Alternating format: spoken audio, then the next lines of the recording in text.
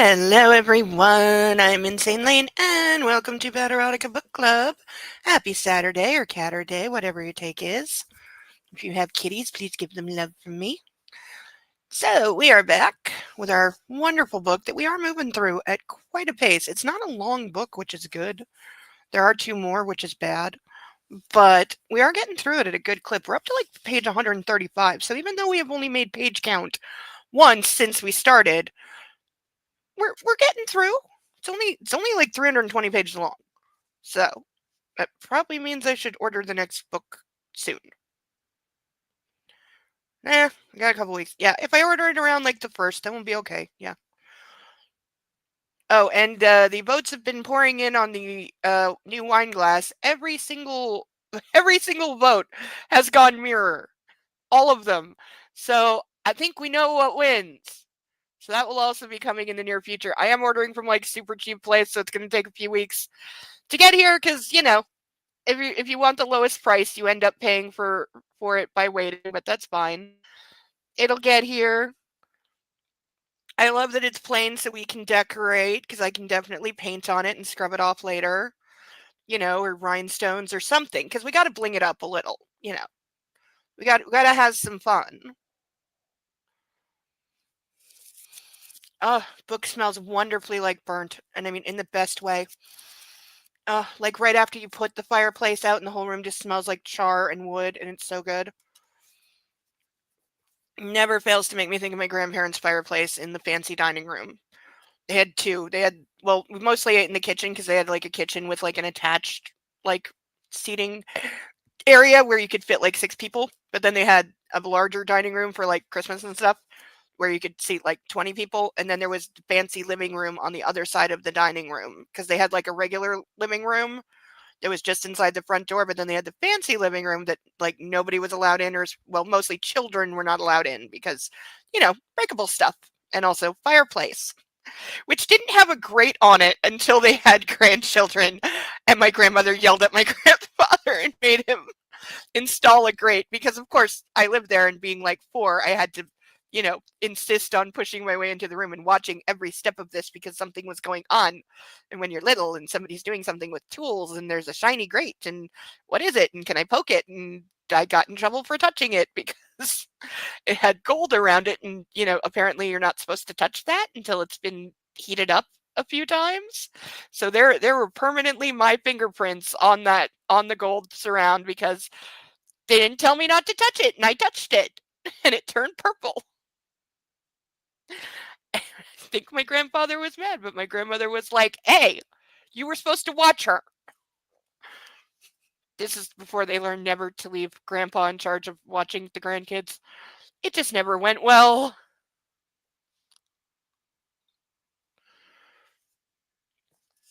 He tended to do things like tent the paper in front of him so he couldn't see anything else and forget that tiny child is in the room, which led to my drinking scotch when I was 2. And part of me wonders if I remember that, because to this day I do not like the smell of scotch.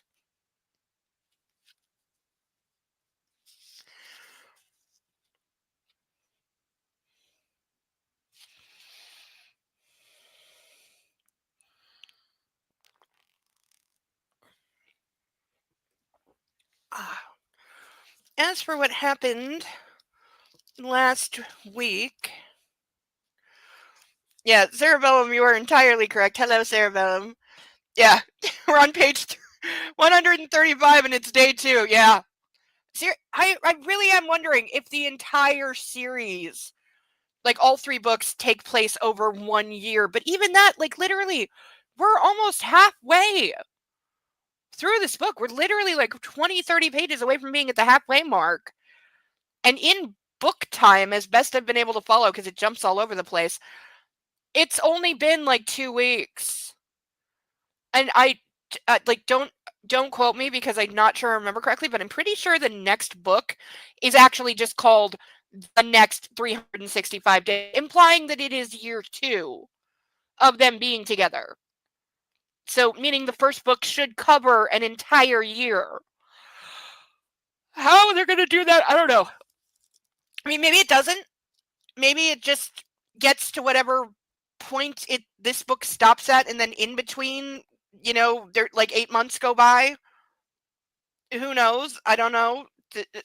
I don't know. I've barely been able to follow the time it supposedly takes because there's entire days missing.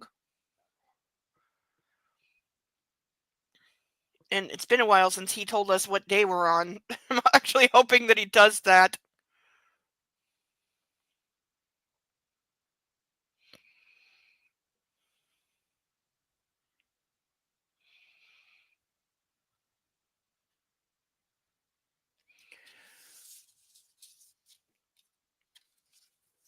Trying to see where... Because we didn't actually get to the end of chapter 8.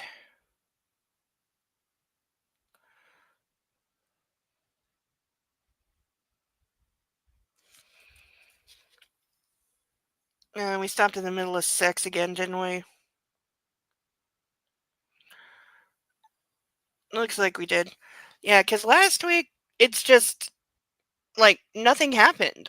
They went to a club. She badly did a cosplay imitation of a hooker. Very 90s. Everything was 90s. The clothes, the hair, the makeup, the music was all 90s. She did a stripper dance that he didn't like, and then some guy got handsy, and Don whatever supposedly shot him, but not fatally, but we didn't see it, and yeah.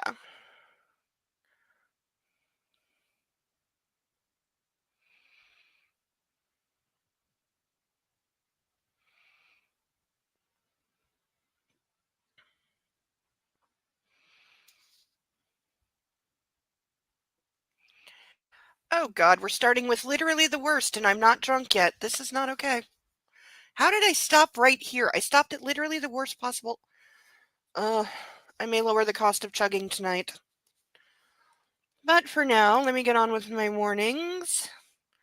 And then, of course, we shall play our national anthem. Definitely violence against women. Pay attention to the sex warning, because I just looked at where we're starting, and Jesus Christ. I didn't get something to throw up into. Why did I not do that? Why did I not do that? Why do I keep forgetting to just bring the bucket next to me in case I need to puke? I didn't eat anything today, so that should... And I did eat Tums. Tums have been eaten. This is a thing. I remembered.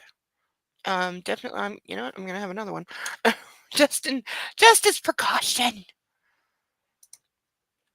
But for now, all rise for our national anthem. Oh, let me fix the volume. There we go. And then we will dive in, and I may read very quickly through the next page because... But for now, this. If you're still struggling with consent, just imagine instead of initiating sex, you're making them a cup of tea. You say, "Hey, would you like a cup of tea?" And they go, "Oh my God, I would love a cup of tea, thank you." Then you know they want a cup of tea. If you say, "Hey, would you like a cup of tea?" And they're like, I'm not really sure. Then you can make them a cup of tea, or not, but be aware that they might not drink it. And if they don't drink it, then, and this is the important bit, don't make them drink it. Just because you made it doesn't mean you're entitled to watch them drink it. And if they say, "No thank you," then don't make them tea. At all. Just don't make them tea. Don't make them drink tea. Don't get annoyed at them for not wanting tea. They just don't want tea, okay? They might say, "Yes, please, that's kind of you." And then when the tea arrives, they actually don't want the tea at all. Sure, that's kind of annoying as you've gone to all the effort of making the tea, but they remain under no obligation to drink the tea. They did want tea, now they don't. Some people change their mind in the time it takes to boil the kettle, brew the tea, and add the milk. And it's okay for people to change their mind, and you are still not entitled to watch them drink it. And if they're unconscious, don't make them tea. Unconscious people don't want tea, and they can't answer the question, "Do you want tea?" because they're unconscious. Okay, maybe they were conscious when you asked them if they wanted tea, and they said yes, but in the time it took you to boil the kettle or brew the tea and add the milk, they are now unconscious. You should just put the tea down, make sure the unconscious person is safe, And this is the important part again. Don't make them drink the tea. They said yes then, sure. But unconscious people don't want tea.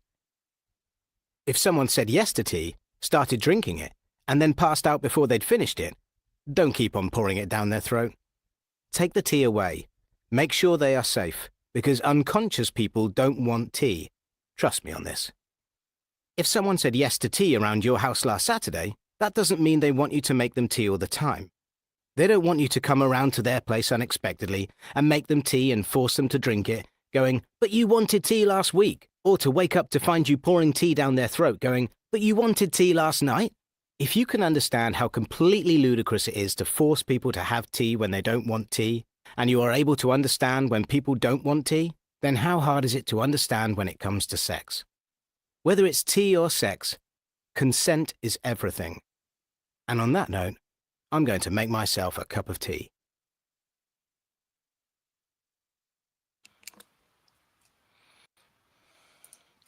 Hello, hello. Okay, deep breaths, because I made the mistake of reading the next page and I shouldn't have. But for now, first things first, we have to honor our pantheon of ducks by introducing everyone. Let's see, we have... Oh, I didn't arrange these very well today. I will do better. We, of course, have Ralph, Charlotte, Steve, Paddington, Caspian, Inspector Clouseau, Dumbo, Sally, Bill, Xavier, Eloise, Pongo, Mitch, Sasu, Bob with two B's, Simon, Bartholomew, Alex, Chuckles, Melman, Naruto, Jeremy DeWitt, Cinemark, Jeeves, Alan Tudyk, Playboy, Jethro, Gilbert, Vixen, Dennis, Rosie, House, Susie, Wolfie, Russell, Mark, Gassel, Cicero, Phoebe Halliwell, John Glenn, Lil Chickadoo, Captain Blaze, and Ferguson. And if anyone would like to round out our pantheon of ducks, we have these 6 painted ducks currently available. We have Cupid Duck, Mr. Spock Duck, Orion Slave Girl Duck, Chicken Jockey Minecraft Duck, Flounder Duck, and Scuba Diver Duck. Once these are on our stage, we will order more ducks, many of which will need to be painted, so start thinking of things I can paint ducks into, because I desperately will need ideas. Because a lot of them are going to be doubles this time. But it's good to get creative with the ducks. It's actually fun, and I've learned better how to paint them. I got better with some practice. So that is our low tier option for $10. PayPal link should be at the top of the screen. Let me know if it's not. For $25, we have handcuffs. These are my personal favorite. There is a key in here. There's also a key on a string around my monitor because we practice safety here, and these are not safety cuffs. So always make sure there is a key within reach.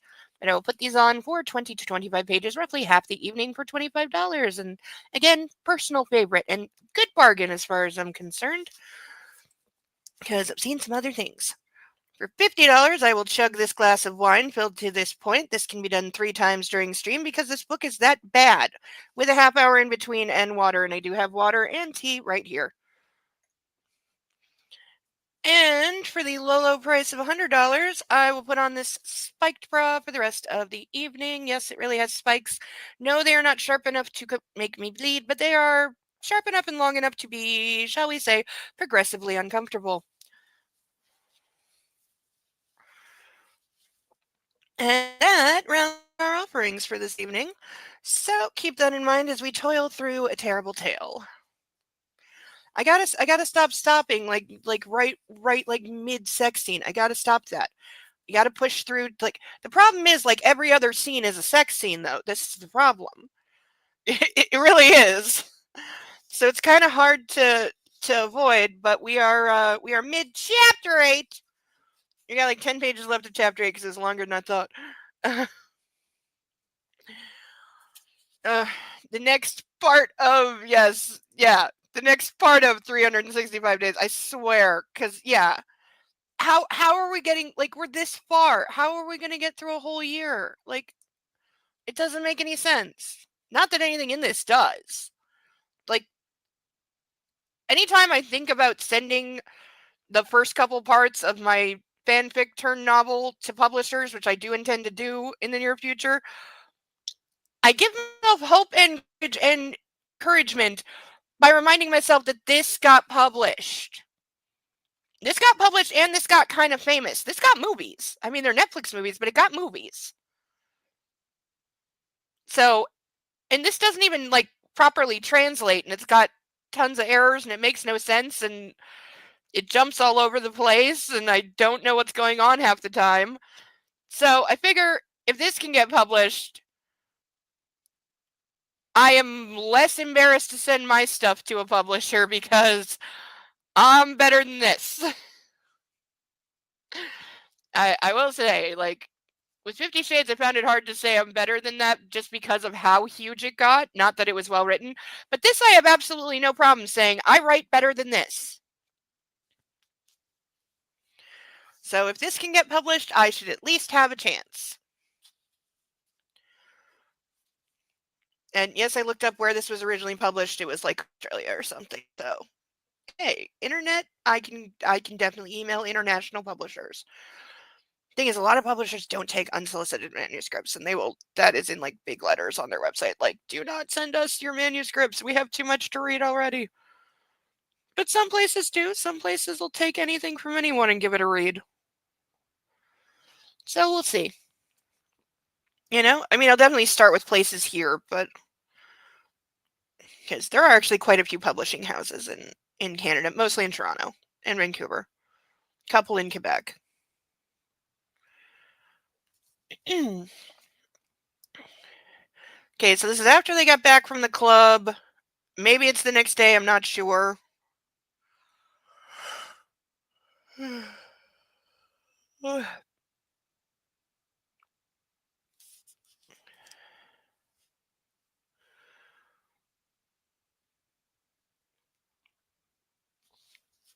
But they are somewhere, and I seem to, the last line that I read and apparently highlighted was, if we do it now, I won't be able to stop. You know that, right? He asked in a serious voice. If we cross this line, I'll fuck you whether you like it or not. Yeah, I remember, yep. So it goes on from there. Okay, 45 minutes till I can start drinking? Good. If anyone would like to pre-order chugging so I have it available, that would be great. This book makes me want to bring back $10 shots. It really does. The way he said it sounded like a promise. It only ignited my passion. Seriously, is the drugs that he's secretly giving her like something that makes you horny? Is there a magic horny drug? Like, I don't know if anything like that exists in real life. I know like MDMA and Molly and stuff is supposed to make you love everyone in like very affectionate, shall we say, but you know, is there I don't know, could you OD somebody on like estrogen or something? I don't know if that would actually make you horny though. So fuck me, I said, sitting in front of him on the edge of the bed. He murmured something through his teeth in Italian and took a step closer, stopping a few inches away. With the faint light still on in the with the faint light still on in the room, I could see his throbbing erection. I put my hands on his buttocks and pulled him closer, grabbing his manhood. What the hell? It was amazing. Thick and hard. How many times can we take a bet? How many times are we going to hear the description of this guy's dick? Because this is like 5 or 6. Oh, I have our list of things that I am marking. I almost forgot, but we have the list. I have a pen.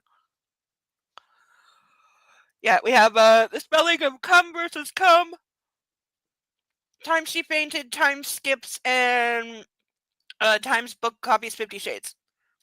And we have our list of burnable words.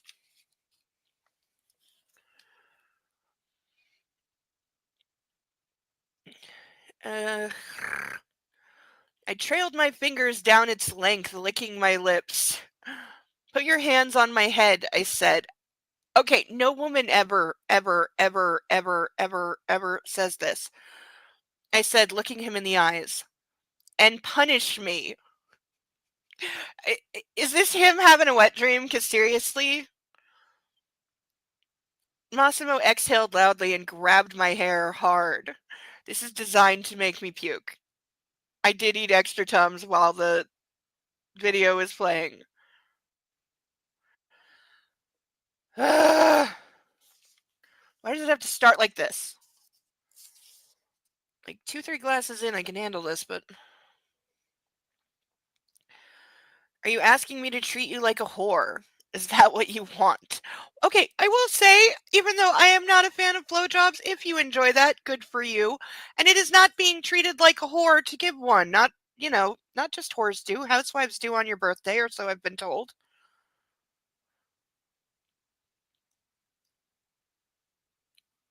I leaned my head back obediently and opened my mouth wide. Well, at least we know she's willing this time. At least we can say this is consensual. It's fucked up, but it's consensual. Yes, Don Massimo. Also, Book can't decide if the word Don should be capped or not. As an Italian woman, let me tell you, yes, it should. His grip on my hair tightened. He moved closer and with a fluid, decisive motion, shoved his swollen cock in my mouth. I'm gonna die. I moaned, feeling it reach as far as my throat. Because we needed to be told he has like a 10-inch dick. His hips started pumping backwards and forwards. I couldn't breathe. If at any point you stop enjoying it, tell me. Just make sure I know you're not teasing me.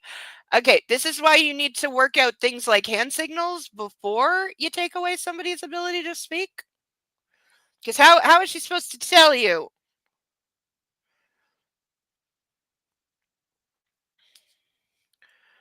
He said, keeping his movements steady. I withdrew a bit and took him out of my mouth, continuing to stroke his cock with my hand. Same goes for you, I replied, meaning it, before continuing to suck him. Do we think for a second he's not enjoying this? Is it an option? The man in black laughed, but as soon as I picked up the tempo, he gasped. I blew him harder and faster than his hands on my head were suggesting. I don't even want to know what that means. He was panting, his hands balling into fists in my hair. I felt him growing even larger in my mouth. No, he has magic penis. I officially declare. He has magic inflatable dick.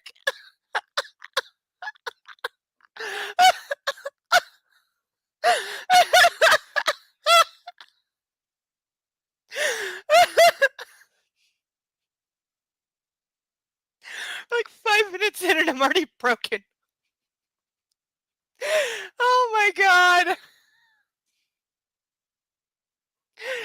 Okay, YouTube, if you want to AI clip anything, make it that.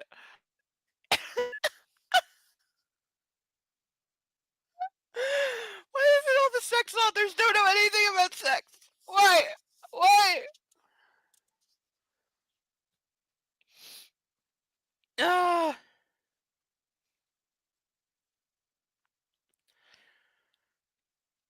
I took it as an invitation to show him who is in control now. He was sweet, his skin so smooth, his body exuded the scent of sex. Ew, just ew. I delighted in him, wanting to sate myself with what I had yearned for from the beginning. Another part of me wanted to prove something to him. What, that you can suck him off as well as a professional? Like, again, as a former pro, I'm not dissing anybody, but I'm saying it's not a standard you want to live up to. To show Massimo that holding him in my mouth, I held him in my mouth, I held him in my power. There's a sentence.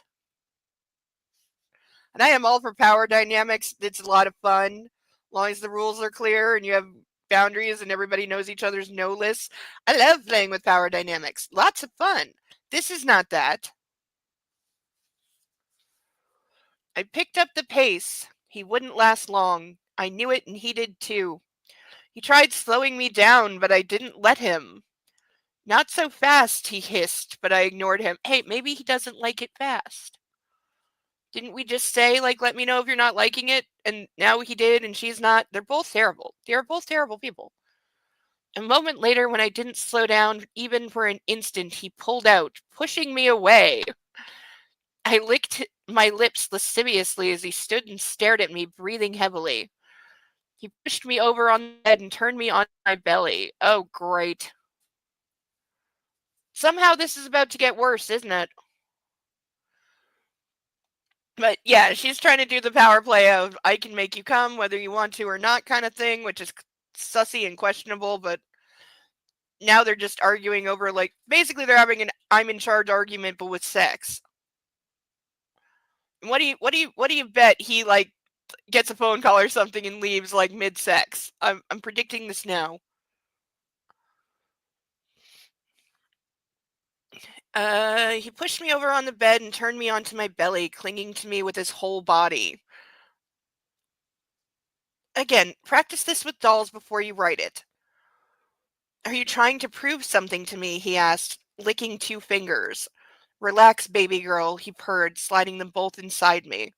I let out a loud moan. 2 fingers were all it took to fill me. Oh, so now we're being informed that she's, shall we say, used. I think you're ready. Those words made a shiver run down my spine. The anticipation, the uncertainty, the fear, and the desire all whirled in my head. Shouldn't she have passed out by now? Isn't that what she does every time she gets overwhelmed? And then he gives her mystery pills that we still don't have an explanation for. Massimo slowly entered me. Okay, here we go. From him saying he's not going to fuck her until she loves him, which she doesn't, but apparently he's just giving in on the sex. After what, like 2? Oh, baby girl is on the burn list. Did I miss it? I did. Thank you, Cerebellum. You are VIP tonight. And there's a puppy who wants to be seen. No, come on. He's doing the rub my belly before I'll jump up thing. We have to talk about this. Because you're a greedy little suck. Yes, it's on the burn list, and since it's on the back of the page, come on, up, up, up. Your belly rubbed, you sucky little thing. You're such a demanding little suck. Yes, little sucky baby. Come on, up, up. Come on, come on, you can do it. Up. Come on, Bo. Up, there we go. Good boy. Yes, so we shall play with fire as soon as I get to the end of the page. Okay, you didn't mute me, good boy, but here's a puppy. Look, we got an early stream puppy. Please forgive my scratched up elbow. I had an attack of itchy, dry skin and kind of clawed myself. And my nails are, like, so short. You wouldn't think I would be capable of, like, scratching myself, but I swear it's easier with actually short nails than long nails. You're so sleepy. Look at this. Look at this. Look at how sleepy this is. It's such a puppy. It's such a puppy, isn't it? Yeah. I know. No, you can't lick. You know that. Come on. He was about to. He was going for it. You know when mommy has her makeup on, you can't lick. You know that. You're going, yeah, I know it, but I don't like it. And look at me. I'm blocking your whole field of vision with my head. Because I'm the only thing you're allowed to look at. Yes, because I'm the most important thing in the world. Yes. Yes, I'm the most important thing. Mm-hmm. Do anyone else's pets do the I'm the most important thing? Demand all of your attention? Okay, there's a good puppy. Okay, you've had your cuddle. So go back under your puppy bed. Have nap naps. Okay, okay, go have nap naps. Mwah. I can't kiss you with this lipstick on because it takes like 3-4 days to come out of his fur. But yes, baby girl is indeed on the list, and therefore a book shall burn. And I shall feel good doing it. Is it too much if I rip out the entire page?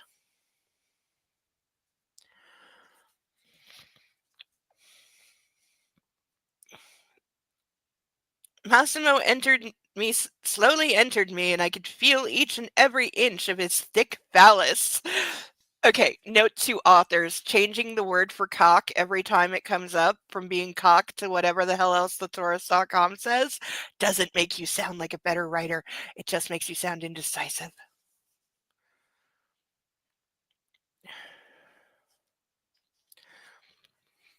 His arms wrapped themselves around me almost painfully as he slid inside me fully. He froze, only to pull out and rush in harder. No mention of birth control or condoms going on here, by the way, just in case that comes up later. I moaned as my arousal and pleasure mixed with pain. Hey, that's a good time. His hips hastened, and his breath with them. The wonderful friction I felt was rippling in waves across my whole body. Is he gonna edge her? Is he gonna get her like right on the edge and then pull out and leave? Because that would make I'd laugh at that. Suddenly he slowed down, and I exhaled with relief. Massimo's hand slid beneath me, raising my hips, and his knees spread my legs wider. Show me that beautiful ass of yours, he breathed into my ear, caressing my asshole. Oh, we're getting anal? The one thing we never got in 50 Shades. Well, not really. I startled. Was he going to try something I wasn't ready for? Because you've given so much indication that you're not ready for it. Ugh. Ton, I whispered fearfully, looking back at him. He grabbed my hair and pushed my head into the pillow. This is his response. Again, they both said, like, tell me if something gets too much for you, and they've both done it now, and they've both ignored each other, and his response is to push her face into a pillow. He's losing that consent card. It's going away. Don't worry, baby girl. Now I'm officially burning the entire page because it's twice. That's not my fault. I have to. I don't make the rules. Oh, wait. Yes, I do. We're going to get there, but not tonight. Okay. At least I'm spared that. Jesus fucking Christ. Can I drink yet? No. Why is there still 28 minutes before I can drink? I ordered time to work differently tonight. It's supposed to obey me. If Ozzy says it's lap time, then he's going to sit on you even if there's no lap. Yeah, I understand that. Have you ever had the kitty like climb up your pants and then they just hang there because they don't know what to do? Especially kittens. Kittens will climb because they like want attention, but then they get like halfway up your leg and they're like, huh, not sure what to do now. Can't seem to get down.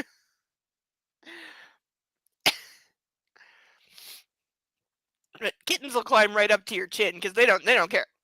They just they're still working out the climbing thing, so it just kind of happens. They're not really sure why it happened, but it's just like, oh, I'm up here now. And then occasionally you get the help me meow when they can't get down. No, I'm thinking of Thomas Kitty, poor baby. I still miss him so much. I still swear I hear him meowing sometimes. I swear, like it's less, but it still happens.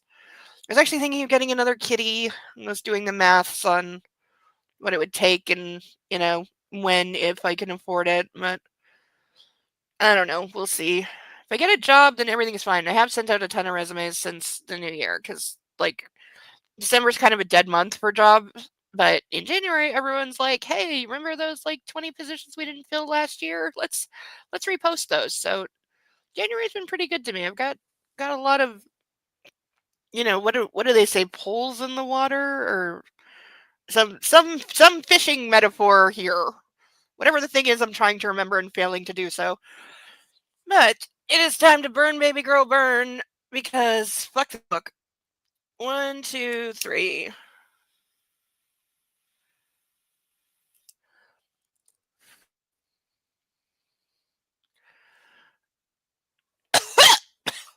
Okay, that got really smoky.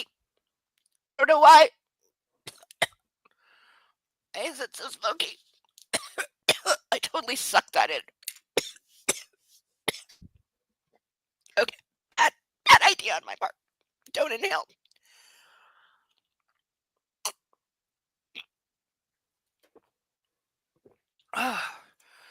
Man, it does like to smolder. It's weird. I gotta hold this a little carefully because it's right at the bottom. For the second, I think this is the first time we have 2 burnables in one page. This is good. It's still smoking. But here we go. 1, 2, 3, burn. Oh, didn't want to go out. But there we go. Much better.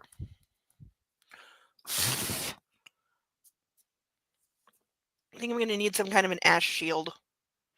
It's getting all over my desk and making a mess. We'll sweep that up later.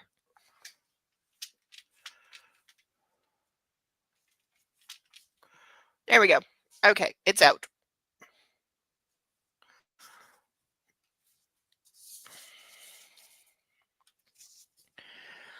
I feel better now. Also, the smell is helping. Oh, so good. Can we have like a cologne that's like burned wood smell? Has anyone ever tried to do that? Because, yeah, I would like that. Also, question for the chat. Do you think it's weird if a girl wears like men's like scents, like men's cologne or perfume or stuff? Because I often find I like the guy stuff more than the girl stuff sometimes because the girl stuff's too sweet and frilly for me. Some of the guy stuff's really good. I mean, there are girl perfumes that I like, but there's guy ones that I like too. Slowly and rhythmically, he pushed himself against me, bending my spine so that my butt thrust upwards. He's gonna like injure her. Again, authors, please try this with dolls before you write it to make sure that it is actually possible.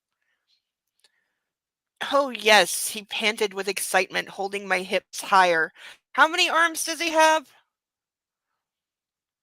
I love being fucked from behind, and the control he exerted over my body in this position made me equally afraid and aroused. Hey, if that's your thing, I'm glad you're getting it. He bent down a bit, sliding one hand over my clit. I spread my legs even wider so he could play with me. Open your mouth, he ordered, pushing his fingers between my lips. Ugh! Ugh! Oh, that actually just made my stomach tighten. Oh! Oh! Why am I wearing very tight pants? I'm asking myself this. Because it's not helping with the stomach clenching. Oh. When they were wet enough, he moved the hand back down to rub my pussy. He was an expert and knew perfectly well where to aim his hand to take me to the brink of ecstasy. I grabbed the pillow harder, unable to bear the frantic pace of his hips.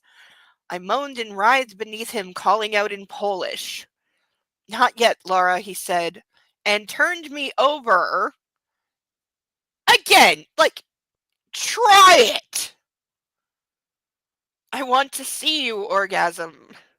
This is why you put the girl in front of the mirror, you dumbass. Massimo slid both hands under me and hugged me tightly as his penis slid in and out harder and faster until I felt myself contracting inside. I swung my head back and allowed the orgasm to take me over. Harder, I moaned. He pushed me at twice as hard. So this guy just has no limit. He's the Terminator of sex. Sorry, there are images in my head. Oh god. I could feel him close on my heels, but I couldn't stop the rapture anymore. I screamed, my body tightening as I came, and Massimo's hips didn't stop stroking, impaling me. Another stroke, and another. I heard ringing in my ears. Is she gonna pass out? Is she gonna pass out from the sex? Hi, puppy. I know I'm yelling. Puppy's checking in because he's like, mummy, mummy, is everything okay? Because I'm partially trained by another emotionally support dog, partially emotional support dog. And your voice is doing the loud thing, and that usually means you need a puppy. Yes, little baby, you're a good boy. Everybody tell the puppy he's a good boy. As long as you don't swim in it. Ugh. Lily.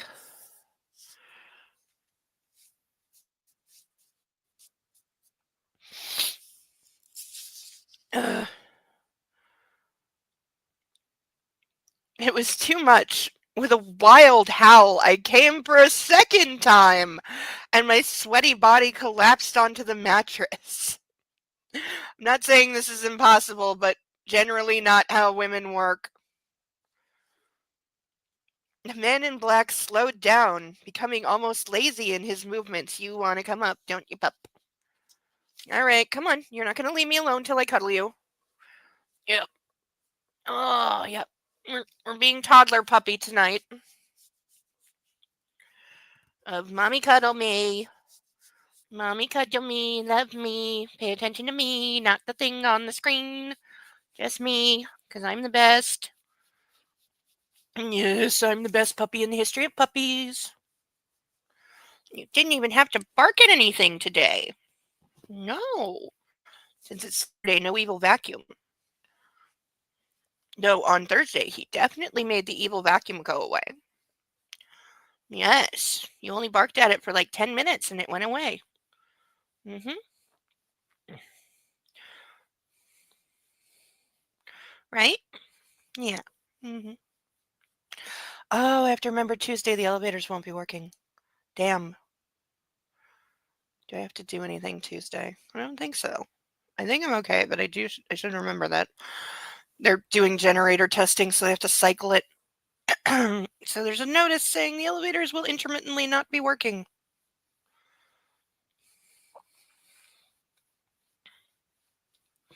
They were supposed to do this last week.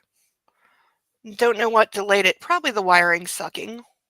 Or the fact that the fire alarm system malfunctioned. Maybe they had to take care of that first, you know? That apparently is working again. I still want to know if the fire department fined them and how much. Actually, I know that the fire department fined them. I just want to know how much. But that's not public record. Now, I am willing to bet I can get somebody on staff to tell me.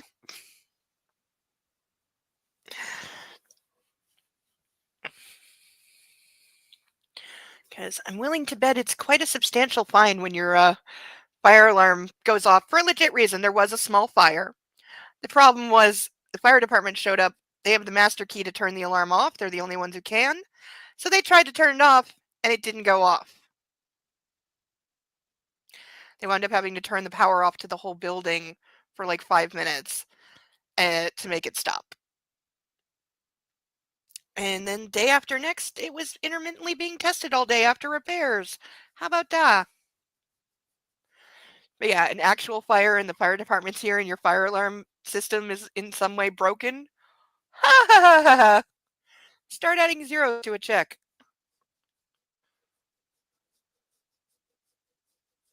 Right, puppy?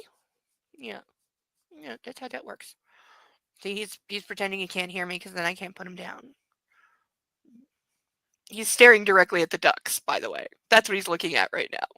That's why his head is backwards over my arm, because he's staring at the ducks, hoping I will turn a little bit so he'll be close enough to grab one, because that's what he wants. So if ever you would like to sponsor a duck and save it from my dog, right, Bo?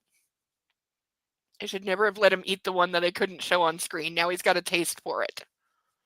Yes, it's all my fault. Okay. Now go to your puppy bed.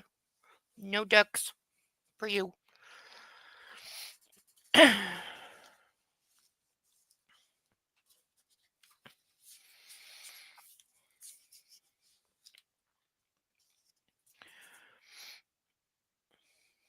The man in black slowed down, becoming almost lazy in his movements. He clutched my wrists and lifted my arms, towering over me, on his knees, observing my breasts, satisfied and trim. Is he gonna come on her face? Because I. Ugh. Oh, I was close. Come on my belly. I want to see it. I breathed, exhausted. Just, ladies, does anybody actually like having a guy come on them? Do you ever actually want to see it? Is this just me being an extreme lesbian? Like, I don't get it. I don't get it. It just doesn't compute. It doesn't compute. But they used the wrong spelling of cum, so it's going on the list.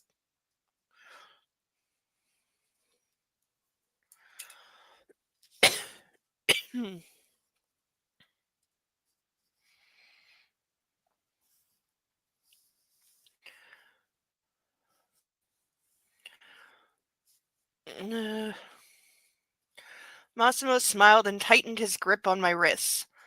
No, he replied, and picking up the pace, pushing wildly again. Okay, so no, he's not gonna.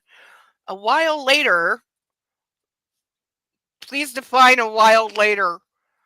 I felt him spilling inside me with a warm wave. That's also something I'm very curious about because I've never had unprotected sex with a guy. So, like, can you actually feel when they finish? Is this a real thing? Or is this just a made up thing? Because I've always kind of felt like it's a made up thing. I froze. He knew I wasn't using birth control. He didn't stop coming for a long time. Again, something I don't think is real. And they spelled it wrong again. Just leaving it in there now. Not a fan. Yeah, seriously. Like, why? Because in my head, 1, you. 2, I don't need to see that. And 3, you're making a mess. I don't want to clean it up, you know?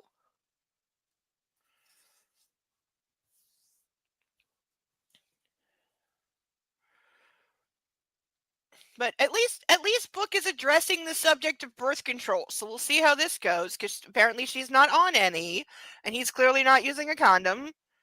By the way, are we worried about, like, chlamydia or AIDS or anything here? Because neither of these people has said that they're clean.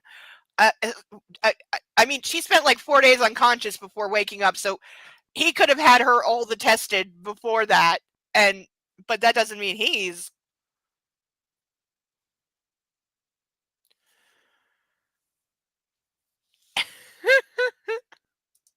Usually too occupied to pay attention. Hey, get yours, girl. Get yours. Get it good. Get it how you like it, and never apologize.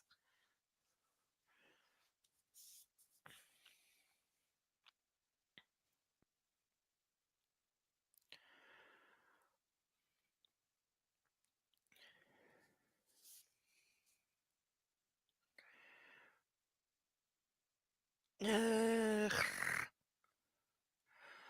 He didn't stop coming for a long time, fighting me as I thrashed wildly to escape his sweet seed. That's a sentence that exists.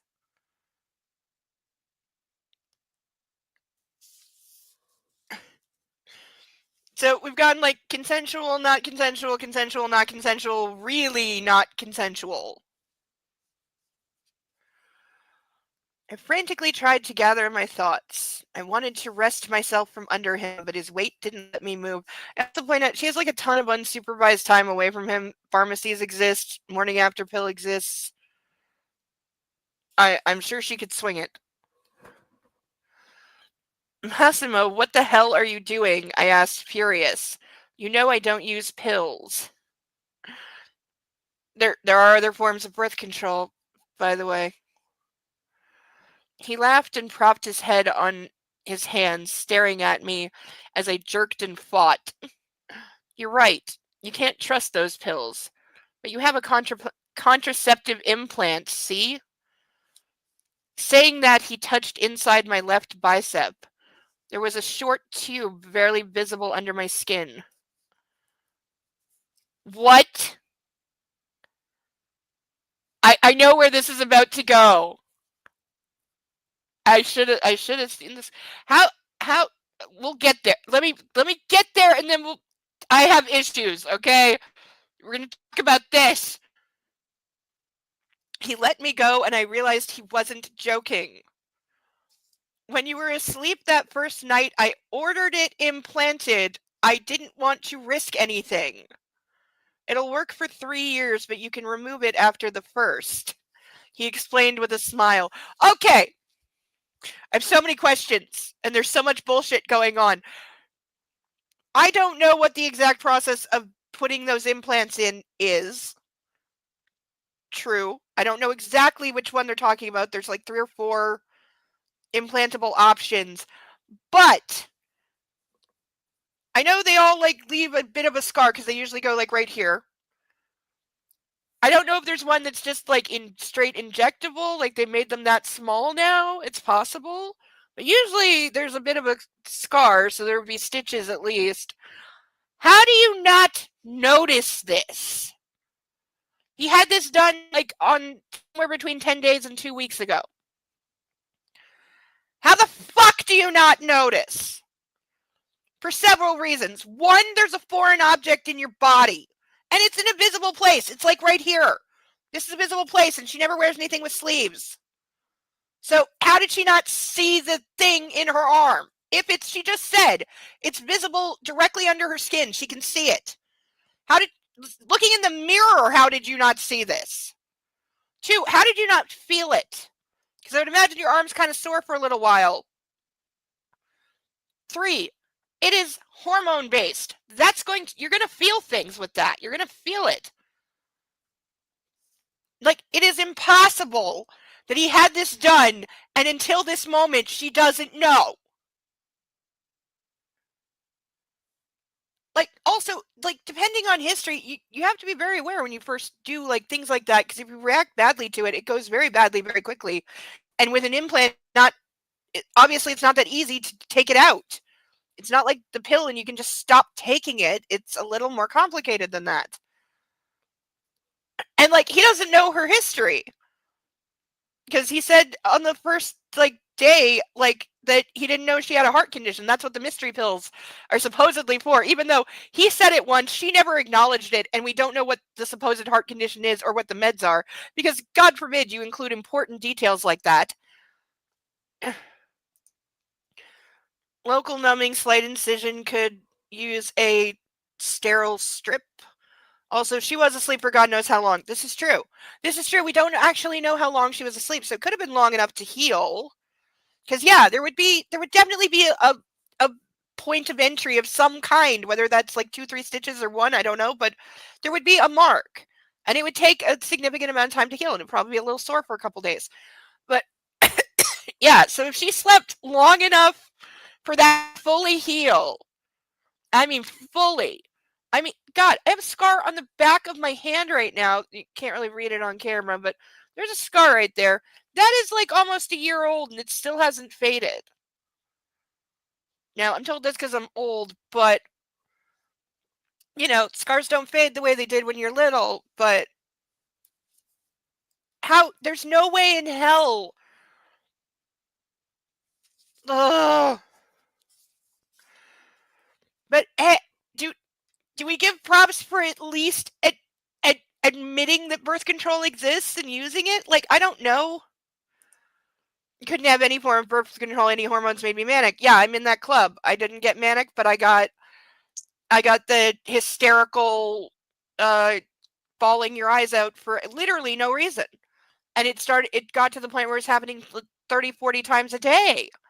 I was getting like dangerously dehydrated, no joke, just from all the crying. And it was literally for no reason. I could just be sitting watching TV and I'm perfectly happy. Emotionally, I'm perfectly calm and stable, but I am bawling my eyes out as if like all my pets just died at once.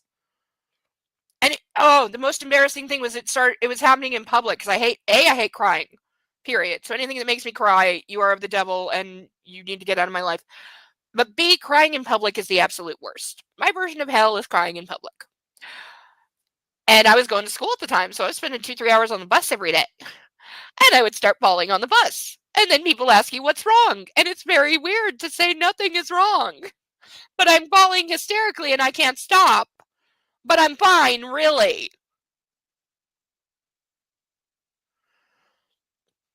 God, thankfully the second I stopped taking the pills, like the next day it was like half as bad, and within a week it was gone. But never, ever, ever, ever, ever, ever, ever again.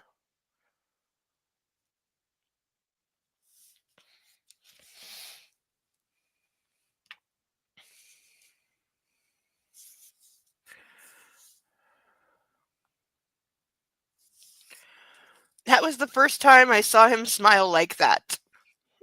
It didn't change the fact that I was livid. Satisfied, but livid nonetheless. Yeah, I'd be looking for something to slit his throat with. But I would have offed him the first night because I know how to take the safety off a gun. Will you get off me? I asked, looking at him dispassionately. Unfortunately, I won't be able to do it for a while yet. It would be hard to fuck you from a distance. Oh, so he's saying he's going for round 2? Massimo retorted, biting my lip. When I saw your face for the first time, I didn't desire you. I was terrified by that vision. But with time, when your portraits were all around my house, I began to notice the details of your soul, based on paintings that I had made by God knows who, based on my descriptions of a woman I saw in a vision.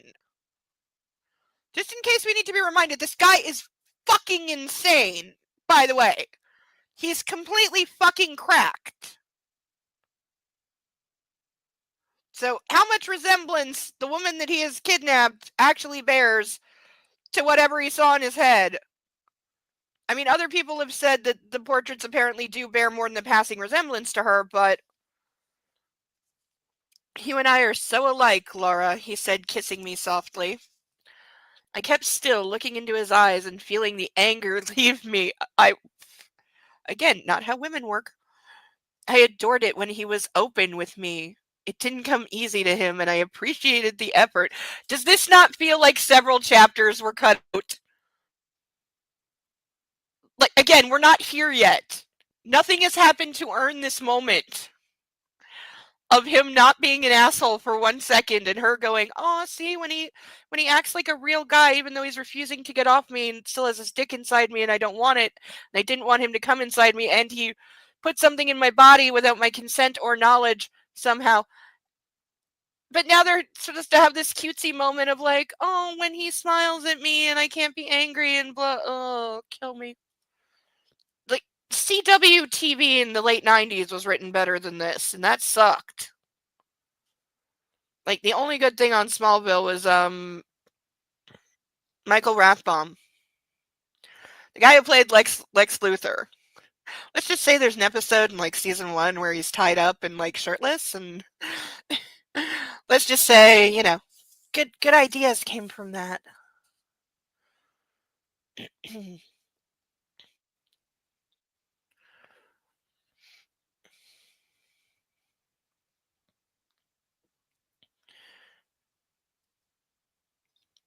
His hips started to gently move. Yep, here we go. He's going for round 2, even though she said get off me, so we have no question of consent. It's not. I felt him getting harder inside me again. He kept kissing my face and talking. That first night I watched you until the sun came up. I could feel your scent, the heat of your body. You were alive, real, and you were right there next to me. I couldn't believe it. Do we think he fucked her while she was unconscious for several days? Because I think he did.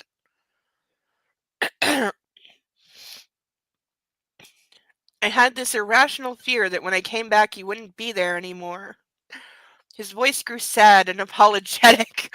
He's getting sad and apologetic while he's fucking her again. This is not the weirdest sex I've ever known about, but it's getting there. I mean, hell, I knew a guy once that the thing he wanted more than anything, and this is the reason we weren't, let's just say he didn't have that many appointments. He liked to be watched on cam jerking off while being told how small and unsatisfactory his equipment was, shall we say. Particularly with a lot of high-pitched female laughing going on. Why this was his fantasy, I have no idea. It worked for him, and that's all I needed to know. But not something that I enjoyed. But it is one where I've always been like, part of me wants to know how you get there. Because like, if anything is like just not my thing and I won't put up with, It's anything like degrading, disrespectful, humiliating. That's why I have like a lengthy list of names you're not allowed to call me. Oh, and especially in the like late 90s, early 2000s when like slut was the big word. Every time I would tell somebody like don't call me a slut, don't like it. And they'd be like, "Oh, you're just inexperienced. You don't know what it really means. It's a compliment." And I'm like, "Okay, what part of don't call me that do you not fucking understand? I don't care what your warped interpretation is." Ugh. How to tell when somebody's not worth your time.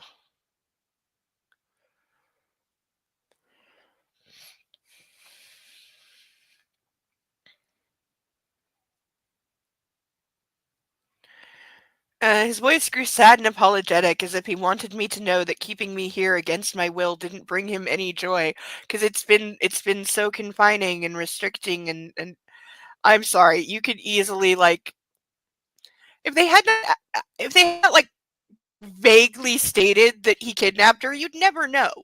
If you skipped like one page in this, you'd never know that she's being held captive in any way.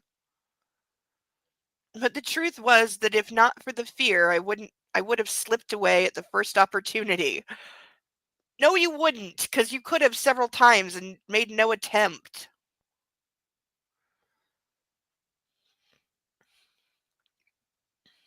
His hips picked up their pace and his arms wound around me, tightening, and I could feel his skin burning up, beading with sweat. I didn't want to listen anymore. It made me remember that all of what was happening was not what I had wanted. Girl, you wanted some of it. I couldn't help but think just how cruel, brutal, and ruthless the man in black could be. Why are we doing this calling him by two names things? And it's on the same fucking page. Again, stupid. Not that he had ever been like that to me. What? Hold on. Whoa. Whoa. Whoa. I couldn't help but think how cruel, brutal, and ruthless the man in black could be. Not that he'd ever been like that to me, but I had seen what he was capable of. Okay, let's go down the list. Barging into the change room to yell at her for trying on a thong after taking her to a place to try on a thong and slamming her head into the mirror for no fucking reason. How about every time he's grabbed? How about coming inside her like 10 seconds ago when she was fighting and thrashing and didn't want him to and said get off me and don't. Uh, how about every time he's grabbed her by the hair or yanked her somewhere or the on the plane with the rough like going down on her that was unwanted supposedly. The number of times he has been brutal and violent with her.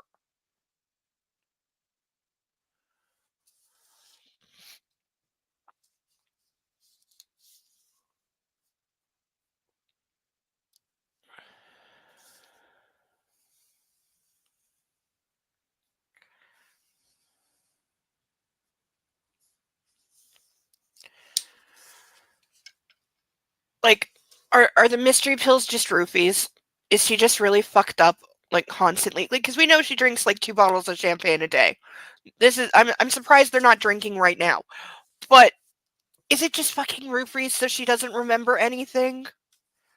Is he making her have the memory of a goldfish?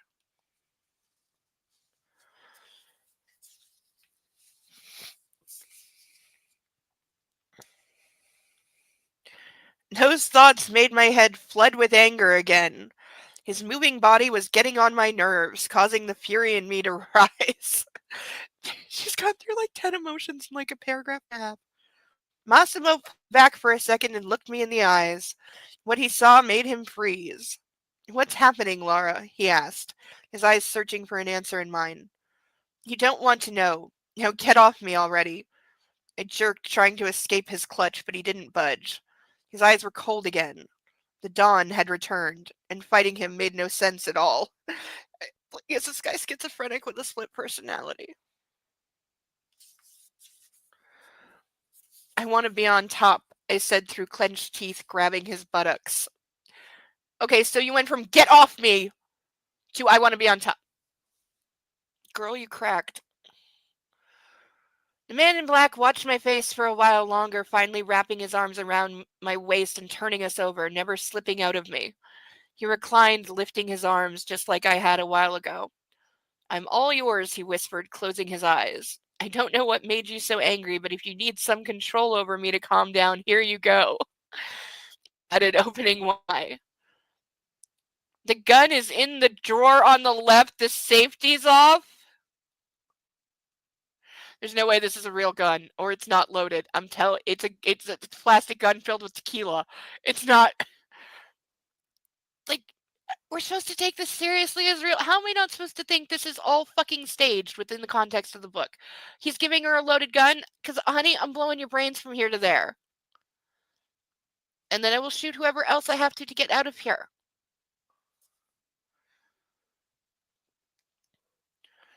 You know, a friend of mine asked me once if I ever thought that if it came down to it, if I really had to, if you're in that situation, could you kill somebody else? Let's say, could you shoot somebody in defense of your own life? I have no hesitation saying yes. I never have.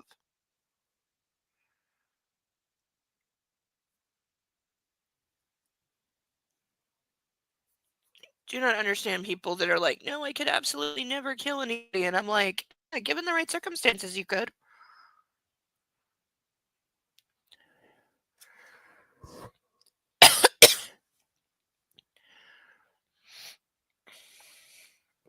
Slowly, I rose above him, falling back down onto his hard cock. What he said had amused me, but at the same time, I grew disoriented. I was still, I was still angry too. I clamped my right hand over his cheeks like a vice grip, and squeezed hard. His eyes stayed closed, but he started to clench and unclench his jaw. Satisfied, I lifted myself and slid right back down, letting him slide deeper inside. I wanted him to know what I felt. I needed to punish him for everything. Okay, you just said he's never done anything like cruel or brutal to you, and now you're punishing him for what? Like, girl, you were just as cracked as he is. I swear to God, they're both nuts. I wanted to punish him for everything, hurt him, and I only knew one way to do that.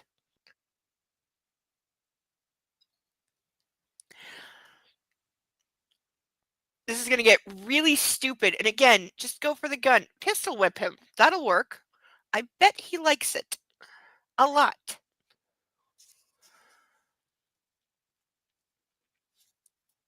Do we want to take a guess on what the one way is? And now I have that song in my head. I pushed myself up, and when he felt what I was doing, he opened his eyes. I shot him a warning glare and went to find the bathrobe by the door. His seed was dripping down my legs. I dragged my fingers through it, gathering some of the sticky cum. Hey, they spelled it right! They spelled it right! They get a point! That officially makes it 2-8.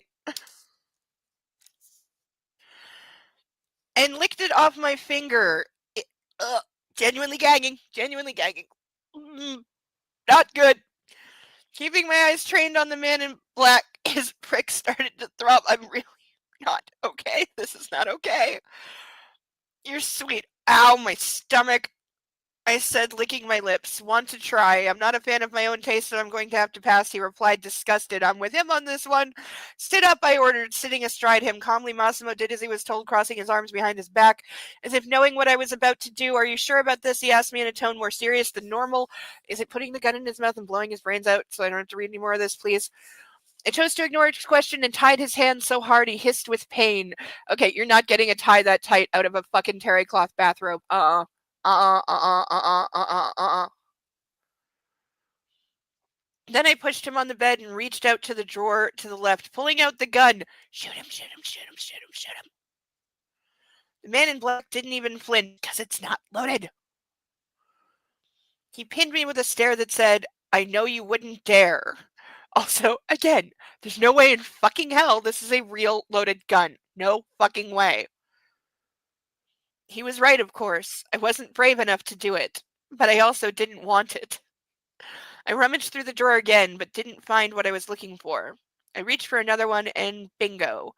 I pulled out a sleeping mask. Now we're doing this. Now we're doing this. This is gonna be stupid.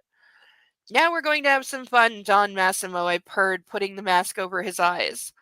Before I begin, remember, if you don't like something, you have to tell me. Do it so I believe you. No, I don't think I'll listen anyway. See, at least she's being honest by saying, I don't give a fuck. I mean, he pretended he would stop and then he didn't, so I have no problem with this except for all of the problems. He knew I was mocking him and it elicited a smile on his face. He reclined his head on the pillow, making himself comfortable. You've kidnapped me, kept me against my will, and threatened my family. Allegedly and theoretically. At this point, all that's theoretical because neither of them act like it. I said, clamping my hand on his cheeks again. Like, seriously, if she had like an ankle monitor or something on or something, like, we don't know that he didn't also have like an RFID chip installed somewhere in her body without her knowledge at the same time as the birth control. We don't know that. That could be revealed later.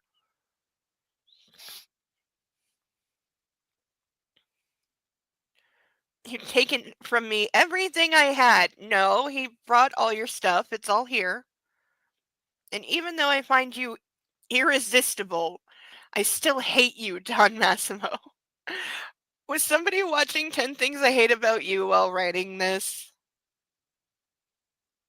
Because it sounds very 10 Things I Hate About You.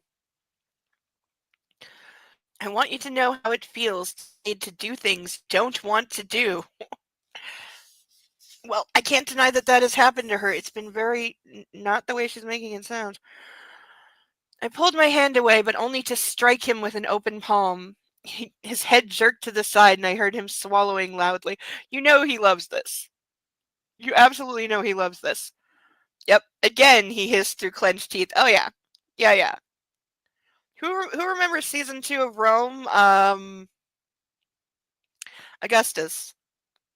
Well, he became Augustus. I think he's Octavian when he started or something, or he became Caesar Augustus.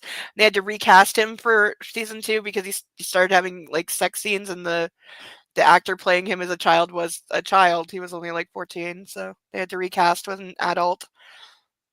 They got a pretty good match. Like both actors did well. I was sad to see the child actor go though, but you know, they had to age up the character to follow history. Not sure how old Augustus actually was when he became Caesar. I think he was younger than depicted in the show. Because in the show he would have been like 24. I think he was younger than that.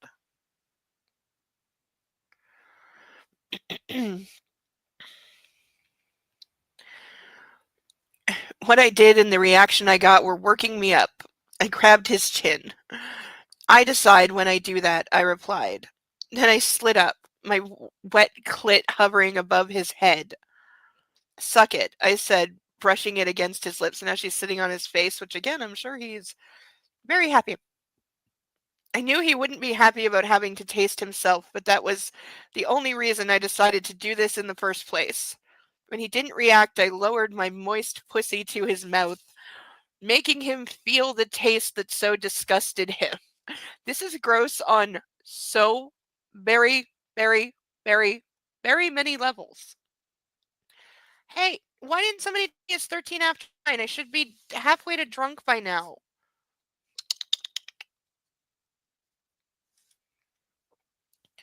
I will also remind everybody that making me chug a glass is a, at this point, compassionate option. What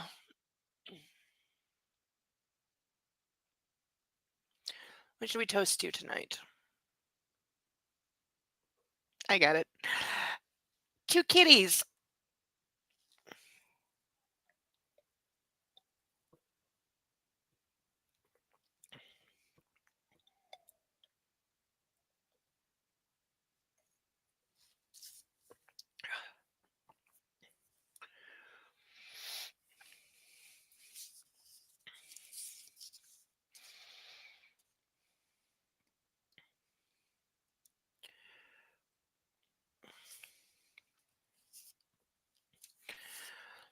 He had no choice.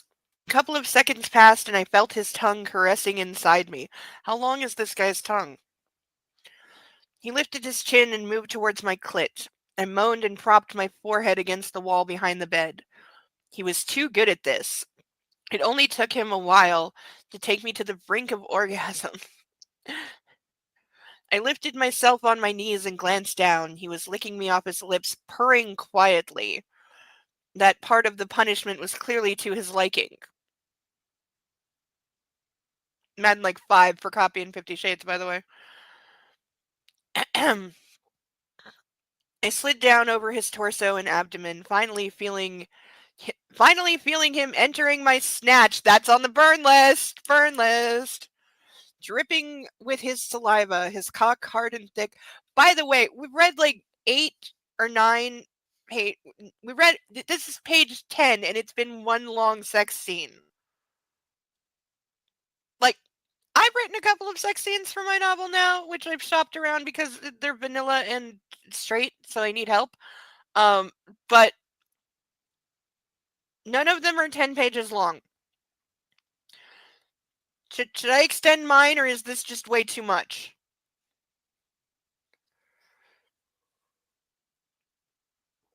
Like, one of them somebody did say was a little fast, and I do plan to draw it out. For those in the know, it's the one after the police scene. Which I did know that is a little on the short side. It was me being not trusting myself and inexperienced. But I still like what's there, though. And in the wider context, there's more context to it in the wider context, because that's words. Again, haven't eaten a thing today, so wine probably going straight to my head. Too much. It is too much. Like, this is like 4 different scenes in one. Like, also, the amount of time this takes place over, like, I'm sorry, even when I'm really horny, I'm not horny for that long.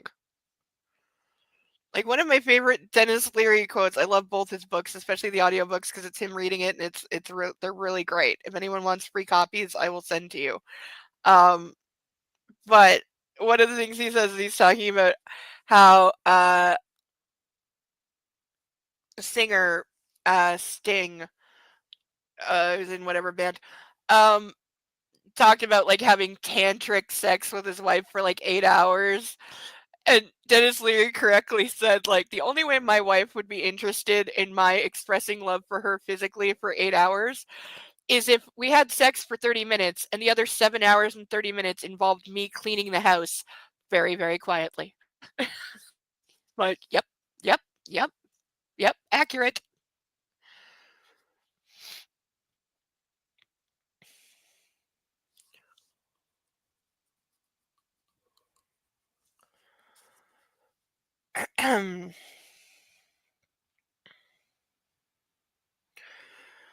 His cock was hard and thick and fit my pussy perfectly. Again, he has magic penis. We've established this. I moaned, wrapped my arms around his back, and sat him up. I could feel him helping me, knowing that I wouldn't be able to pull him towards me on my own. Grabbing the headboard, I pulled us closer to the padding on the wall and leaned his back over it. I loved this position. Is this headboard like 6 inches high? And there's a wall behind it. How are you leaning back over? Again, authors, get some freaking dolls and play it out. This doesn't work. Hi, puppy. Hi, do you want to be a puppy? Come on. Oh, hi, we do. We do want to be a puppy. And hi, and it's a puppy. And hi. See, he saw all the people coming in and then was like, "Hi, new people. You need to know that I'm a puppy and love me and pet me. Hi, persnickety, you've missed nothing. We've been in the sex scene that won't end." It's over 10 pages long. It's gone from consensual to not, to yes, to no, to extremely no, to extremely more no, to I don't know anymore.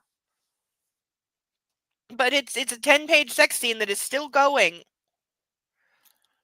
Yeah, footboard would be short like that, but she said headboard. Yeah, she did. She very much did. She very, very much did. We've already had 2 burnings. We're about to have another burning. Hello, Nightwolf!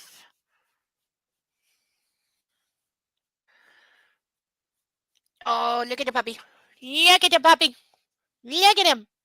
Look at how sweet he is. Yes, we have the puppy and we have Wolfie over my shoulder. Everyone got a proper shout out. All the ducks. Hi. Hi, baby. You're such a baby. But I've had to suffer through multiple blowjob scenes already tonight, and you're licking when I have makeup on. You thought you were going to get away with that because I was talking to the screen, didn't you? Yes. I wasn't misbehaving. I wasn't doing that. I didn't do that. You didn't see it. I know. You just want to say I love you. I know. You're just being affectionate. I know. I know, you little baby, little squidgy baby. Yes, you squidgy baby, and I love you so much. Yeah, I love you so much. Good squidgy baby. Yes, a good squidgy baby. Oh, yes, he's so good. We did indeed have 2 burnings on one page, which is, I believe, a channel first. Bo has suffered through all of this too. He has indeed. Oh, I am not nearly drunk enough, so reminders that we have ducks. Let me do my second roll call shout out because I'm trying to do 3 thing. Don't ask me why, but it makes my brain stop itching. So we have our painted ducks at our $10 sponsorship tier. These are all of them. Oh, I forgot to say earlier, please, if you are sponsoring a painted duck, please specify which painted duck. Please don't just say painted duck because then I don't know and my brain will hurt. So if you sponsor a painted duck, please specify which duck you would like and what you would like to name it, or if you would like me to name it. I do enjoy naming the ducks, but it's your duck. You can do whatever you like. So these are the last 6 ducks, and then we get new ducks, and I break out my paints again. I've got some ideas up here for painting some ducks. You know, it's got to be the right shape of duck, but I've got ideas. For 25, we have handcuffs. Key in here. Yes, these are real police handcuffs. Yes, they are real. And for $25, I will wear them for the rest of the evening. For $50, and this is now officially my personal favorite tonight because I've had to read multiple blowjob and cum eating scenes, both of which definitely would have made me puke. I'm starting to think that not eating on Saturdays really is the right option because at least then I can't throw up. So there is that, but I've had to read multiple of them, okay? I need hazard pay or at least booze. So for $50, you can make me chug this. I will refill it to a more acceptable level. And for 100, since it's early in the evening, I will put on the spiked bra for the rest of the evening. And there's still enough left of the evening that it will be very, very uncomfortable by the end. But the cups and the chugging are top of the list tonight, especially the drinking, which there will be more of, but I'm trying not to overload my stomach.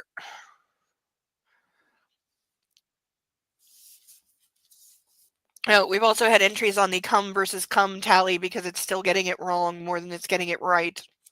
I'm still using both on the same page. How do you use COME and CUM for the exact same thing, but on the same page and multiple times throughout this extremely long scene, but you're going back and forth? Like, I just want to know what was the decision for when to use which one?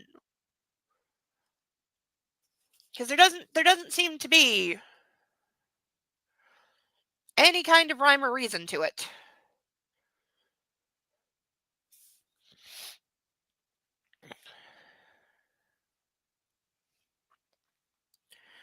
I pulled us closer to the padding on the wall and leaned his back over it. Does that just mean the wall is padded? I loved this position. It gave me absolute control over my partner, at the same time allowing for very deep penetration. Not if you're sitting on his lap, not really. I grabbed Massimo by the hair and slowly started to rub my clit against his belly. Again, try this with dolls. His penis rose gently inside me, and I pushed it against it faster and harder.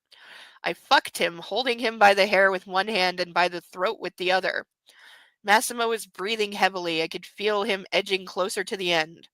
I slapped him once more. Come, I said, and hit him again. She's spelling it wrong now. It turned me on so much I felt myself starting to climax, but I didn't want that yet. When a second later the man in black filled me to the brim, letting out a mighty roar.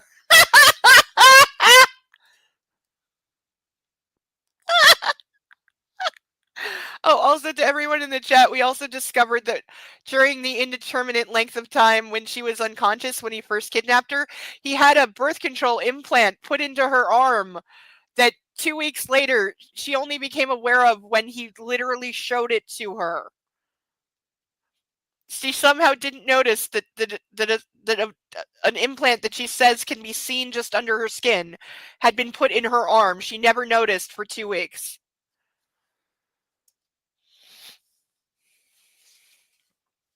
No, she didn't last 10 days before screwing the violent murdering kidnapper. Nope. Nope, and he gave in. No, I don't think thought and decision went into this. Somebody decided to publish this, and then somebody else said, let's spend a couple $1,000,000. I'm guessing the movies didn't have a fantastically high budget, even though they're on Netflix, and Netflix spends money like a drunken CEO at a strip club. But I'm willing to bet the movies didn't have the highest budget. I'm guessing they were each made, there is 3 of them. I'm guessing they were each made for under 5 million, honestly. The Man in Black, yes, Johnny Cash. And also, I hate that she keeps calling him, she bounces between calling him Massimo and Man in Black. Girl, pick one.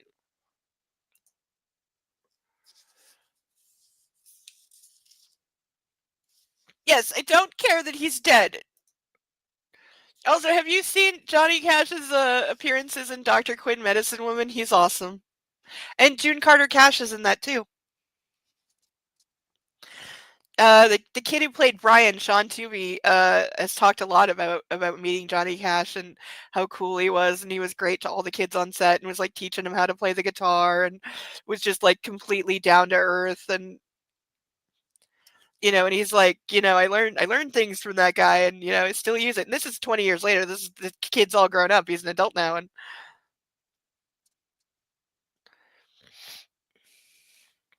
hello Ryan.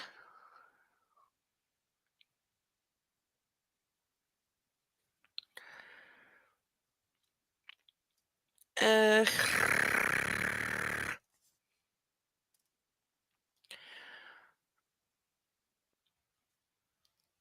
let out a mighty roar, which I'm never going to stop laughing at.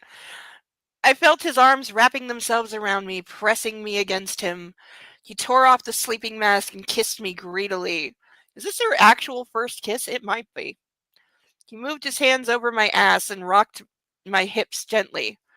I don't want to come yet. Oh, that's 2. We're now at 10 to 2. I whispered, trying to catch my breath. I know, he replied, moving my hips faster. How much longer can this scene go on? Jesus fucking Christ! Wait, I was supposed to burn something.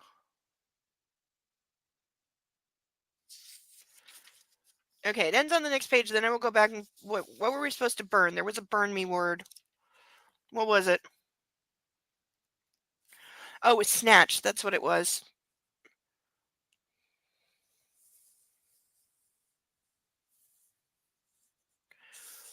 Wait, where was it?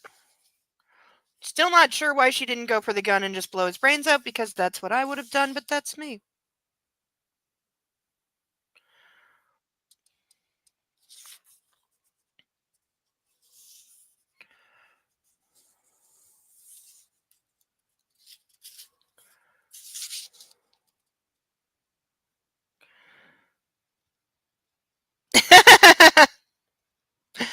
Thank you.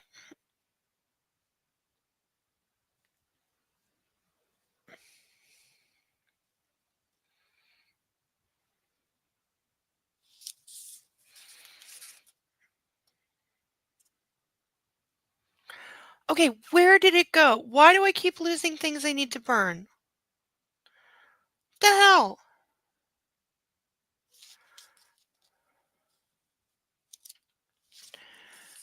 Yes, I know we need to burn the entire book. We're going to. Trust me, it'll get there.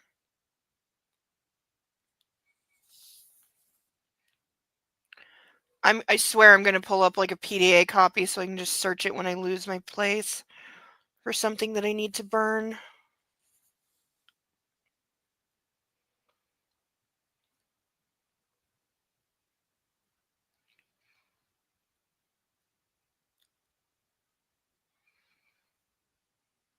Damn it!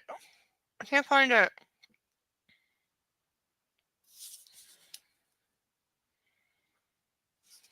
Alright, I'm just gonna burn it on a random place.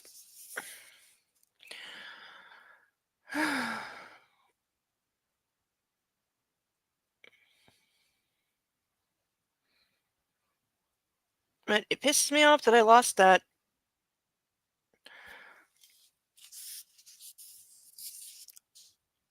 I know, he replied, moving my hips faster. Hit me, he hissed. With the mask off when he could see me clearly, I was suddenly afraid to do it. Fucking hit me, he roared, and I slapped him again. Again, this is like directly from that scene in Rome. As my hand connected with his face, I felt a tsunami wave of orgasm rolling over me. I wasn't able to move anymore. My whole body was spasming, and with every muscle taut and hard as steel.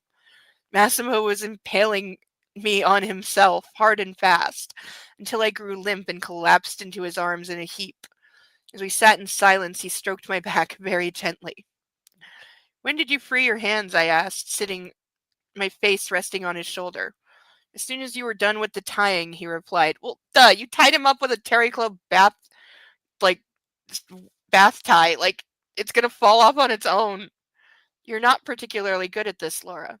I, on the other hand, am something of an expert at tying and untying. So why didn't you use your hands earlier? I knew something I did or said angered you, so I decided to allow you to blow off some steam. I was certain you wouldn't do me any harm. You missed me, remember? Oh, God, he said, pushing himself to his feet with me still wrapped around him. That's a hell of a magic trick.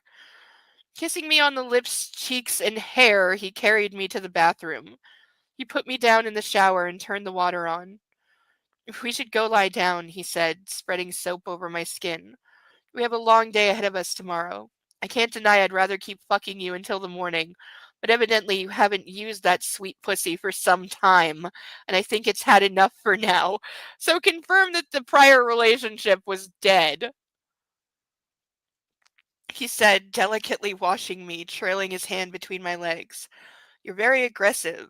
It turns you on, baby girl. Burn, doesn't it? All right, so we at least got another burn, though I'm still mad that I cannot find the previous one.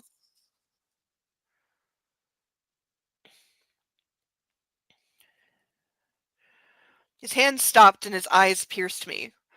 I just like rough sex, I replied, grabbing him by the testicles.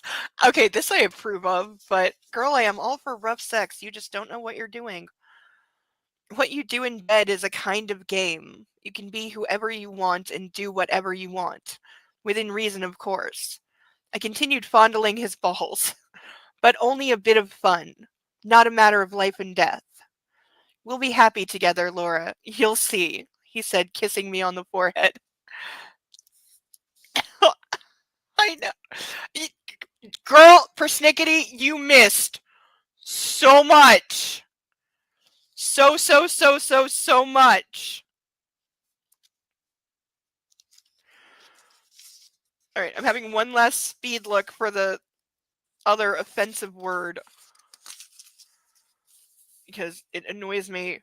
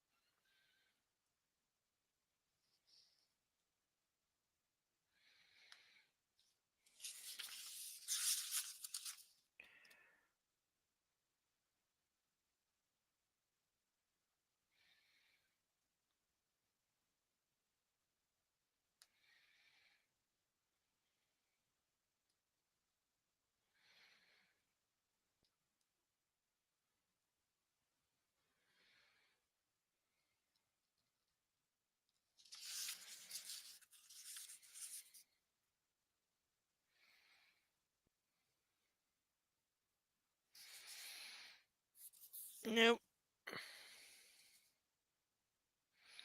Why do I get word blindness sometimes, I swear?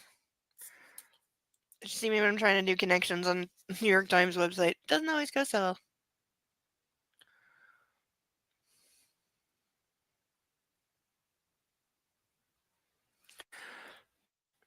At least we got one. And then I'm just going to burn a random spot over here for the word I missed. So this one's for the word I missed.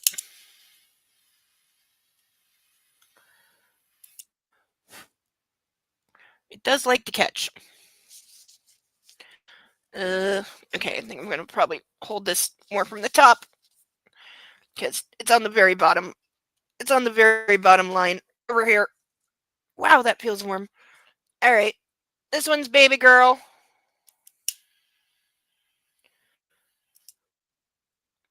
Ha! Did it without setting the book on fire. Ha! Getting better.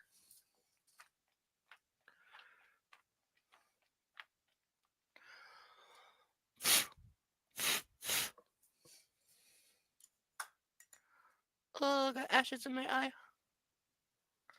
Uh-oh. Yeah. Okay, I burned a hole through a couple of pages. I'm just going to say we got the word.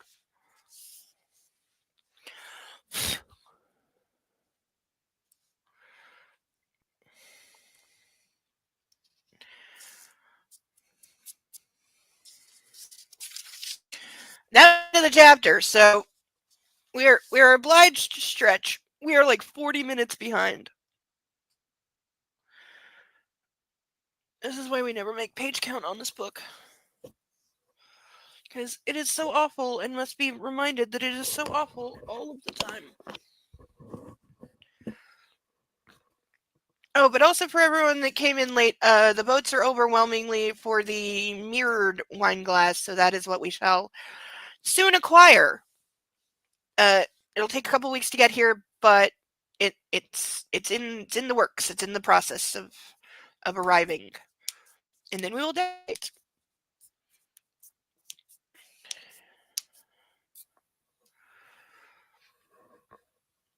Oh. The other thing we were talking about, because it has only been like, depending how you interpret it, it's been, well, I don't know. He could eventually say to her, like, you know, you think you've only been with me for 3 weeks, but it's been 6 months, because, you know, he keeps drugging her, and then there's time jumping, so we're not exactly sure of that. But from what we can piece together, it has only been about 2 weeks. And again, I'm under the impression, since this is called 365 days, that it takes place over an entire fucking year. Because I'm pretty sure the next one is called, like, the next 365 days, meaning it's a second year. But there's only, like, 180 pages of this left. And we're on page 145. I don't know how that's going to work. Unless there's a really big time jump in between the books. Which, again, for lazy hackneyed writing, that would work. Na zdrowie.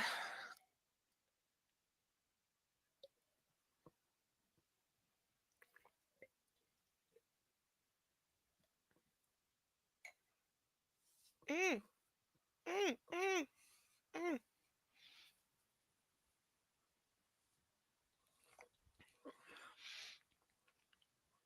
The owl. I heard it. Oh, I think it's a little early tonight. But it does get dark at like 4:30 right now, so. To an owl, it's probably like, hey, longer hunting hours. And I'm sure with all the bushes and stuff in the courtyard, it's got tons of mice and stuff to go after. I will say, one good thing I can say about this building, never had a problem with mice or bugs. So, props for that. Still looking to move as soon as possible. It is on my to-do list this year. I have no idea how I'm going to accomplish it or what that's going to look like, but I want the fuck out of here. I've had it on so many levels. I didn't even tell anyone. Here's what's going on this week with this fucked up place. Like 3 years ago, when they redid the lobby for the second time for no fucking reason, they put it in a parcel room that is so poorly designed they can't lock it because Canada Post has to go through it to get to the actual mailboxes, and they can't deny them access because originally it was supposed to be a locked parcel room. that like only the tenants would have the key to because there's an issue of parcels being left in the lobby and being stolen. Duh. So they put in this parcel room, which is now only led to packages being left on the floor of the parcel room and being stolen from there multiple times, including a couple from me. But they put in these lockers from a company called Parcel Pending. And when they originally went in, a letter went around to everybody saying this is a paid service, and they wanted like $90 a month to rent these lockers to put your parcels in. Naturally, nobody signed up for this because fuck you. But on my idiot fucking building, in their never-ending quest to be criminal extortionists, have now ordered Amazon, etc., because the rule always was that Amazon, etc., is not supposed to leave parcels in that room because of the stealing, and because you don't know that it's there, because they don't leave a sticky note or anything, you don't know. So Amazon is always delivered to the door, as with every other fucking building in the history of ever. However, Idiot Building has recently told Amazon, etc., to stop delivering to the door and leave everything in the parcel room because they are literally trying to force every single tenant to sign up for one of those lockers. They're now claiming there's no charge to do so. However, if a package is left in a locker for more than 48 hours, they do intend to charge a fee for that. That's the definition of extortion. You want to force me to use your stupid locker that I don't want and that there is no point in having. You're preventing Amazon from delivering to my door, which is what they're supposed to do.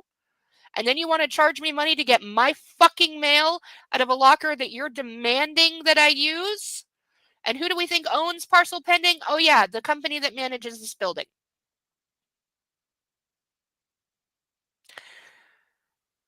Idiot in the office who told me all this because we're talking about, by the way, since they moved my mailbox from being on the floor to my actual, like, not parcel mailbox, actual, like, real mail, Canada Post mailbox that was on very low and they moved it up higher finally, I haven't gotten a single piece of my mail since. Now, granted, we had a postal strike for like 9 weeks. But both before that and that's been over for several weeks now, so mail is back to normal. I have not gotten a single piece of my mail. So I don't think they legitimately changed it at all. An idiot in the office who I know told me that for it to be changed over, I had to go down to the lobby whenever the postal supervisor for the area, because they're the only ones with the authority, was here, that I had to go down, meet them, show my ID, and sign something letting them move the mailbox because it is actually a legal matter. When I said this to her and pointed out that that never actually happened, she just called me and told me it had been moved.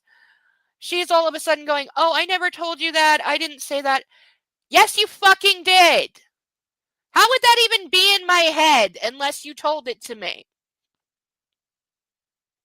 But yes, you fucking said it, you dumbass fucking cunt. And I will call her that because all she does is lie. She lies constantly and her story changes every time you talk to her. She does nothing but lie and make excuses. I don't know what the hell she's actually here for. She doesn't know the first thing about managing. She doesn't manage anything. She doesn't seem to do anything at all. But she's the one who told me about the parcel room because I was asking about a package that hadn't arrived. And it's like, you can't do this shit. And I'm like, you know you're breaking the law by interfering with like mail delivery, right? And she's like, well, yeah, the building, they're not sure if they're going to go through with it anymore because some people had some questions. Because it's illegal, you dumbass!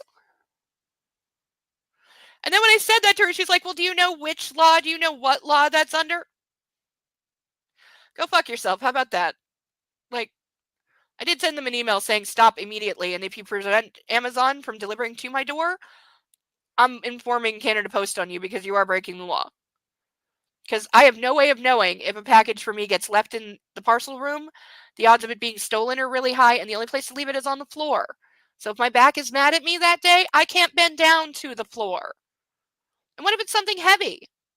How am I supposed to get that upstairs by myself? Like, and who the fuck are you to tell Amazon not to deliver to my door? Because I'm sorry, the address on my package says my apartment number. It doesn't say parcel room in the lobby. So, yeah. Mission this year is get the fuck out of this building. I have no idea if GoFundMe works in Canada, but I am seriously considering finding out.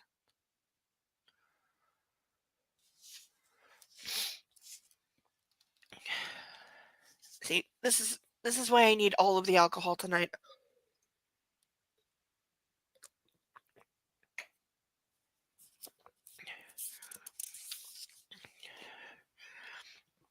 Chapter 9. When I opened my eyes, the soft light fell into the room through the closed blinds. I was alone in the immense bed, which still smelled of sex. Thinking of last night made me sweat. I didn't know if it had been a good decision, if I should have done it. But it had happened, and mulling it over wouldn't change anything. The fact was, I really had been missing Massimo. You missed the guy who took you hostage like 10 days ago. Hi, puppy. You're a puppy. See the ear? See the ears? You want up? Yes, you do. Come on. All right. Oh, yes. Okay. Yes. Hi. You're a puppy. Hi. He's stuck in my shirt. Okay. Okay. Tame your feet. Okay. You cannot just melt. Puppy, you can't just melt, okay? I need to tuck your feet somewhere.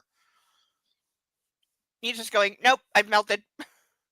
You're never allowed to move me. I've melted, and all of my feet are. Look at this. Look at this. Look at. He's just hanging. All the feet. He's just hanging. He doesn't care at all. Okay, you're going on the desk. Okay, I will sit you on the desk, and you can be petted. Where are your feet? Do we have all of your feet? Okay, let's make sure we have all the feet. Yes, there we go. All the paws. Tuck in the puppy. I'll push the keyboard back. I know. I know.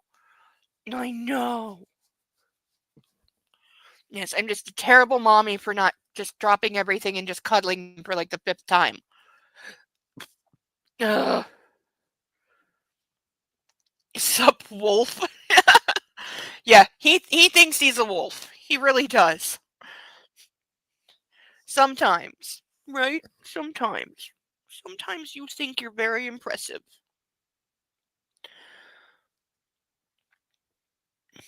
The fact was, I really had been missing Massimo, and what he had done by saving my life showed me just how important I was to him. When did he save her life? Did I miss this? As long as somebody was treating me like I wanted, like a princess, someone valuable and important. See, I have been saying this whole time, this is a dark princess fantasy. That's what this is. It's like, you know, yeah, it's so at least book seems like almost self-aware at times, but I stayed in bed for a while trying to figure out why I'd lost it yesterday. And I realized that the only thing that had ticked me off in this situation was that Massimo had threatened my family. I tried explaining his behavior by the fact that I would have escaped him if he hadn't made that threat, which would make it impossible for him to get to know me better. Why do you care? This was confusing. I shook my head, chasing away all the thoughts too gloomy for this time of day. Like, so if he hadn't threatened her family, she'd be okay by being taken captive by him because he treats her like a princess and the sex is pretty good. The door swung open and Massimo greeted me with a smile. He was wearing white knee-length shorts and a white tank top. His feet were bare and his hair was wet. I softly seeing him and stretched out, kicking the sheets off with my feet. Puppy's like trying to go to sleep, but he keeps kicking. He walked over to the bed, sweeping me with his gaze. Sleeping seems to be your favorite thing, eh? Yeah, she spent more than half the book unconscious. Kissing me on the forehead. I put my arms up and stretched out some more of stench. Austin. Oh, I know this word, but my dyslexia is punching me in the face. Ostentatiously. There we go. Okay, sometimes you just gotta close your eyes for a sec. Ostentatiously flexing my body. I love to sleep, I replied, smiling. The man in black rolled over me, his hand on my hip, and smacked me on the ass. Holding me with one hand by the back of my neck, pushing my face into the pillow, he leaned over me and whispered in my ear, "You're provoking me again, baby girl. We're going to be playing with all the fire tonight." Well, he wasn't wrong there. The hand resting on my buttocks slid down, spreading my thighs. If they start doing it again, I swear to God. Ugh, his long, slender fingers slid inside me. Seriously, enough. What have you been thinking just now? You're wet, he said. I pushed my butt upward and his fingers started to move inside me. He stood, keeping his eyes on me, looking at his hand working in me. Oh, just that if not for that implant of yours, I would be ovulating now, and I would have been wet all day long, I said with a smile, rocking my hips. Massimo's expression changed. He was clearly pleased. I'd like to take my pants off and fuck you from behind, leaning you against that window, he said, pulling his fingers out. Then he pressed a button on the panel adjoining the bed and the room was flooded with light. So you could enjoy the view. But you're too swollen down there after our night. Yeah, because apparently she hadn't been getting any in a while, and, they were not exactly gentle.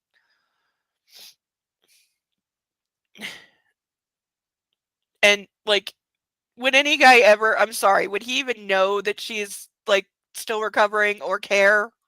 Because I'm going with no and no.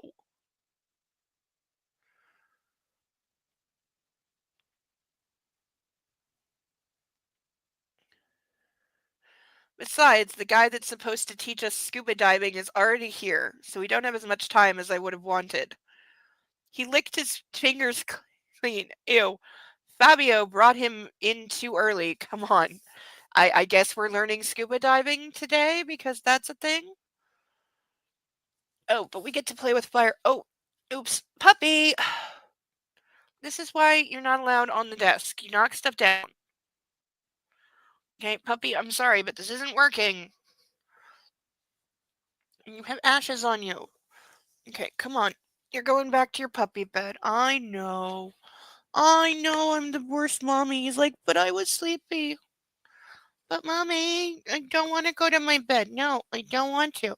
No, I don't want to. I want to go to my bed. No, I don't. I'm a baby. I'm a toddler. I'm a baby. I'm a baby puppy, yes. Okay. You go to your puppy bed and stay there. Okay? Naps.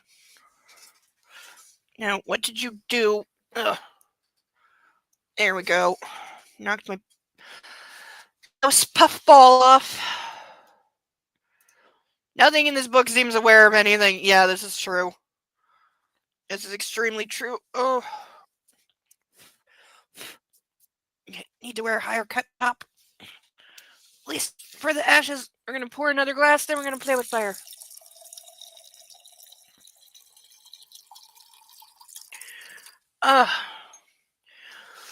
Perfect time if you want to make me down it in one. But for now, where was it? Where was it? It was on this page, I know it. There we go, I got it. For the 5th time tonight, which I think is also a book club record for one stream, playing with fire 5 times in one night. But 3, 2, 1, burn.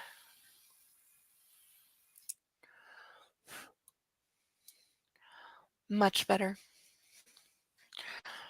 And I didn't set the whole book on fire this time. I'm getting better.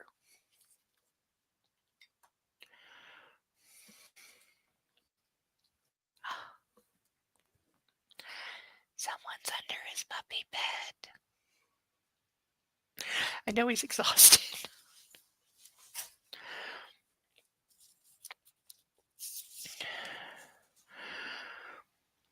Massimo snatched me from the bed and threw me over his shoulder. Oh yeah, I forgot to add 10 for blatantly stealing from 50 Shades.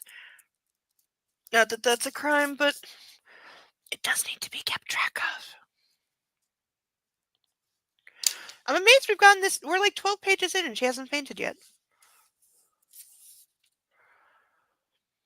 Crossing the room, he grabbed the bathrobe and covered me with it and headed down the passageway as I wiggled in his grip, unable to stop laughing. We passed a series of identical doors and some surprised staff members.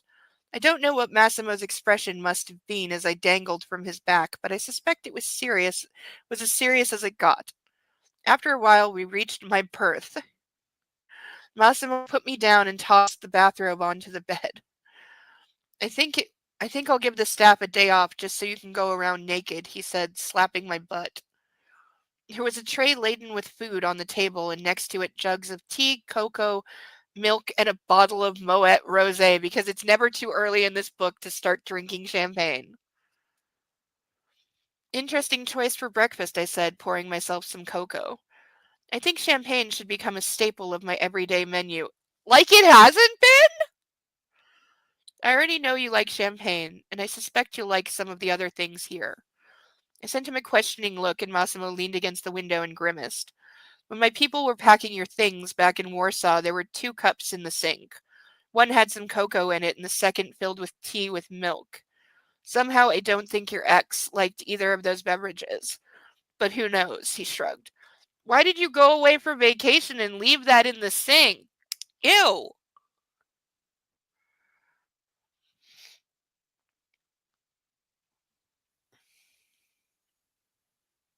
What's important is that you like at least one of them. Besides, you drank them in Rome too, so it wasn't that hard to guess, he added, walking over to the cooler with the champagne. You'll start boozing right now, I presume? I asked, sipping from my mug. Massimo took the ice-filled bucket and put it down on the floor. No, I'm only making some space for myself, he replied, sliding the tea and milk jugs away. I thought I'd be able to control myself, but since you're stark naked, I find it rather hard to focus, so I'm going to lay you on the table and take you, delicately yet resolutely. I'm sorry, what? So he's gone from, I was very rough with you last night, and it had been a while for you, so I know you're very sensitive and, need some recovery time down there, to, I've been around a naked woman for 5 whole minutes, can't control myself, so yes, I'm going to fuck you, but I'll be really delicate because you're, kind of sore and stuff. What?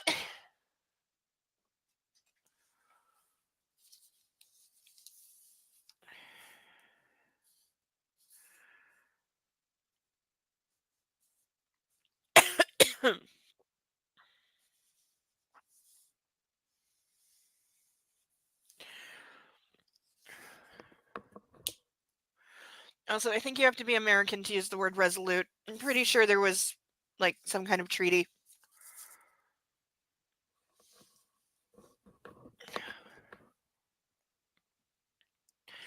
I stood rooted to the spot, watching him sliding everything to the side of the table. I must have made an extremely weird face, as Massimo couldn't hide his amusement as he was laying me on the tabletop. He spread my legs, kneeled between them, and stuck his tongue inside me. It lasted for only an instant and was evidently not something that was supposed to pleasure me, only reduce friction. You know they make this thing called lube. Then he did what he said he would, delicately yet resolutely, and thank God it stops there. Hi, Deacon. Oh, you missed a 12-page sex scene that was all of the terrible.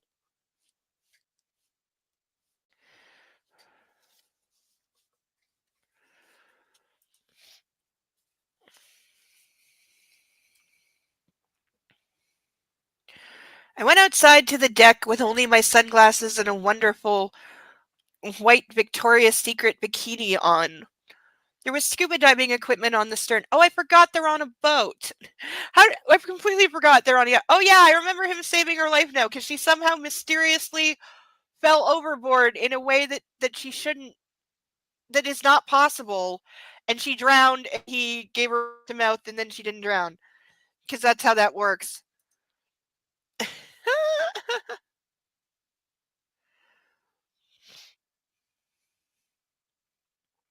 It was way worse than that, Deacon. Way, way, way, way, way, way, way, way, way worse. Including several get off me that was ignored. Not a chance in hell. I'm aware the Resolute desk is the one in the Oval Office. There's actually a matching one in the UK. Because Queen Victoria found the ship and had it. It was made out of the from a ship that was recovered if National Treasure taught me anything, or it's bullshit. But there are 2 Resolute desks. One is in Buckingham Palace. Well, I don't know if it's still there, but yeah, the Resolute desk is usually the one in the Oval Office. I don't know. Has any president, since the Resolute desk was crafted, has any president used a different desk? Or is that just the White House Oval Office desk, and that's what you get?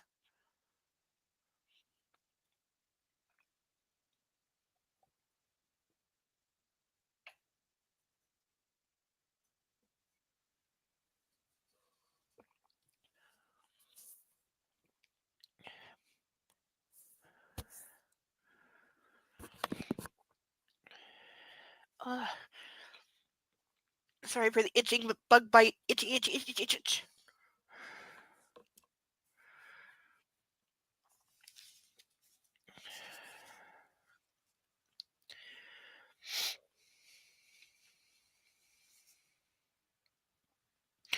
The young man preparing it didn't look like an Italian. He had bright golden hair and facial features that made me think he came from somewhere in the East.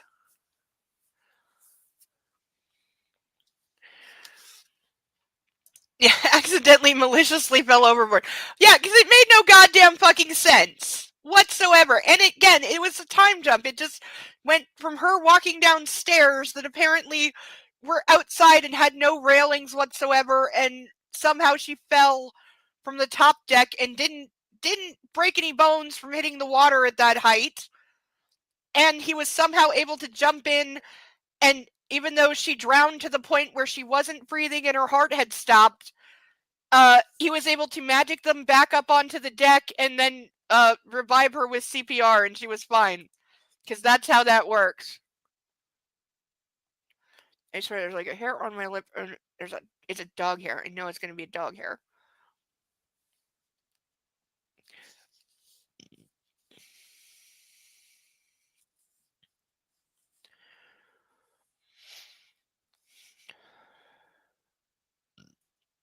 His eyes were large and blue, and his smile was infectious.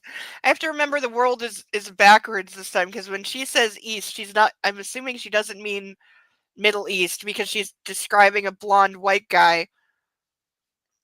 So I'm assuming, like, girl, did you mean West by mistake? Like, because I'm sorry, most guys from the Middle East are not blonde with blue eyes. It's just not that part of the world. Massimo was standing on the other side of the yacht, talking to Fabio and gesticulating wildly. I decided not to approach them. Instead, I walked over to the diver. Descending the stairs, I stumbled and nearly fell into the water again. Again, is there no fucking railing? Oh, girl, she writes on something, but it ain't vibes. Because I'm sorry, there's no way you're sober while writing this. I mean, hell, the co-author of the known to be insanely rambling and overly long 900-page book It has the co-author of Cocaine for a reason.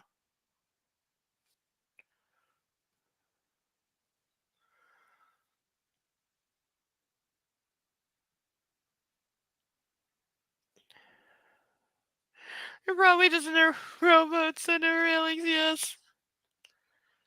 Jesus Christ, I'm going to kill myself one of these days, I muttered in Polish. The young man's face brightened. He extended a hand and greeted me in perfect Polish. Hi, I'm Merrick, but everyone here calls me Marco. You have no idea how great it is to hear Polish again, ma'am. This has to be on purpose. I stopped, paralyzed, grinning at the man for a while. Then I burst out laughing.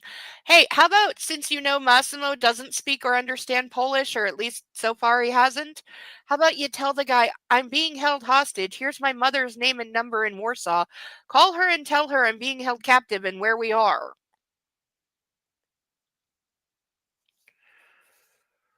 Trust me, I do.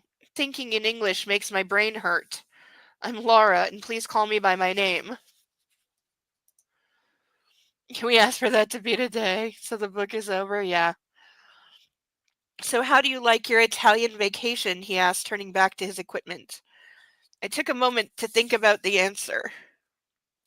Well, it's not really a vacation, I stammered, looking overboard. I have a 1-year contract on Sicily that I had to settle here for a while. I added, taking the rest of the steps down. Is your presence here a coincidence, or have they brought you here for me on purpose? It's a coincidence, though a pretty happy one, wouldn't you say? How would this guy know? Paolo was supposed to dive with you today, but he broke his leg yesterday and I had to step in for him.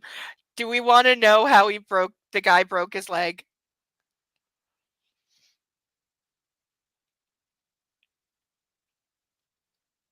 Suddenly, Marek straightened and his smile vanished. I turned around and saw Massimo slowly walking down the steps. The two men greeted each other and talked in Italian for a while, then Massimo turned to me. I'm sorry, but I have an urgent meeting, so I can't go with you two, he said, clenching his jaw with anger. A meeting? I looked around. We're in the middle of the sea. A helicopter's coming for me. I'll see you in a while. I spun to Marek and said in Polish, so we're all alone. I don't know whether to laugh or cry. Massimo kept still, but his eyes flared with fury. Marco is Polish. Isn't this great? This is going to be an awesome day, I said and kissed Massimo on the cheek. Massimo's going to kill this guy.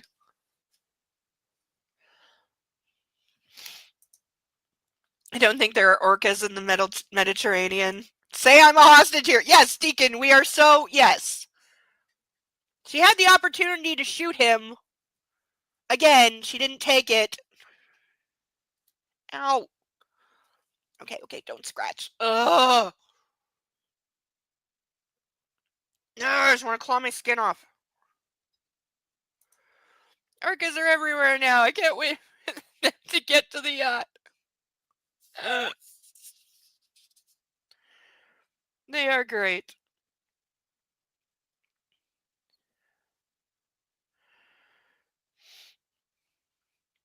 He stepped As I stepped back, he shot out an arm and grabbed me by the yeah, of course he's going to do something extraordinarily violent.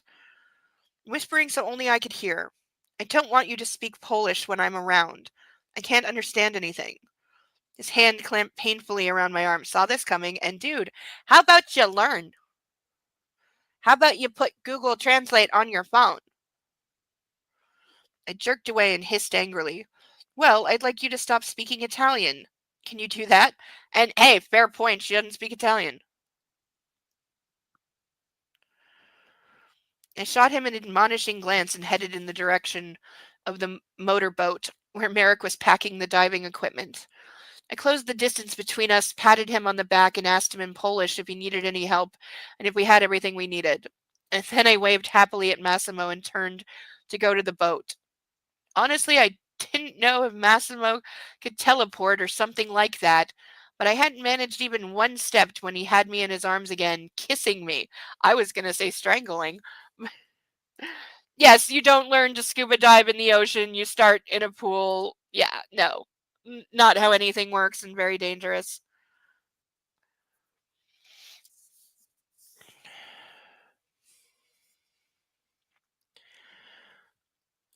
He leaned over me slightly and lifted me from the ground, his arms crossed over my butt. His lips greedily latched onto mine as if we were never to see each other again. The sound of the approaching helicopter broke our frantic kiss. Massimo held my face in his hands, smiling widely, and winked at me, saying, if he touches you, I'll kill him. See? What did I say? What did I say? He's gonna kill this guy. Duh. He planted a kiss on my forehead and left, taking the stairs up. I stood and watched him go, feeling a wave of nausea at what I had just heard. He would do it. I knew that. I had no intention of taking responsibility for someone else's life. He must love you very much, said Merrick, reaching out with a hand. More like control me all the time, I retorted, getting into the motorboat. Well, you're his captive, you idiot. All I can think of is Marco Polo instead of Marco Polish. Hey, that was probably the intention. That was probably the intention.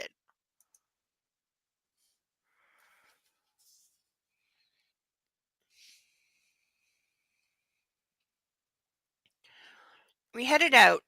I turned back and saw Massimo waiting for the helicopter. his hair blowing in the downdraft. He looked seriously annoyed. I didn't have to see his face to know that. All I needed was the position of his body. His toned legs planted wide and arms crossed on his muscular chest was never a good sign. Do you teach diving for a living? I asked. Merrick laughed and slowed the boat so he didn't have to shout over the wind. Not anymore. I had a lot of luck and found a niche in the market. I'm the owner of an underwater empire now, he chuckled. Something is very sus about this. Can you imagine a Pole in Italy owning the biggest diving equipment company, handling all this stuff, handling all the stuff all by himself? Hi, you were supposed to be having a nap? I know you're very cuddly. I know, but you, Mr. Puppy, need to go back to having your nap. He's going, no, but you told me to go have a nap and I didn't. That was like a whole 10 minutes ago. So I had a nap and I did what I was told. And then I woke up again and now I want more cuddles. He's like literally half asleep. He's not even awake. Go to sleep. Sleep, little puppy. Sleepy baby. It's okay. Go to sleep. Go to sleep. Yeah, put your little head down. Come on, put your head down. Come on. Lay down, my good boy. Come on. Lay down. Little eyes are closing. It really is like putting a baby to sleep. Which, be right back. I need to restart. Okay, we'll save your seat. He's upset by the book. Yes, he is. Well, and like I said, he actually has some training in being an emotional support dog. He knows when I'm upset. He knows. He can pick it up and he goes, "Oh, mommy's upset." Either I can feel it in that way dogs can sense things, or he can hear it in certain pitches and strains of my voice. He knows when I'm upset and I need a comfort object, which is him, because petting him calms your blood pressure down, as has been proven. Because my former dog, Christian, who, I had for 16 years, he was a trained emotional support dog. And so when I got Bo, he figured, okay, better teach this stupid puppy that you're making me put up with a thing or two. If you're going to be around here, you stupid mutt, you're going to be useful. That was pretty much because he objected to having a second dog because just why would I ever need a second dog when I had him and he was the best dog ever and everything. Like, he didn't like me giving Bo any attention at all.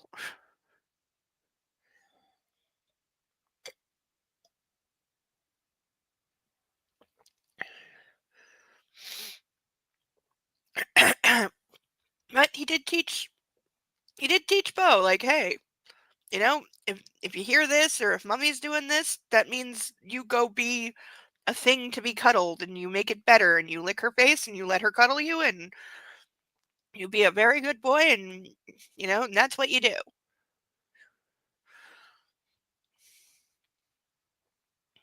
And Christian can be bold too, because if I was in a mood and I didn't want to pet him and he's like doing the, hey, excuse me, ma'am, you need to pet me. Your voice is doing the thing and you're upset and I can feel it, so you need to cuddle me and pet me. And if I was ignoring him, he'd just jump right up on my lap and even onto my chest and be like, nope, you're going to pay attention to me because I'm doing my job. So I'm going to sit on your chest and be fully laying in your face until you pet me and cuddle me and acknowledge that I am doing my job as a puppy. He was a lot bigger than Bo. Christian was like 20 pounds, so he was a good mid-sized, very shaggy, fluffy dog. Have I ever posted pictures of Christian on Discord? I don't remember if I have or not. I should post one later. It's for anyone who hasn't seen him. I still have a ton of them on my phone. Hi. Come here. No, I'm not leaning down to pet you. You should be in bed. You shouldn't even be here. You should be in bed.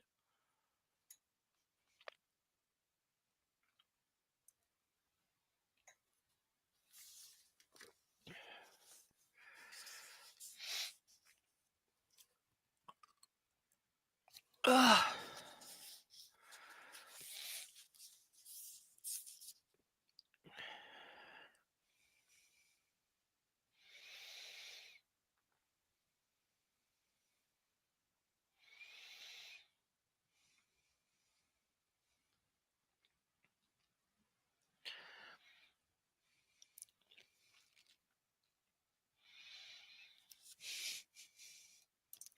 He's going, Mommy, stop, go to sleep and stop reading this trash book. I know. Hi. You want up? Come on. Up, up. Come on. Last chance. You can do it. Come on. Up. Yep. There we go. All right. One more cuddle. You need to go to bed.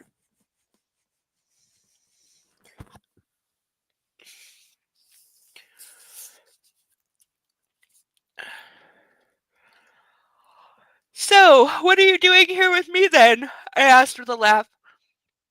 I told you, destiny and a broken leg. This is how it was supposed to be. This guy's gonna end up dead or something, or he's like in on something. This is not right. He raised his voice to the motorboat. I really may need to add some tinfoil accessories. Because my brain keeps trying to script doctor this and make it better, but it's just, there's no point. He raised his voice as the motorboat was accelerating again, rushing through the waves, the engines roaring. When Marco was packing up our equipment after the diving session, the sun was deep orange in color. And I resent European book not spelling the word color correctly. It was amazing, I said, chewing a mouthful of watermelon. It's good you've dived before. Didn't have to waste any more time than necessary for the teaching part. Okay, so this is supposed to justify the whole diving in the ocean thing. That, oh, she has experience, I guess. Like, does that mean she's, like, scuba certified? Because that's a thing. Where are we exactly? Off the coast of Croatia. Merrick pointed to the land on the horizon. It's getting late, and I have to be in Venice today. Okay, not the best student of global geography, but Croatia and Venice, not close together. When we got back, it was already getting dark. I noticed Fabio on the deck of the Titan. The older man helped me out of the motorboat, and I said my goodbyes and headed towards the stairs. The hairdresser and the makeup artist are waiting in the lounge by the jacuzzi. Would you like me to serve dinner? I heard Fabio saying. A hairdresser? Why? I asked, surprised. You're going to a banquet. There's an international film festival in Venice, and Don Massimo is the majority shareholder of one of the film companies. Unfortunately, you only have an hour and a half to prepare, what with you being so late. Okay, this is the kind of thing I need like a week's worth of warning on. And also, I'm International Film Festival in Venice when like a month ago I was literally spending more than an hour a day on Twitter cyber stalking Mads Mikkelsen at that very event. And no, I didn't take over, I didn't save over 800 photos from that event on my phone and they're in a special folder. That didn't happen, except for all of the it did. And then I was very much hoping, because the same film was then shown at the Toronto International Film Festival, that he would be here for that, but he didn't come to the Toronto one. Not that I was thinking of attending and trying to get an autograph. That's also on my to-do list for this year. So far, I've got moving, sending parts of my novel to an actual publisher or multiple publishers, and I'm going to figure out who you email to get an autographed headshot of. I've made a list of 5 celebrities that by the end of the year, I would like an actual signed photo of them.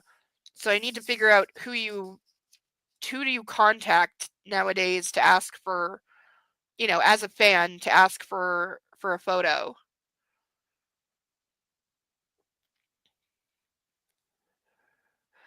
Because I Googled like how to get in touch with, and it gave me like the name of, I guess, the agency that reps him, but I was like, I don't think as a fan you could just like call up a an agency and be like, "Can I have a signed headshot of one of the stars you represent?"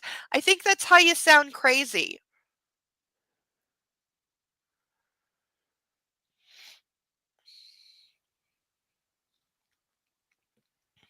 Great, I thought. I've been sloshing around in salt water the whole day to dazzle everyone at the party with the dryness of my skin. I shook my head, wondering if the day when I'd know the plans in advance would ever come. How about asking? Not to mention making those plans on my own. I headed upstairs. Well, you are supposedly being held captive, though we've yet to see any real proof. Polly and Luigi were a pair of stereotypical gays. Okay. Wonderful, fantastic guys, a woman's true friend, and more feminine than most ladies. In an hour, they managed to get the bird's nest that my hair had become and the flaking dry skin on my face in order. When they were finished, I went to my room to pick some clothes for the evening. I entered the bedroom once. I entered the bedroom only to notice a Roberto Cavalli evening dress, which I had bought back in Tormina, hanging on the bathroom door. It had a small card attached saying, "Wear this one." Well, at least I knew the answer to the question of my evening outfit. The dress was amazing, but also very revealing. It was made of black, see-through material, a bit like mesh, with inserts that looked like zippers or lacing along the sleeves. Its long sleeves made my arms look thinner, but the pièce de résistance was the back, or rather lack of it. The dress had only a thin strap at the shoulder blades, then a long, wide cutout all the way down to the derriere.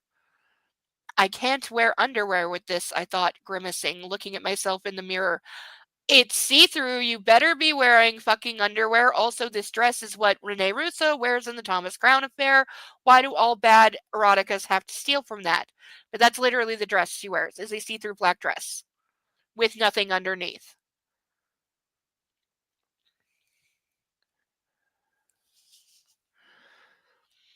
Oh, yeah, remember when he had her be naked on the red carpet and then she supposedly went into hiding the next day and hasn't been seen since?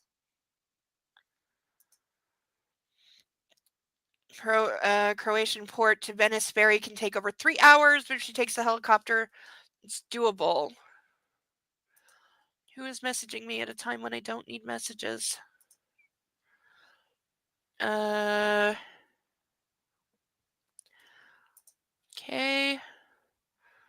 Oh, yes, welcome back.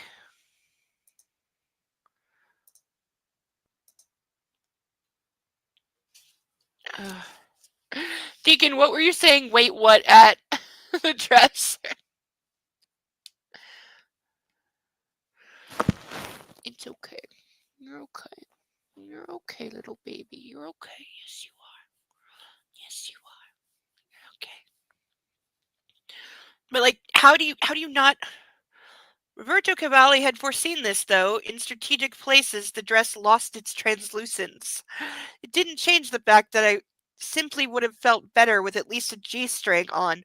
Okay, there are many so-called types of underwear that I don't understand the point of. A G-string is one, because I'm sorry, you ain't covering shit with that, girl. I grabbed my bag, sprayed on some perfume, and slid my feet into a pair of elegant sandals and went to the door. I stopped by the mirror for one last time. I looked mind-blowing. The incredible smoky gold and black makeup complemented the tan of my skin perfectly, and the chignon at the top of my head made me look slimmer and classier. The heaps of faux hair was worth it, I thought, running my hand along the intricate structure on my head. I went out I went out and took a look around. There was a bottle of champagne and a glass, already filled on the table. I was getting used to that. There's got to be drugs in the champagne. It's the only explanation. The stereotypical gay comment? Yeah, seriously. What? Like, that's why I paused for a minute, because I was just like, okay, we're just gonna be, okay, we're just doing that now. Yeah, sure.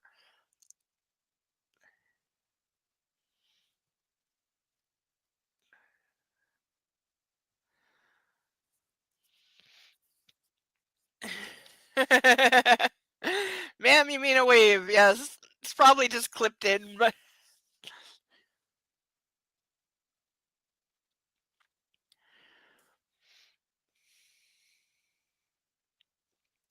So the man in black must be somewhere close. I walked over to the table and poured another glass. For a while, I wandered around the boat, peeking into darker spots, but I couldn't find anyone. At some point, I noticed that the Titan had reached land. There was a magnificent vista of lights flickering in the distance for me to enjoy. Excuse me. This is Lido. Which they call the Beach of Venice, I heard a familiar voice say. I turned my head towards the speaker. It was Dominic sipping on his champagne. I knew that dress would be perfect. You look absolutely stunning, Laura. He stepped closer to me and planted a kiss on both my cheeks. I missed you, Dominic, I replied, hugging him. Now, dear, or else, okay, the guy's name is spelled Poli, so I'm saying Polly, or else Polly and his girlfriend Luigi will have to start all over again. Fuck you, he said with a laugh and led me to a pair of leather armchairs, offering me a seat. Where's Don Massimo? I asked, taking a sip. Dominic sent me an apologetic look. I hadn't noticed before that he was wearing a tuxedo. That could mean only one thing. The man in black had bailed on me again. He had to. I raised my hand, silencing Dominic. Let's just have some fun tonight, I said, tilting my glass and downing it in one gulp. Yep, I was going to say, she gonna get drunk AF. Okay, puppy, I know you're pretending to be asleep, but I can't feel my arm. And you need to go back to your puppy bed. Okay, no, I don't. No, I don't. No. No, it melted. You're not allowed to move me once I melt it. What are you doing? You're breaking the rules, Mommy. You're not allowed to move me once I melt it. I'm melting. I'm melting, puppy. Why am I being put down? I don't want to. Okay, you have had so much attention tonight. You had so much attention. So you are going to go back under your puppy bed. You're going to go to sleep. You're going to stay there. Okay?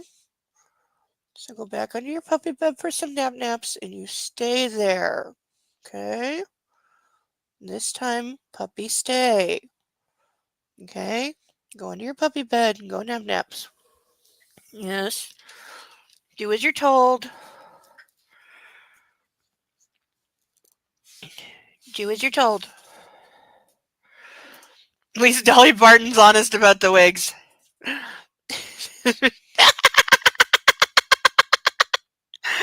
Hey, puppy, Deacon has a message for you. Oh, I'm sorry, I interrupted. We interrupted him mid going under the puppy bed. This is unforgivable. I'm sorry. See, this is going to cost me an extra cuddle now. Okay, go sleep. He's never eaten a book. Shoes, socks.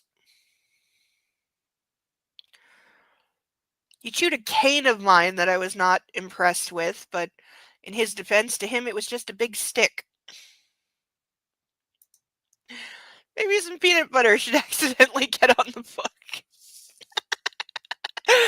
I'd have to rub a piece of chicken on it. He doesn't like peanut butter. Don't ask me why. He's the only dog in the history of dogs that doesn't like peanut butter, but he really doesn't. But believe me, if I rub some chicken on this, he'll eat anything. Like, he's the dog that if he lived in the country, he'd get shot for breaking into people's chicken coops. Or he'd get pecked to death by the chickens because, yeah.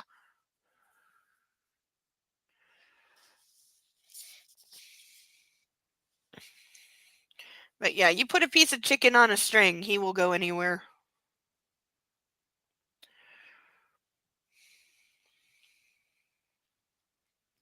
The motorboat that we took was still angling towards one of the canals of Venice, while I allowed myself to fall deep into thought.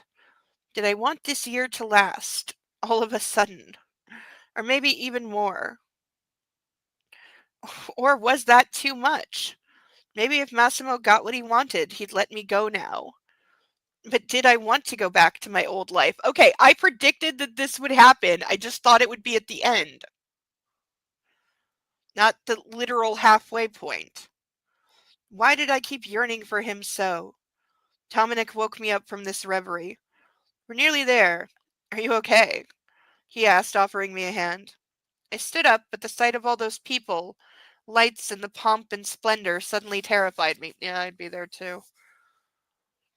No, I'm not. I'll never be. I don't want to be ready. Why are we doing this, Dominic? I asked, eyes wide with fear when the boat drove up to the shore. Yeah, seriously, what kind of, like, kidnapper sends you to the fucking Venice Film Festival with his manservant, with, you know, your gay escort? Because I definitely think Dominic is gay. For me, of course, I had. Okay, there's a legit typo because it's supposed to say I heard, but it says I had the familiar accent and felt a warm wave flood over me. Sorry for the confusion. I didn't think I'd be here on time, but we arrived at an agreement fairly quickly, so here I am. And just to prove I'm not lying, look, right there. It's supposed to say I heard the familiar accent, but it says I had. That got through. That got through.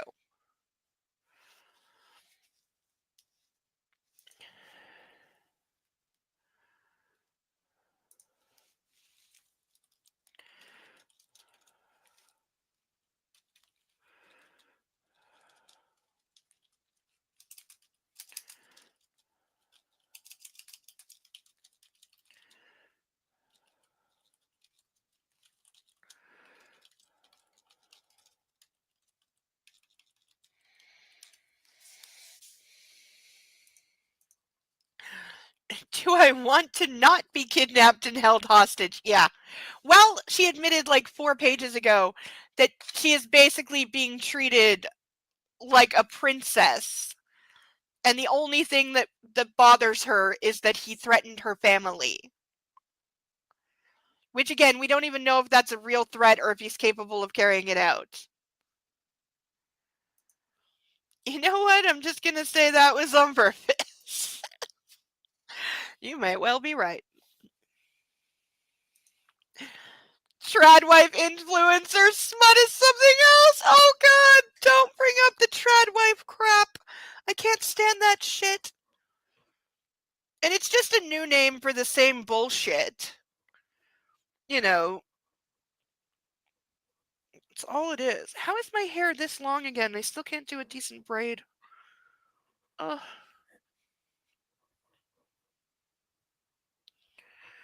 Thinking of doing a panel in the spring because I've done it before.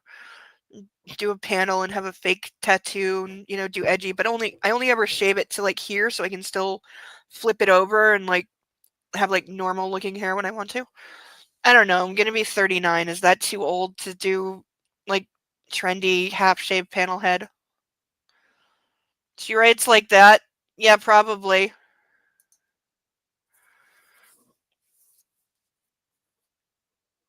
You just got your hair done and it looks cute. Can we see a picture?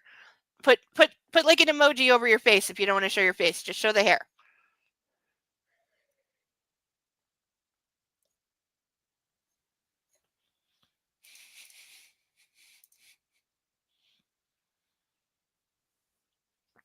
Thank you, Deacon.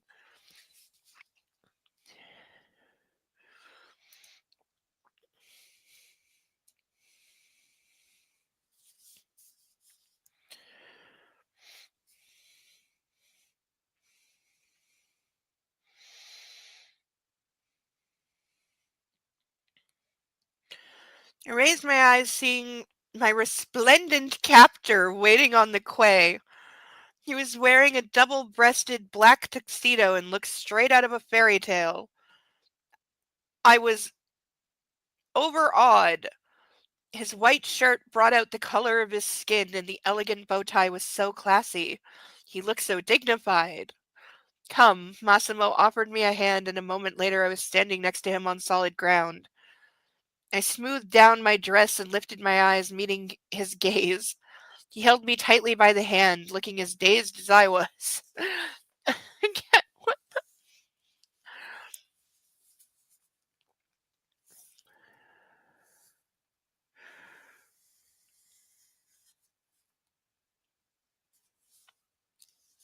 the phrase resplendent captor?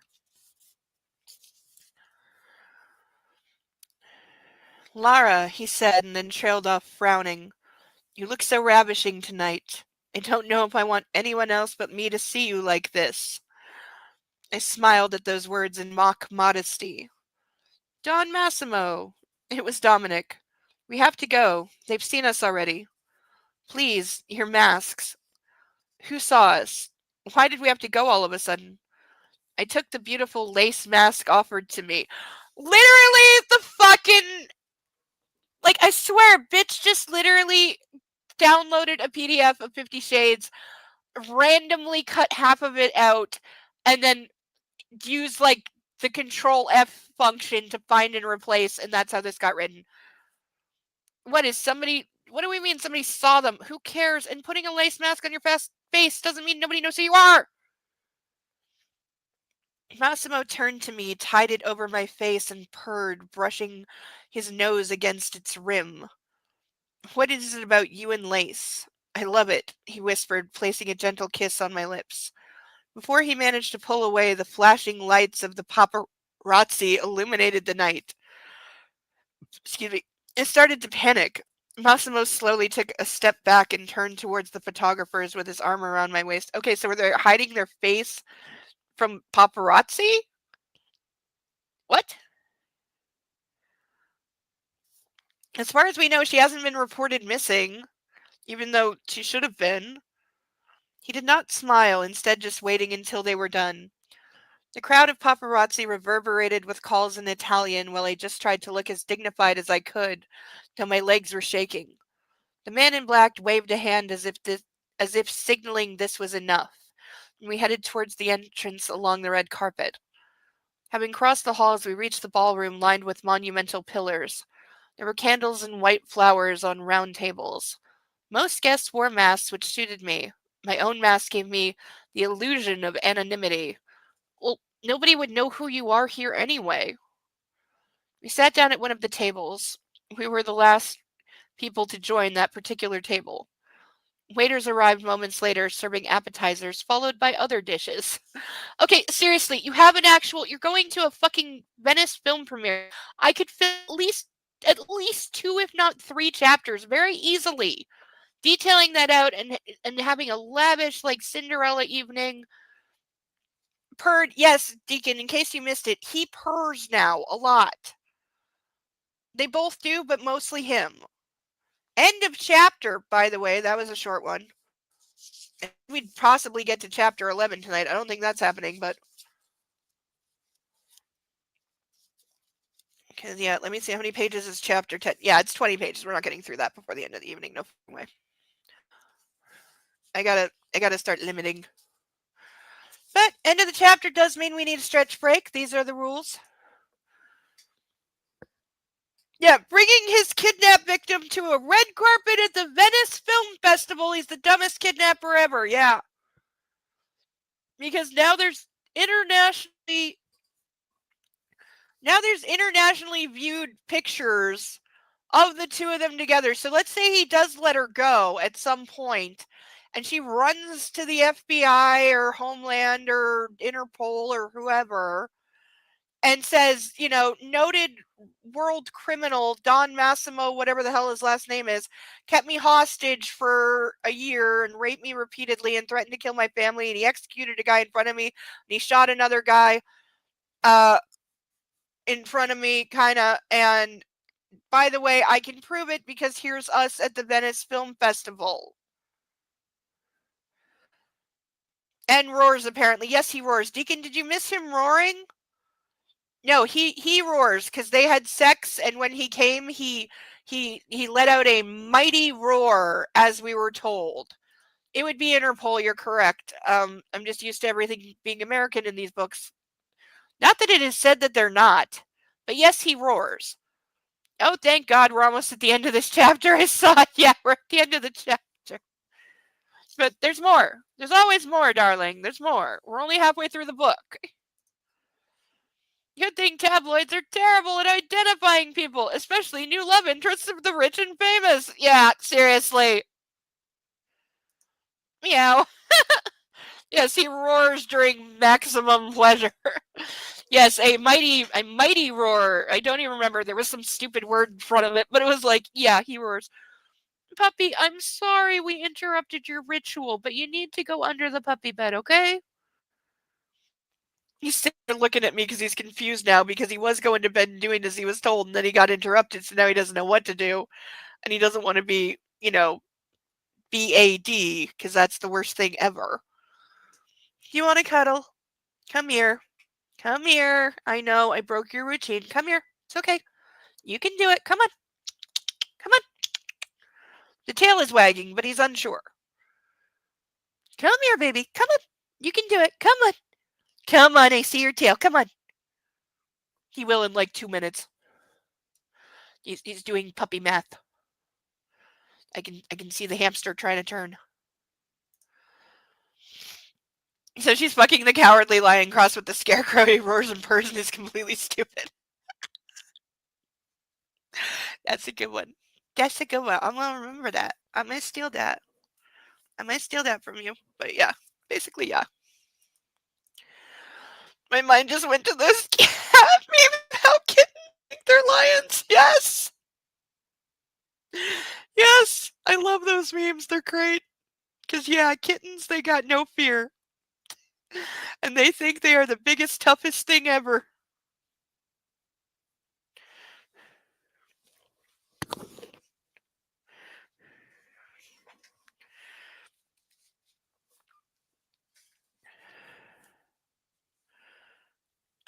Do not like this shirt. My chaos gremlin knows he's a big cat. Yes, yes. Yep. Oh yeah, my Thomas thought he was a panther. I am convinced that he thought he was a panther. I am 100% convinced of that. And he would not be told that he was not the biggest, toughest kitty, even when he got his butt kicked. Nope. Did not faze him at all. He was still the biggest, toughest kitty in the entire world. Ugh. Ugh. Prost.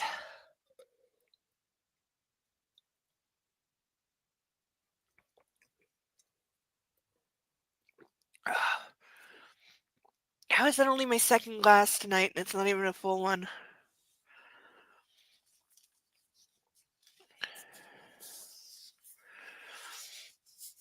God, I want pizza so bad. But that's not allowed.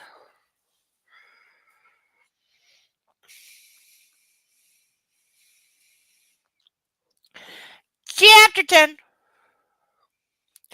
The banquet was as boring as they got. I'd organized hundreds of similar affairs, so my only diversion was to silently point out all the errors the staff was making. Massimo was conversing with the men sitting at our table, discreetly stroking my thigh once in a while. I need to go to the other room, he said. Unfortunately, you may not participate in that conversation. I'll leave you under Dominic's care. He kissed me on the forehead and left for the door, trailed by the other men. So he's here for business. And I guess she's cover. Hi, I told you. See, told you it'd be less than 2 minutes, and here he is. Yep. See, because we have to reset. We have to do over. Because he has to be sure that he's doing what he's told to do. And he's being a good boy. Yes, you're a very good boy. He's so sleepy. You are so utterly tired, you little thing. You're so tired. I know. You didn't do anything wrong. You're a good boy. Yes, you're a good boy. Butters was so uninterested in the Lion King. I was sitting there crying, and he's looking at me like, "What's wrong with you?" Aww. Give Butters some love for me.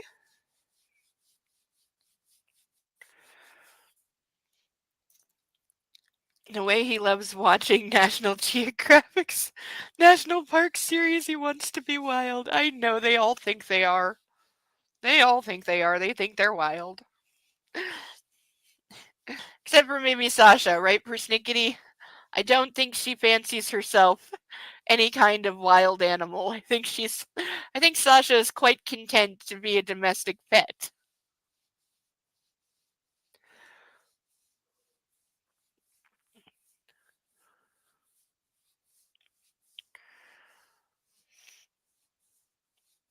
Yes, you're so sleepy, I know.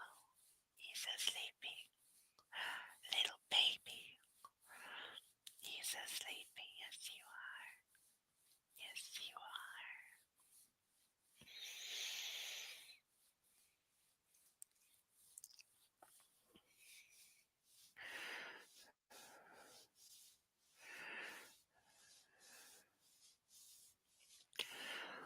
Oh, little baby. Yes, you are. Little baby, baby, baby. Okay, now you are gonna go to bed. I know I said this before, but this time I mean it. Okay? You're gonna go under your puppy bed. You're gonna go nap naps. And then you're gonna stay there, okay? Okay? That's what you're gonna do. Yes, you are. That is what you're gonna do. Yeah. You're gonna go nap naps under your puppy bed and be a very good boy, okay? That's my good boy. Yeah. That's my good boy. Yeah. Okay. Go nap naps, okay? Mommy loves you. I love you. Yeah. Okay. Nap naps. Good boy. That's a good boy. She's too smart for that wild nonsense.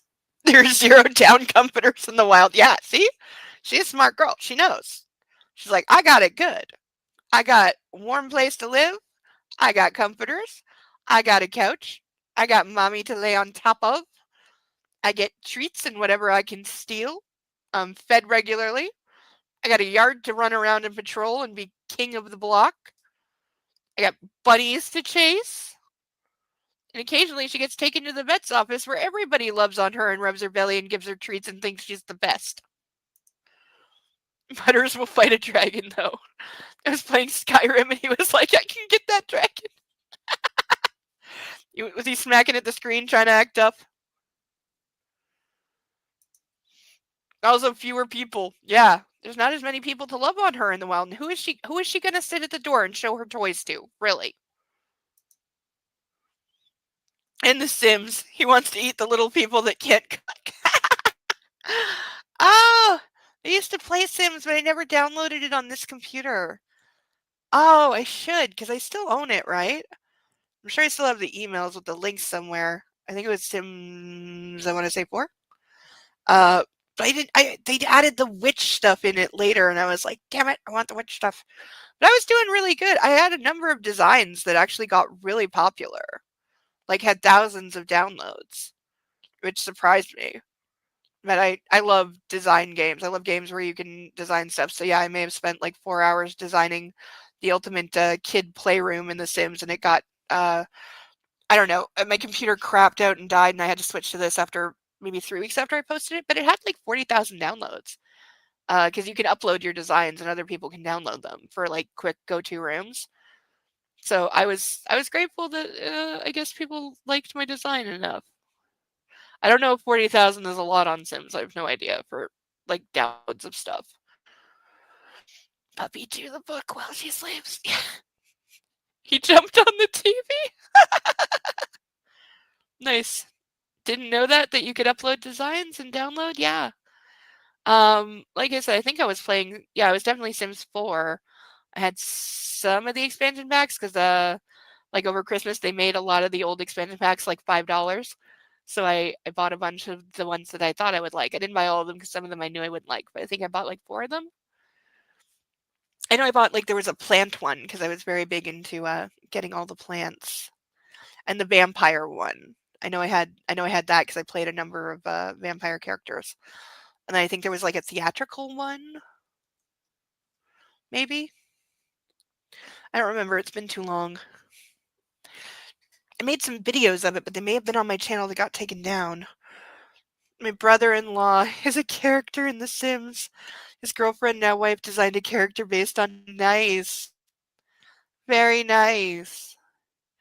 I enjoyed the fact that you can be gay in Sims, because a lot of games you can't be gay. So I enjoyed the fact that you can be gay.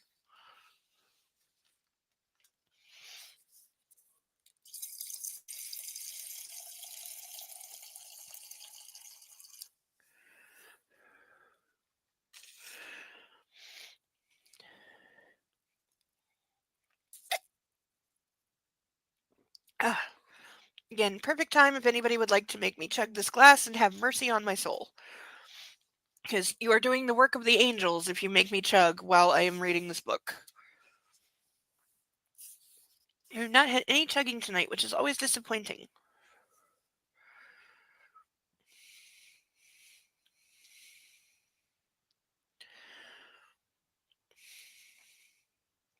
My assistant materialized immediately, taking Massimo's chair. That woman in the red dress, like a giant fur ball, he said, and we both erupted in laughter, watching an elderly lady in a dress reminiscent of a Christmas decoration. If not for those fashion curios, I'd be dying of boredom, he added. I knew how he felt, and I was so glad he joined me. For nearly another hour, we talked and drank champagne. When we were suitably tipsy, we decided to take a shot at dancing. This is a film festival. When exactly does the film part start?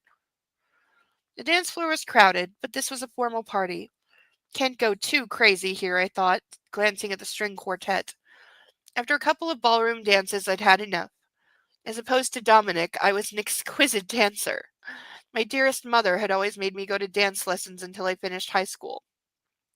When we were moving towards the table again, I heard someone speaking in Polish. Laura, guess we were meant to spend the night together after all, eh? I turned around and saw Merrick, dressed up elaborately, wearing a glossy gray suit. This is going somewhere, and I don't know where, but it's probably leading to this guy getting shot. What are you doing here? I asked, surprised. My company works for most of the hotels around here. Besides, it's a charity ball and I'm one of the sponsors, he said with a shrug. Dominic cleared his throat loudly. Oh, right, I said, switching to English. Hey, Massimo only said don't speak Polish around him, and he's not around, so fuck off. This is Dominic, my assistant and friend. The men greeted each other in Italian, and we were about to walk off when the string quartet was joined by other musicians, and the entire room was filled with the sounds of an Argentinian tango. I squealed with glee. Both men sent me puzzled looks. I love tango, I said, sending Dominic a meaningful look. For the last 15 minutes, I've been stepping on your toes, and you're telling me you haven't had enough yet? I grimaced. He was right. I've been taking ballroom classes for about 8 years, so if you're not afraid, I'd be honored. Merrick cut in, offering me his hand. See, this is see, because Massimo's going to come back in, and he's going to be furious. He's going to beat her, and then he's going to execute this guy in front of her. Just one song, I said to Dominic, and we went to the dance floor. Merrick took me in his arms, and a moment later, the other dancers made space for us to show off our skills. He led expertly with confident motions, a feeling of the music and perfect knowledge of all the steps. Everyone must have thought we'd been dancing partners for years. A couple of minutes into the song, the dance floor emptied and we whirled together, putting all our training to good use. When the music stopped, the entire room burst into applause. We bowed to the audience and turned in the direction where we had left Dominic. Instead of my young assistant, we saw Massimo standing in his place, surrounded by several men. As we approached him, they nodded with appreciation. All but Massimo. Doi. Excuse me. His face contorted in an ugly grimace of rage. His eyes flared with fire. If looks could kill, I would have turned into a heap of ash. Not to mention my companion. Yeah, she's trying to see, but she keeps skipping over all of the moments. Yeah, I was thinking Morticia Gomez too. But it's like everything that should be drawn out is skipped over in this. You want to have a sexy dance scene for him to watch and get pissed on over. You don't bypass that in 2 lines. That should take 12 pages, not really bad non-consensual sex. Bo, I am not picking you up anymore. No. You're being way too sucky tonight. You need to go to sleep, mister. Yeah, uh-oh. Big uh-oh.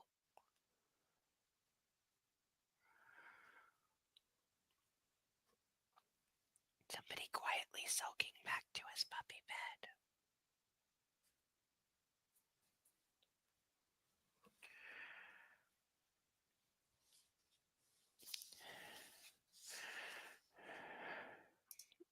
That kiss on the arm up to her face, and she was like, nah.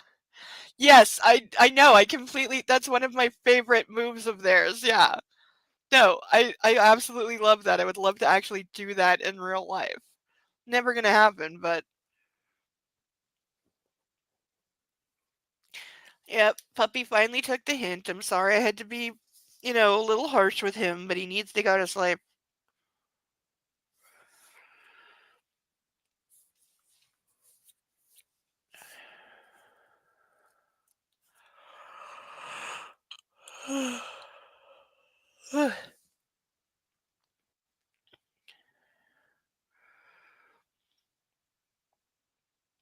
I stepped closer to him and kissed him on the cheek. Merrick took my hand off his shoulder and passed me over to the man in black. Don Massimo, he said, bobbing his head. They froze, looking each other in the eyes, and the air between them suddenly grew so cold it was hard to breathe. Not releasing my hand, Massimo turned to his companions and said something in Italian, causing general laughter. You know who he is? I asked Merrick in Polish, certain Massimo wouldn't understand a word. Sure, I've been living in Italy for a dozen years now. The Pole winked at me. And you danced with me despite that? What's he gonna do? Kill me? I don't think so. Not here anyway, he chuckled. Okay, this guy is stupid.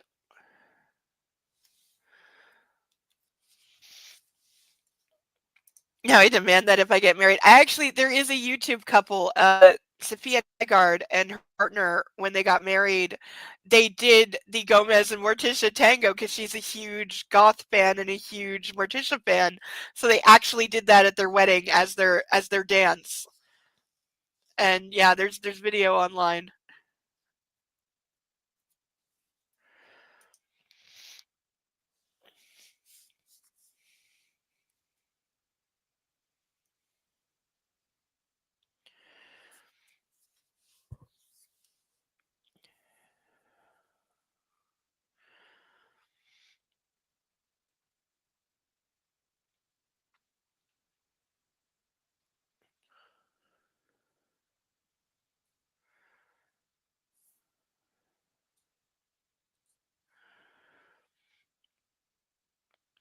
Send you that one. I will find it, Deacon, and I will send.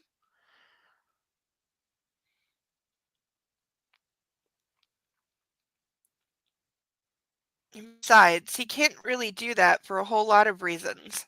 So I hope this wasn't our last dance. Okay, who are we setting this guy? Is this guy gonna become? Is this the Jack Hyde character? Is he about to become the bad guy?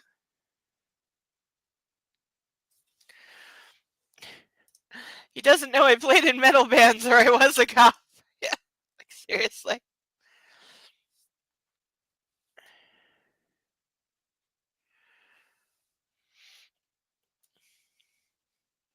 He kissed my hand and disappeared among the tables.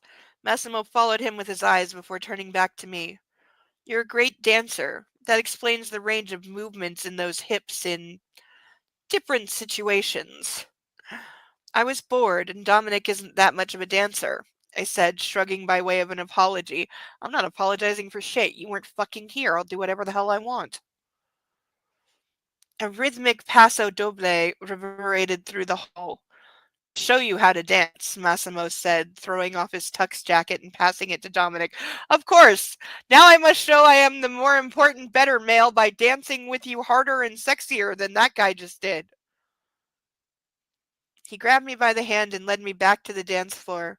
The remaining couples hadn't had time to crowd the floor yet, and seeing me appear with another partner, they left us some space. Massimo nodded at the orchestra to start over, because we're just supposed to believe he has that kind of power or they pay any attention to random douchebag. I was so tipsy and sure of my own abilities that I took a step back, lifting the hem of my dress, revealing my leg. God, what had I been thinking, going out without any underwear? Yeah, you're a dumb slut, we get it. The musicians played the first few chords. The position adopted by Massimo told me it wasn't his first time with this dance. Our dance was wild and full of passion, perfectly reflecting Massimo's authoritative character. This time, it wasn't just a dance, though. It was my punishment and my reward.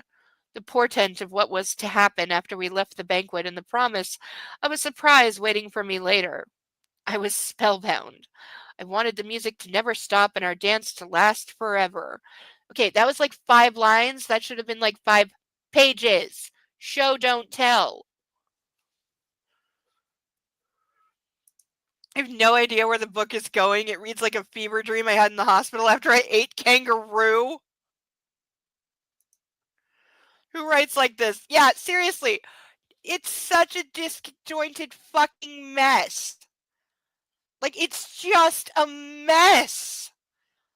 It just jumps from thing to thing. Nothing's connected. Nothing makes any sense.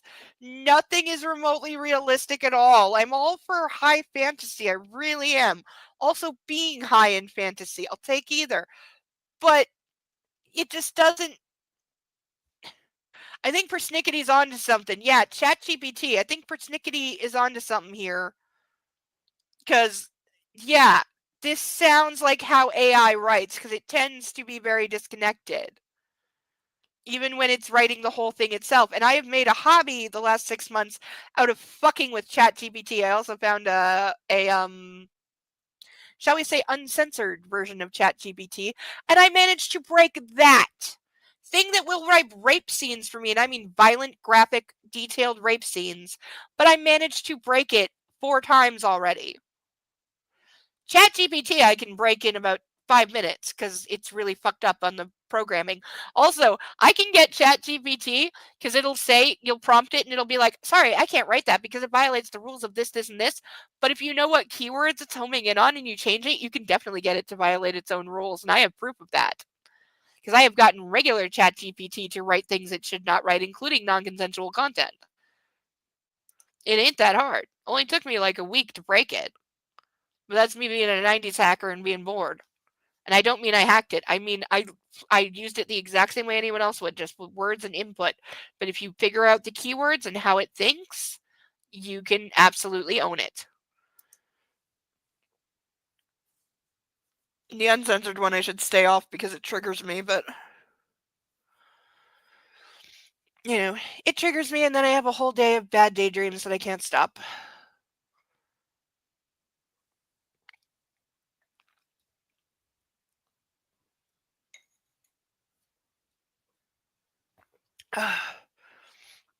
Used to be a word for that.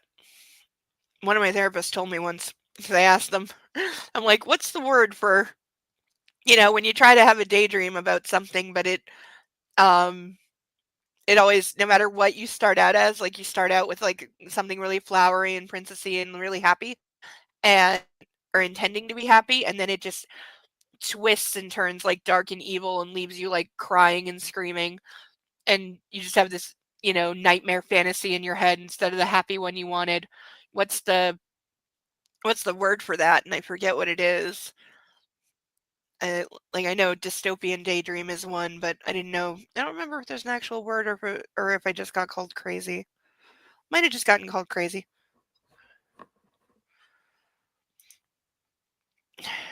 No, I don't think that's it.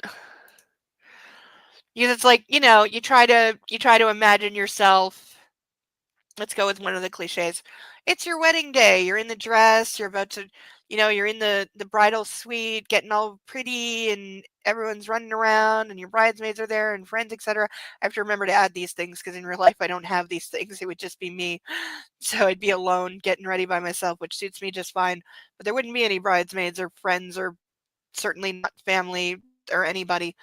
But, this is perfect fantasy world. So you put in those things and it's like, it's your wedding day. You're going to walk down the aisle and marry whoever you envision standing at the end. Maladaptive daydreaming. There you are. Thank you, Cerebellum. I had a feeling you would know. That's the word, maladaptive. That was the word I couldn't remember. Yes. Yeah. Had that since I was a kid. And yeah, so it's like as your perfect wedding day is happening and you're so happy and you're going to go on this beautiful honeymoon, but then somebody knocks on the door and tells you your fiance has been killed in a car crash. It's that thing. Or worse than that, somebody, shows up at your wedding and attacks him or attacks you, or something goes horribly wrong, or there's toxic shellfish that kills half your guests. Whatever it is, it always turns bad and evil, and you can't make it stop, and yeah, and then just sitting there bawling and screaming at imaginary characters that aren't there, usually out loud. That's why I need to stay off the uncensored version of ChatGPT that I found, because it triggers me, and then that happens all day.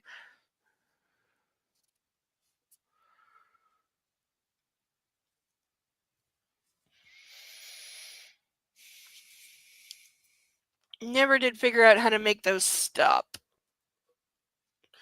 If I had a therapist now, like a good one, like an actual like psychiatrist level therapist with at least 30 years of experience, I'm going to say, that would be probably pretty high on my list of things I would like to correct. Which reminds me, I was also supposed to call around to doctor's offices this week and see who's taking patients, and I completely didn't do that. But I don't have like Post-its on my desktop telling me to do things. I get everything. But I did make a list of offices to call. I have the list. I just forgot to do the actual calling part. Because that's also on my to-do list this year, is get an actual family doctor who's not a fucking moron. That's also one of the things I've been trying to imagine my way through for several months, and it ends up in shouting in tears because I can't, even intentionally, I can't think my way about 5 seconds past hello with having a good interaction with a family doctor taking me on as a patient. It always goes disastrously, horrifically wrong.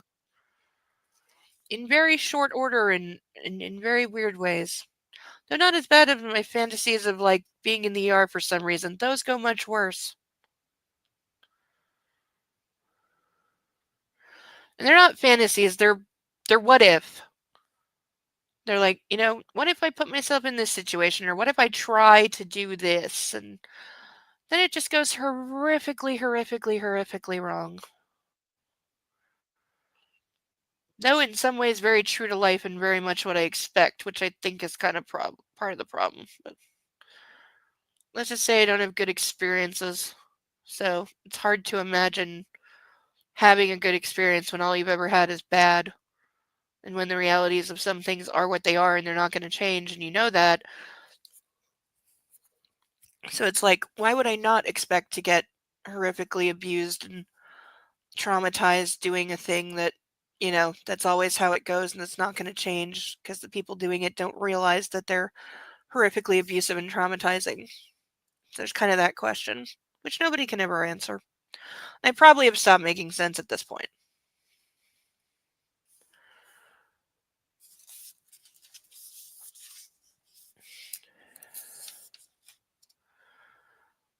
The finale had to be spectacular and extraordinary, of course. I prayed that he didn't lift my leg too high, thus revealing what I wanted hidden. The music stopped and I stayed in Massimo's arms, breathing heavily. After a long while, the whole crowd roared with applause. Massimo gracefully lifted me from the back bend and allowed me to pivot a couple of times before he bowed. In a calm, austere gait, holding me by the hand, he led me off the dance floor and put on the jacket that Dominic passed him. We took a what? Somebody explained this term to me. We took a French leave then, and it like French is in like capital F French. We took a French leave then, nearly running out. Massimo dragged me along the hotel corridors without a word, his fingers clamping around my wrist like a vice. I have never heard the term French leave. Ever. Ever, ever, ever.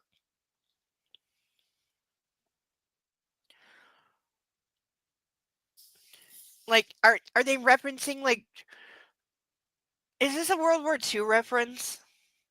Like, I'm seriously wondering, is it a reference to France, like, surrendering or retreating or something?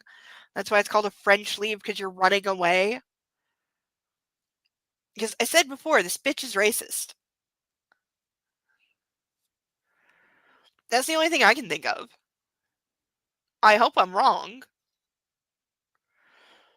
Marvelous show, I heard someone say. A woman. Massimo stopped as if rooted to the spot. Slowly he turned around, keeping me at his side. Is it going to be his mom? Is it his mommy? Are we going to have his mommy character now because we have to? Because it's like when Marcia Gay Harden interrupted Christian Grey during a fuck session, and he's like, Mom, what are you doing here? Is that what we're doing now?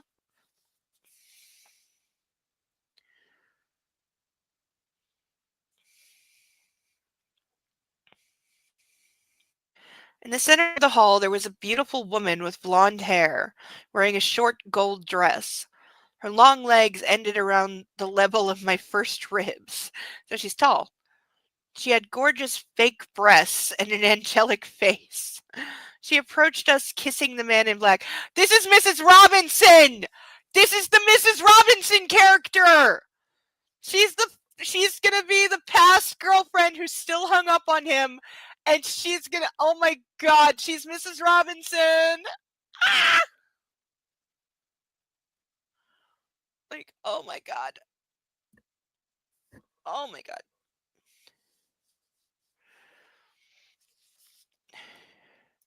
Means leaving without saying goodbye or leaving without permission. That's like every exit I've ever made. Well, I am 25% French, so I guess I come by it honestly.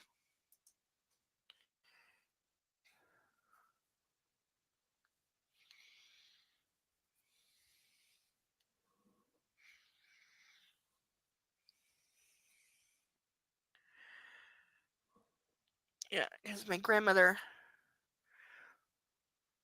Uh,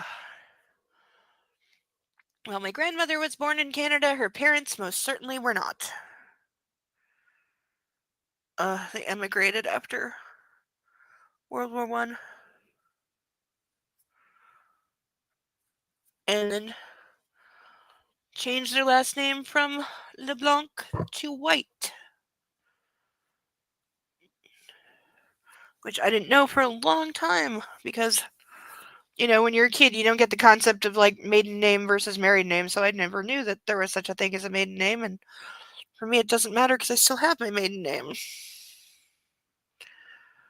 Though I do enjoy, you know, on those bank security questions where it's like, what's your mother's maiden name? Guess what the answer to mine is? It ain't my mother's maiden name. Because those security questions are a joke, because if you know somebody, you know what all the answers are. So here's my personal tip on how to make those not suck. Okay, the answer to my mother's maiden name is not only not my mother's maiden name, it's not a name. It's just the answer that I know to that question. Same with like, what was the name of your first pet? Guess what? It's not the name of my first pet.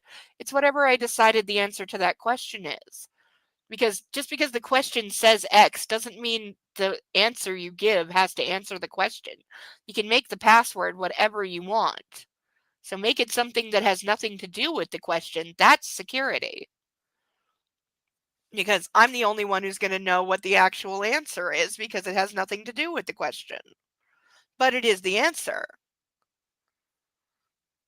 Believe me, it works. I've had like bank people ask me, like, is that really like somebody's maiden name? And I'm like, no, of course not.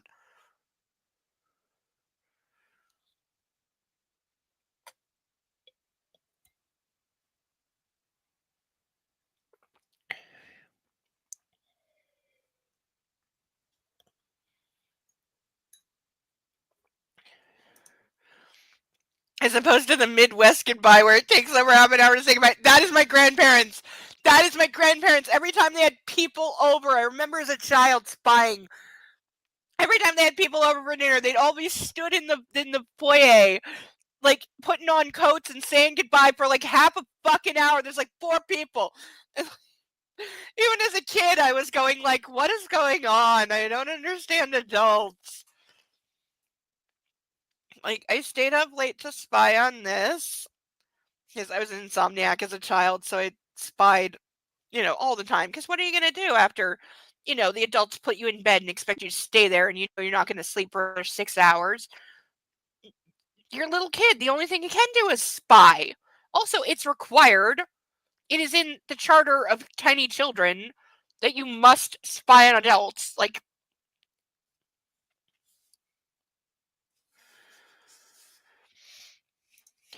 Oh my goodness, I thought that was just a southern thing. No. No. See, because in Canada we're too polite, so that also factors. Damn it, I thought we had a duck or a glass of wine, but no, it's just a useless email of nothing. Disappointed! You know, Hercules meme here.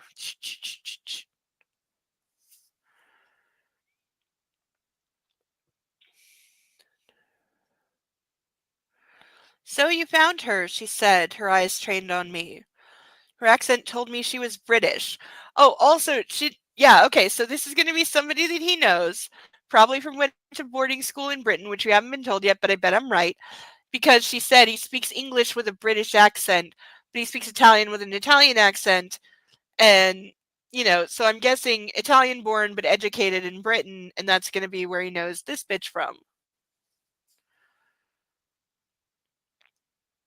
And her look suggested she could have just left the catwalk of a Victoria's Secret show. Wow, really doubling down on the Victoria's Secret branding. Lara, I introduced myself, offering her a hand. She shook it with an ironic smile, staying silent for a while. I'm Anna, Massimo's first and true love. Oh, so this is the whore he was fucking in the first scene. Yeah, remember we said what happened to her? And it's going to be he threw her out, probably very brutally, and said, I found my mystery girl, so I'm done with you, skank, get out. So now she's pissed and is going to want revenge. Okay, so she's probably a combination of Mrs. Robinson and Layla. That's what it is, because she's definitely the Layla. We know that. We saw that. She's Layla. But she's probably Mrs. Robinson and Layla. Because, this is too lazy to have that many characters. By that I mean 3. Fuck Microsoft Windows. Yeah, you're going to have to be more specific, darling. I'm going to need a lot more information. Because you can say that any minute of any day. And notice that after a bit of a firm tone, Puppy is actually under his puppy bed sleeping. Sometimes you just gotta stop indulging them.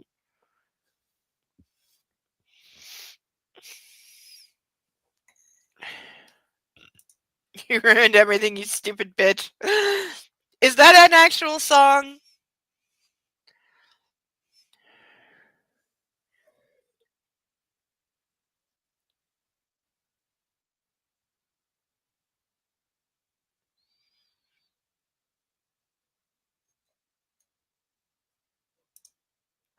Oh no! Okay, so Microsoft is really screwed. Do you need to restart things? It's a song. Okay. Is it in Sinners? Because I know that's like your favorite movie at the moment. Is it in Sinners? If you need to restart things, go restart things. We'll wait. Because I find Windows, especially Microsoft Windows, it gets bitchy if you need to update it and you haven't done that in a while. Things start stopping to work. And then once you update it, it goes back to working because it's very bitchy like that. But sometimes, yeah, you just need to restart it because... No, it's not. It would be funny if it was. Okay, I'm sorry. I don't know the song, so I don't know if it's like real or serious or what. But yeah, with Microsoft, restarting it is usually the answer to 99.9% of your problems.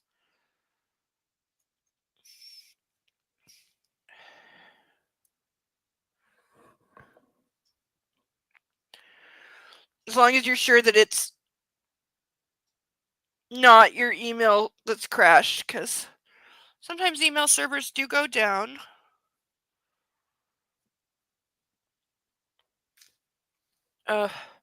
Like last year I had my email and mobile data go down for half a day because all of Bell Canada got hit. They still don't know why or who did it, but they got hit with a cyber attack that caused them to shut down Canada-wide for about 8 hours. And it happened very early in the morning. A lot of businesses couldn't open for the day because they had no ability to take money without internet payments or having the uplinks to their banks. So it caused I don't know if I ever heard the final number, but because this made nationwide news all day. Obviously, it was a very big story. Though it quickly went away because they didn't know who did it, or it wasn't a ransomware thing. It was just somebody did it, and then they fixed it, and I didn't hear too much more about it. But it was estimated to have caused I think it was just in the day from the businesses that couldn't function because of it. It was about estimated at the time to be about 700 million for the 8 to 12 hours that it was out in some places, just from the loss of business, because it hit all of Ontario, especially. That's where the majority of the money was Ontario and the GTA and those businesses that couldn't process payments or open for the day. So it's a lot of money in that area. Like, remember, Toronto has a financial district, it has a diamond district, it has an antique district. There's a lot, like billions of dollars move through the GTA every day. So when, and Bell Canada is the majority internet provider for at least this province, probably for the whole country.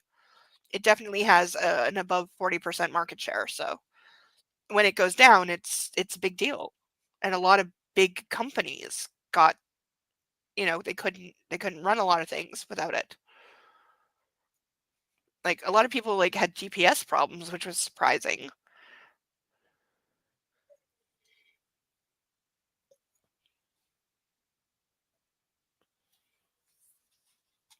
But yeah, they never found out who did that or why, because like I said, there was no ransom demand.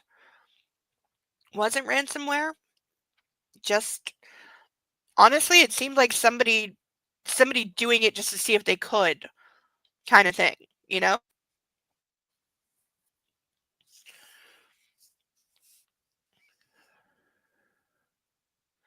But they weren't the only one, because prior to that, thank you for the song, I'll listen to it after this.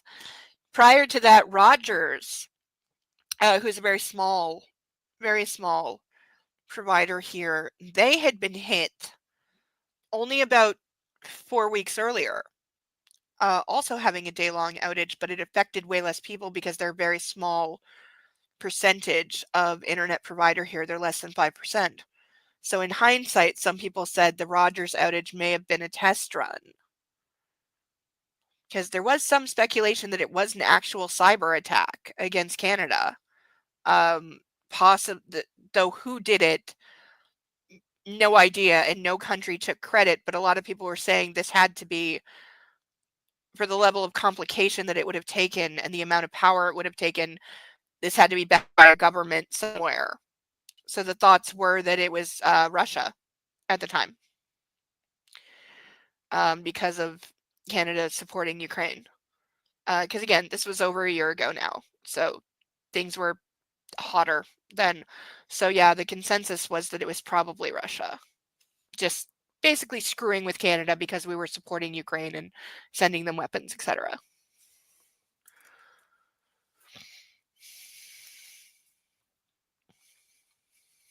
But that was all pure speculation. I don't know if any of it was ever proven. If it was proven, it certainly wasn't made public.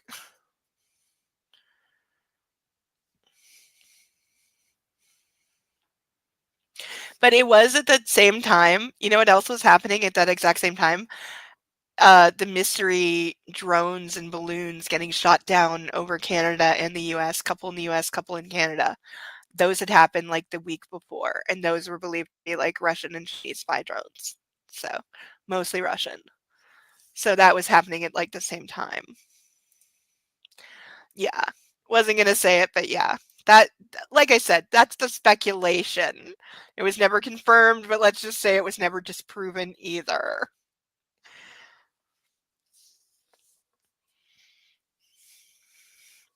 Ugh.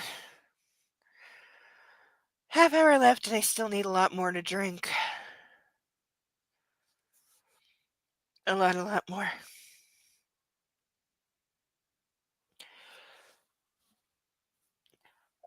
Excuse me.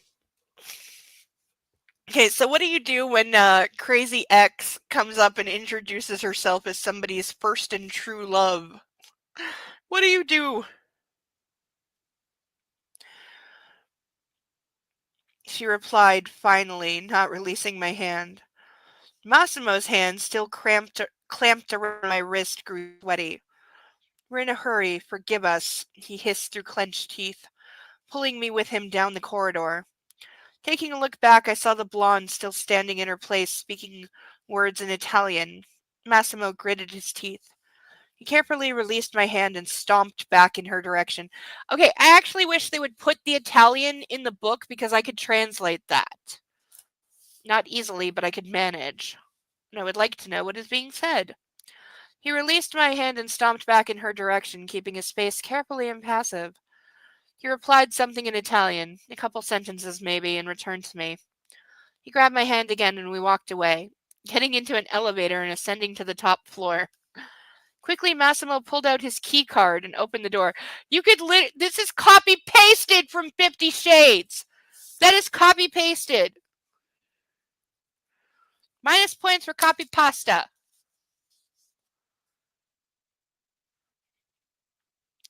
Opened the door and slammed it shut behind us. Without switching the lights on, he threw himself at me. His kisses were quick and hungry, and his tongue slid into my mouth. We're gonna have more. It's gonna be a sex scene until we're finished, isn't it? But I said, I'm not ending in the middle of a sex scene, so we're getting through no matter what.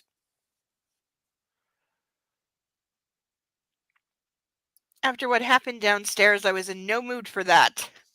I didn't react. After a while, Massimo realized something was wrong. He stopped, controlling himself. God forbid a man has fucking control! And flickered the lights on. I straightened up, crossing my arms. Massimo sighed and ran a hand through his hair. Again! This is Christian Grey! He's Christian Grey right now! He is so Christian Grey right now! This is copy fucking pasta, you stupid bitch of a writer! God, how is this person an accredited writer and they made money and sold millions of copies? They're probably very wealthy off of this, and that I am not published. How is that a thing? I'm yelling at you, universe! This month has been the longest year of my life. I know. It's only 10 days old. If an ex came up to me now, well, she's captive, so I'm not sure. No, if you're with a guy, like say you're out at the club, you're out wherever, you're with a partner. Let's just say you're with your partner, and one of their exes comes up, and your partner, your current partner, is forced to introduce them of, hi, this is this person, and you're like, hi, I'm this person, and they're like, yeah, I'm your partner's first and true love. How are you responding to this?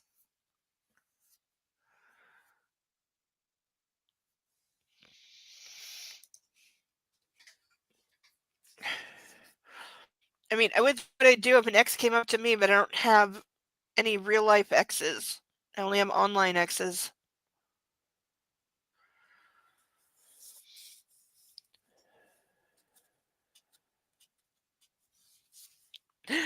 I shrugged. That's nice. My name is. Yes, thank you, Deacon. I am with you.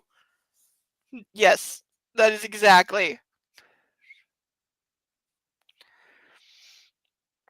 If I was particularly bitchy, I'd say, well, I'm his second and best love. Like, don't come for me, bitch.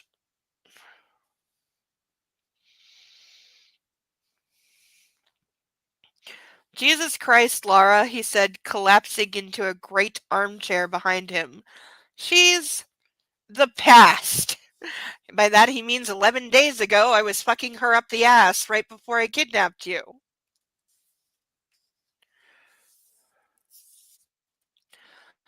I kept silent for a moment and he observed my reaction closely. I'm aware you had women before me. That's perfectly all right. I began, my voice calm. I'm also not going to ask you about your past or judge you. But I'm interested in why she said that, in what she said that made you decide to go back. And also, why is she so angry?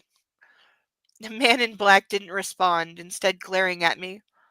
It's all very new to Anna, he said finally. How new? I refused to back down. I left her the day you landed on Sicily. Well, that would explain a lot, I thought. I never lied to her.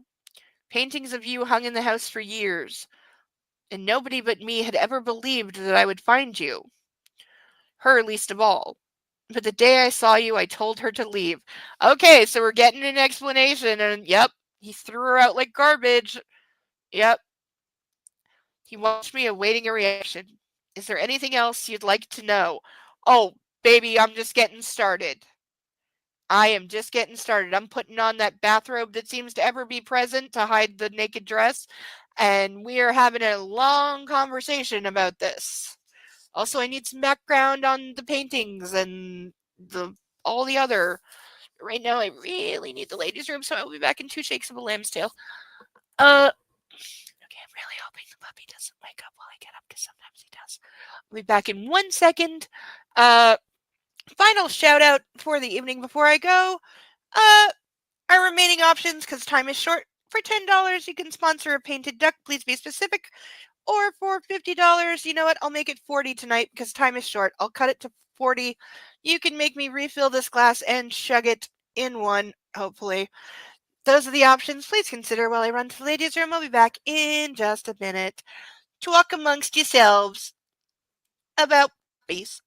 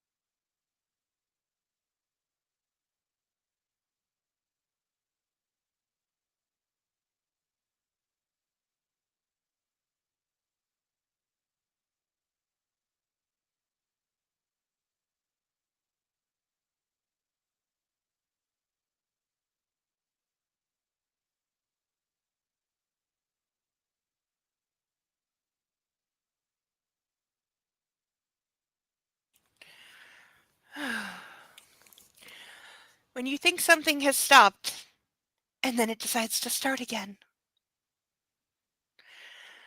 And I'm wearing blue jeans.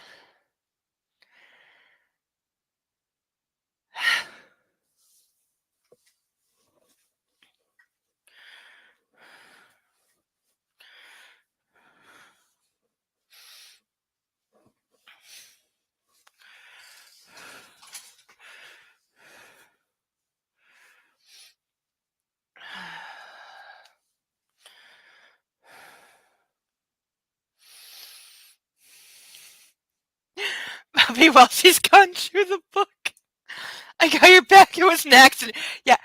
Deacon, I would love to hear your explanation. How did the book accidentally fall in his mouth and he'd shoot it repeatedly? Bo, bark, bark, nom, nom. Well, just stop looking. We'll give you an alibi. You are all evil people attempting to corrupt my dog. Got your back. Who's gonna tell the ducks? No, the ducks are afraid of him because he ate one of them, and so they're all afraid. I so regret giving him the duck to eat because I didn't really think he would destroy it into tiny little pieces. I thought he would just, but it squeaks, and I think that made him go like kill.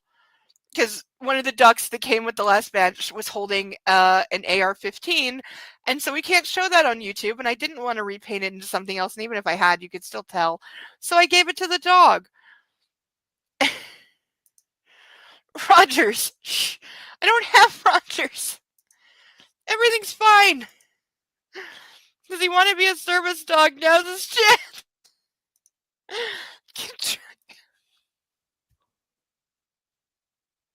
This is why I have the best chat on the internet.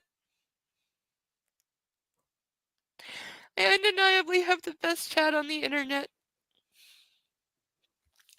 And I'm very, very grateful for all of you, and I may be about to cry. And not because I'm drunk, because I've had like nothing to drink tonight.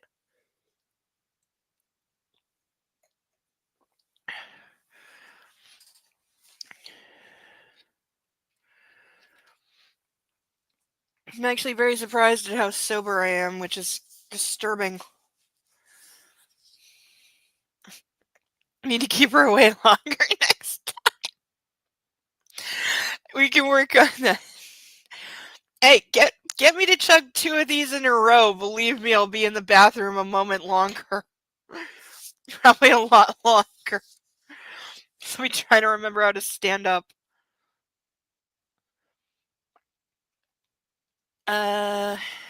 Wait, did I lose my page? Where was I? No, where was I?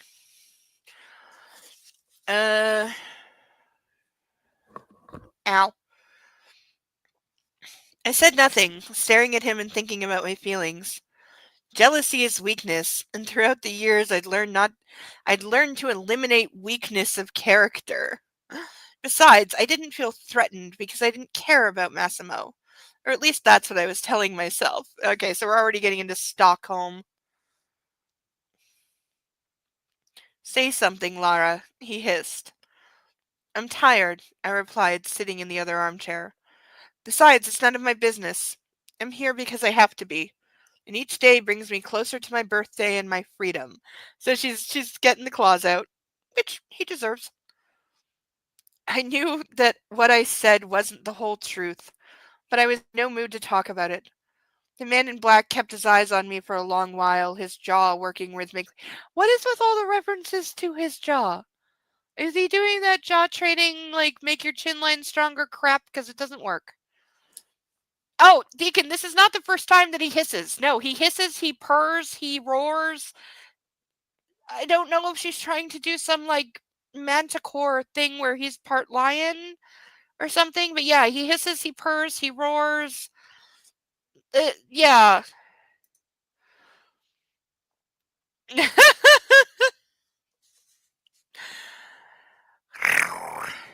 I mean, I purr spectacularly, but generally needing to be paid to do so.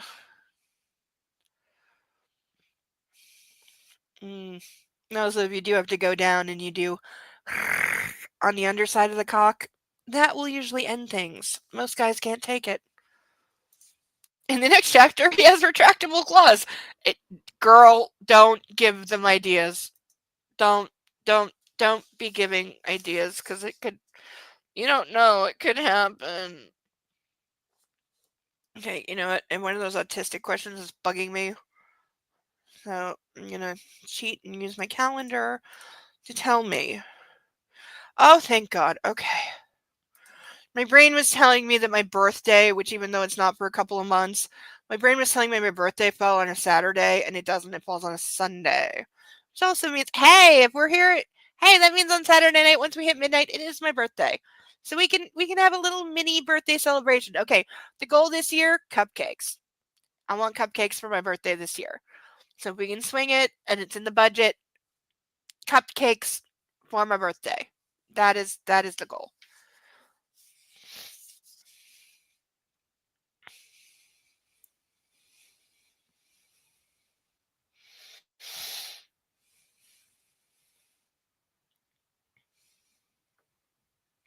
Is it too much to say cupcakes with sparklers?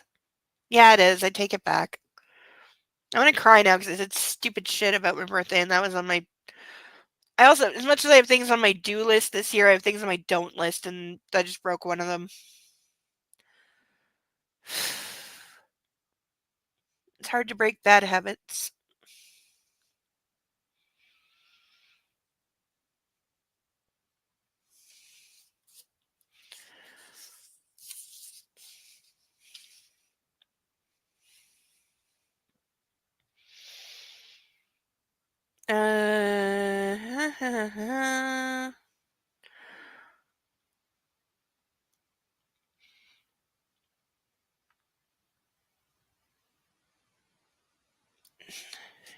I'm tired.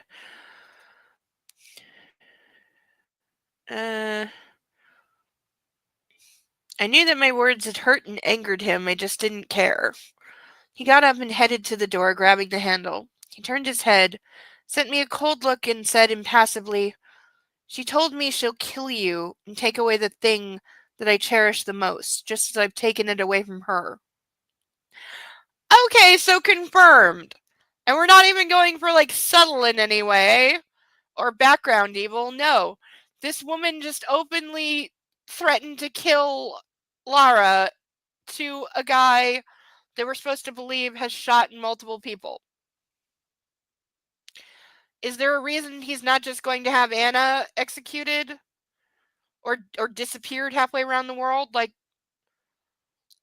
and supposedly she was what? She was his main squeeze for a couple of years and thought that eventually he'd give up on the fantasy woman and realize that she was the one, you know?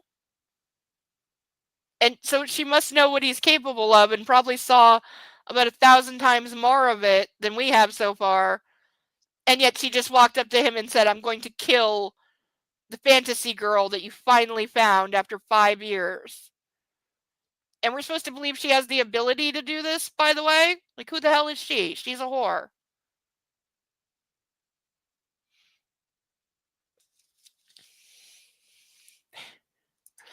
With the fire alarms in your building, you don't want sparklers. Also, the whole Swiss fire thing. Oh, yeah. The habit I started doing that I learned from the monks that I walk through in LA. They just said, "Write down today is a peaceful day." Never met a monk. I would like to. They seem like nice people. Freaking pick me women annoy the fuck out of me. Oh god, girl, I'm so with you. I I knew pick me girls in middle school. Middle school.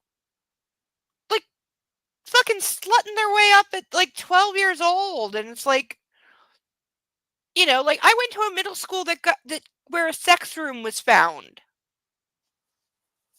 There was a sign-in sheet. There was somebody organizing it and making money, and you could like pay for extras like you know, like clean sheets or candles or snacks or booze. And they ran a sex room out of the basement, an unused room that I guess was never locked.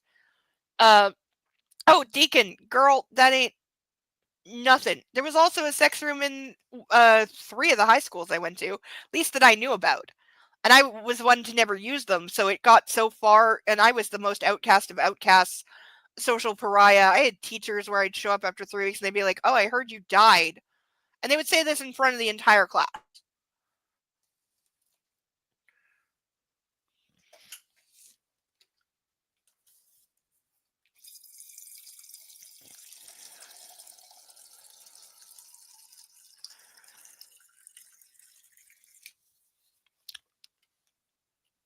Oops, I overfilled. So if ever you want to get the most bang for your buck, here it is.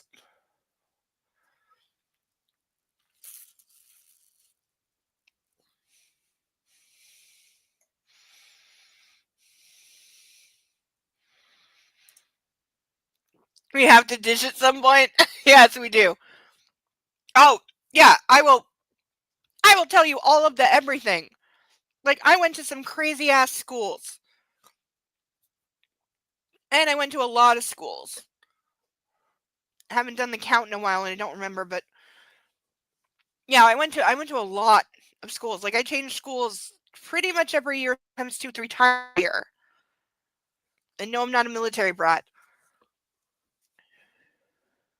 This reminds me, also on my to-do list this year, I really got to write this down or I'm going to forget all of it, is getting an actual copy of my high school diploma because it took me 8 years to get through high school. Long story. But I never actually got the final copy of my diploma, and I fucking earned it, and I want it. And I've decided it's okay to, on some things, try to have what you want.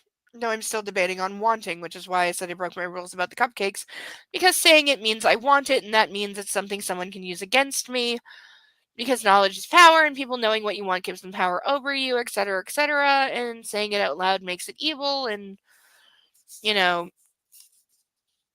I'm not somebody that's allowed to want things, and blah, blah, blah, and self-reinforcing bad, blah, whatever. If you know, you know.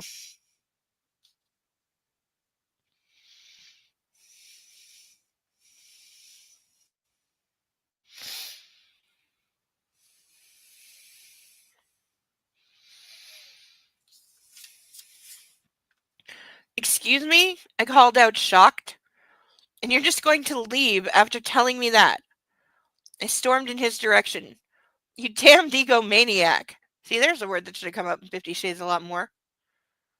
I trailed off when I saw he was actually hanging the Do Not Disturb sign on the door.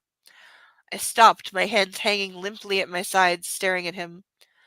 That dance today, he said, approaching, was the most electrifying foreplay I've ever experienced. They're gonna have sex and I'm gonna get stuck in the middle of another sex scene. That's not fair.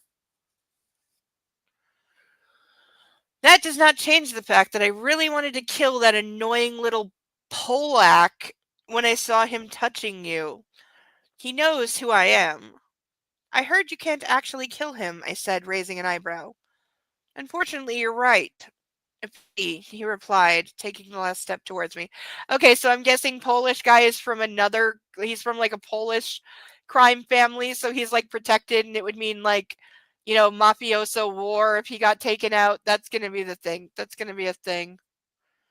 He wrapped his muscular arms around me and hugged me. He'd never done that before. Dumbfounded, I didn't know what to do with my hands. I put my face on his chest, feeling the thumping of his heart. He sighed, sliding down to his knees. There we go. In that position, with his forehead nestled in my breasts, how tall is he versus how short is she? Because we have the following. He gets down on his knees. Got that. But then his forehead is right here. I'm 5'6". I ain't tall. But how tall is he if he's kneeling and his head is in the boobs?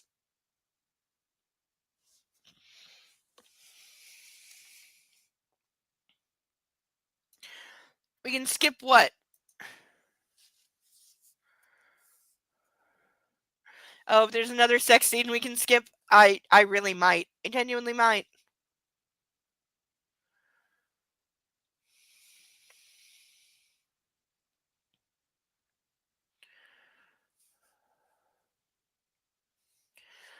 He grew immobile. I ran a hand through his hair, stroking his head. He was defenseless, exhausted, and totally reliant on me. Did he get shot with a phaser set on stun when we weren't looking? I love you, he breathed. I can't fight it. I've loved you long before you showed up here.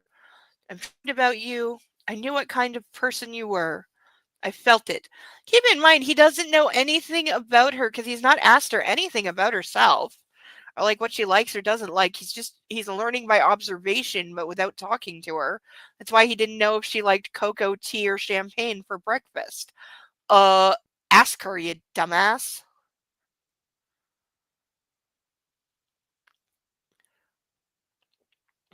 And it all turned out to be true, he said, his hands wrapped around my hips.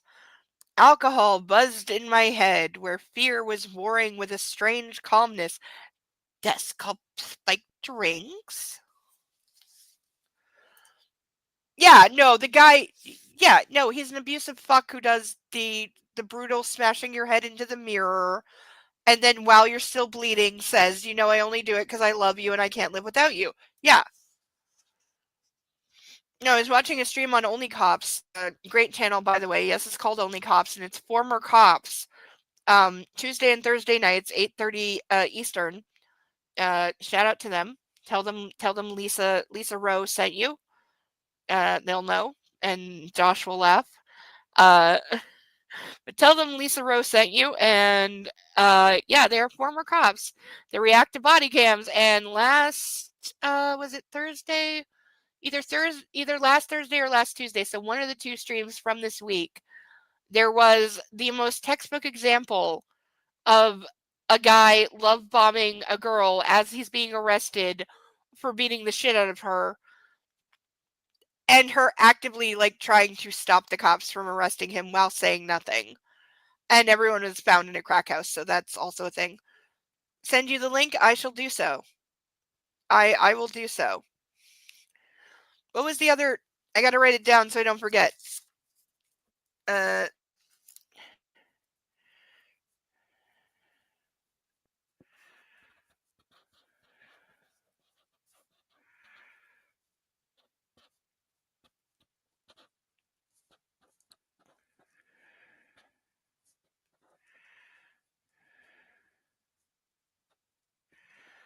what was the other thing I said I would send you, Deacon? Remind me? Because really, if I don't write it down, I will forget. I have short-term memory loss from a traumatic brain injury as a child.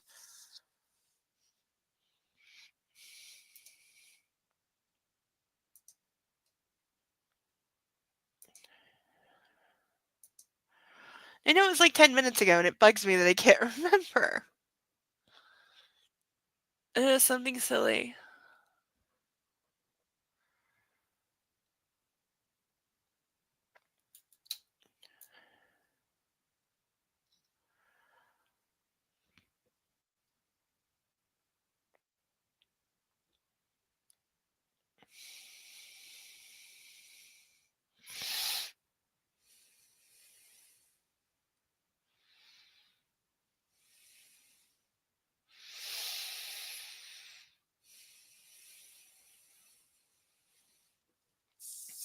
Okay, if somebody remembers what was the other link I was supposed to send Deacon, and especially Deacon, I know I said it. I said I would send you the link to something else.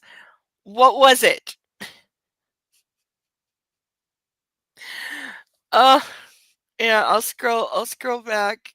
It's only like 10 minutes ago. We're almost done, so I'll scroll back through the video and see if I can. Or it'll come to me later. Fuck, I hate when I can't remember shit. I hate when I can't remember shit. Ugh.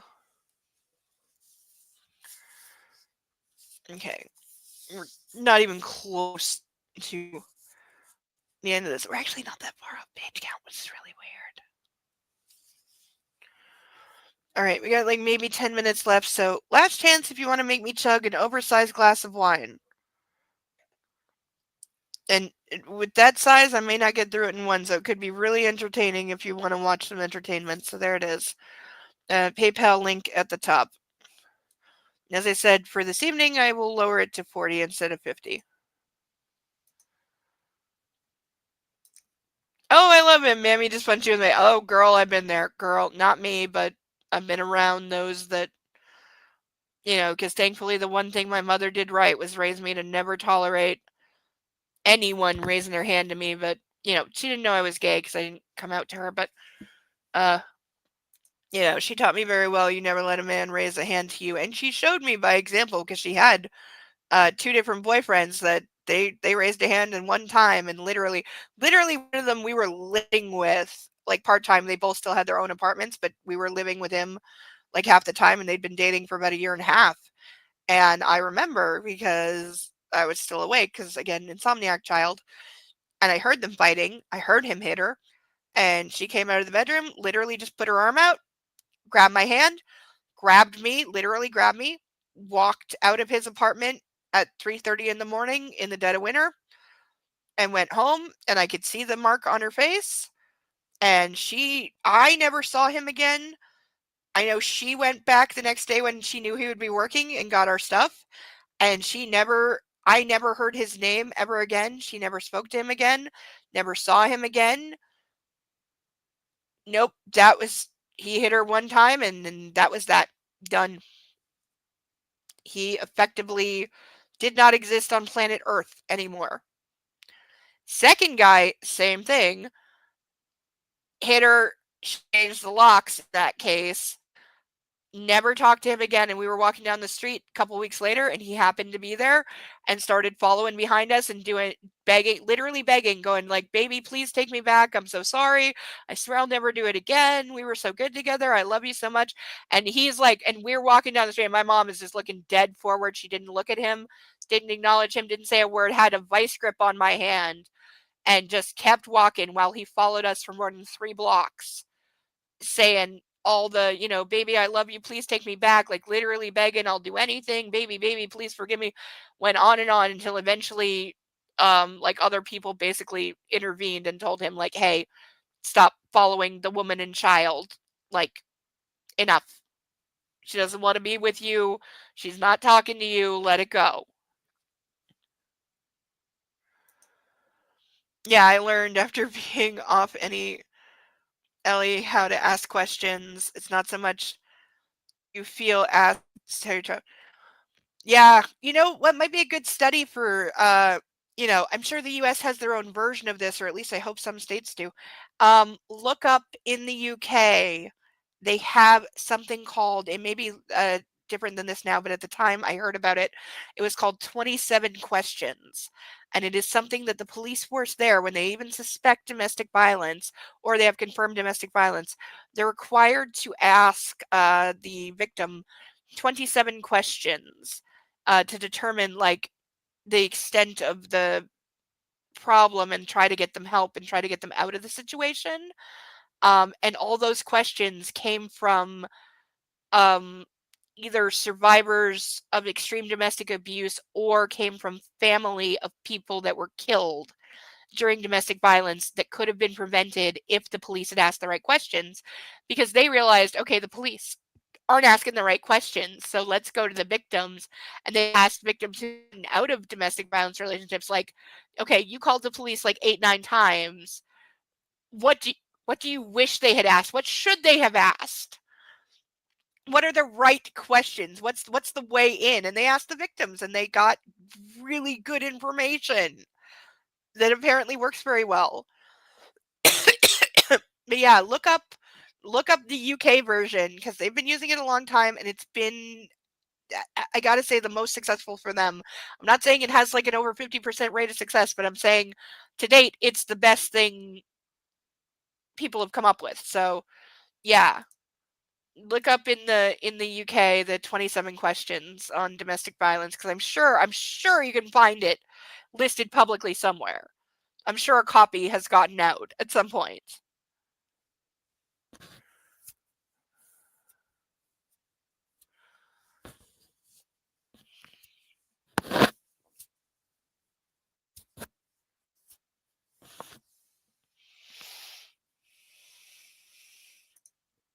That's way too many S's on what?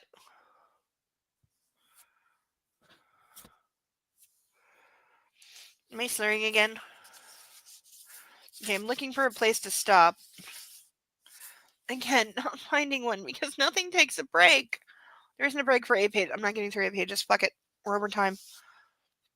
Oh, you put too many S's on discuss. Girl, I am the last person who's going to judge spelling. I'm dyslexic as fuck, okay? I am not the person to judge that. Oh, it was the Sophia Nygaard wedding dance. That's what it was.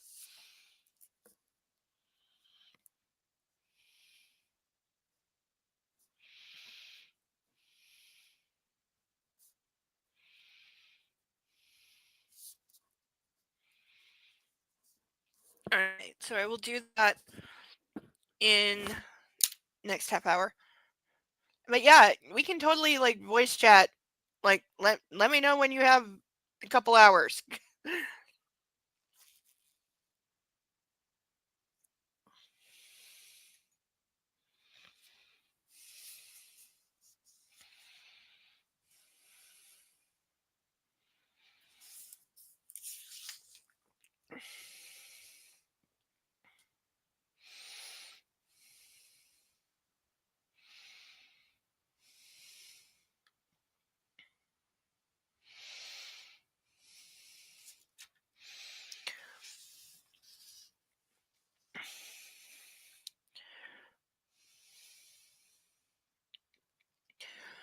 Okay, we're just gonna find a place to stop at this point.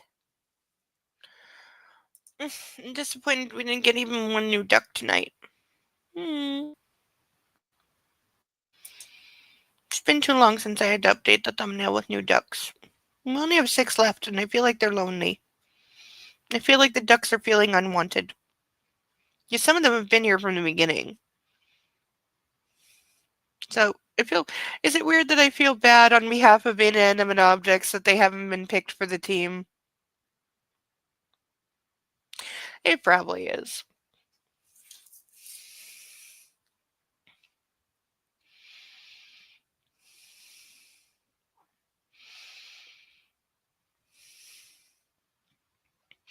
I took Massimo's head in my hands and lifted his chin to look him in the eyes. He raised them, sending me a look completely filled with love, trust, and humbleness. Not a trait I'm associating with this guy. Massimo, honey. If she calls him honey again, it's going on the list. I whispered, caressing his cheek. Why did you have to fuck it all up so badly?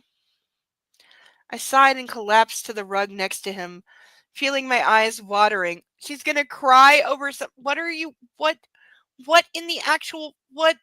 We fell through a vortex somewhere. I thought about how wonderful it would be to meet him in different circumstances, where I wouldn't be his prisoner, where all those threats and blackmail wouldn't have happened, and most important, where he wouldn't be who he was.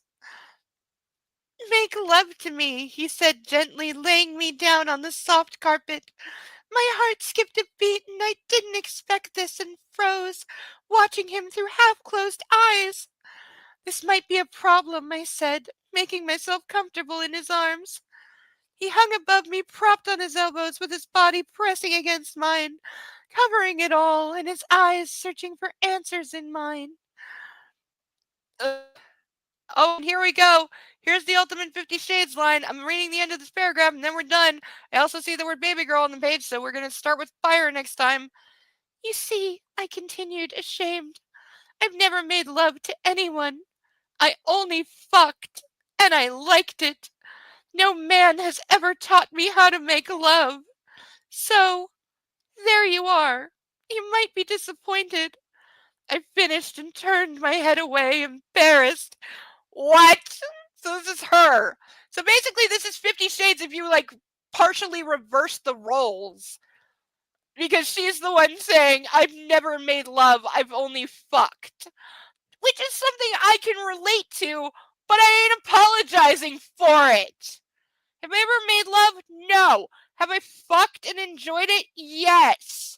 Do I consider fucking a form of exercise and something to keep your brain sharp like Sherlock Holmes in Elementary? Yes. Do I think it gets over emotional and romanticized? Hell yes. But there's a reason I've never made love to anybody. They're all bad, but they exist. I'm not this bimbo though. Like, what the actual... I'm drawing the line for the evening. I'm going away to drink and probably not eat anything. Not that there's anything here, but that's how it gets this time of the month. Everything is craft dinner and toast.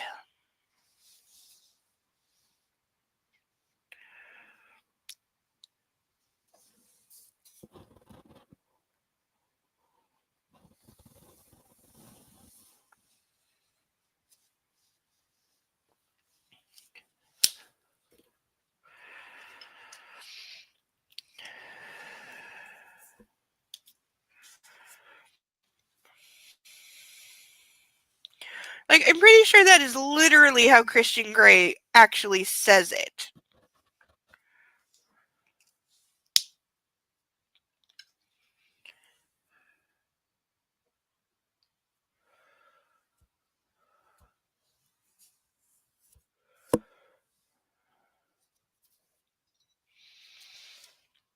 Alright, so we are now on page 263.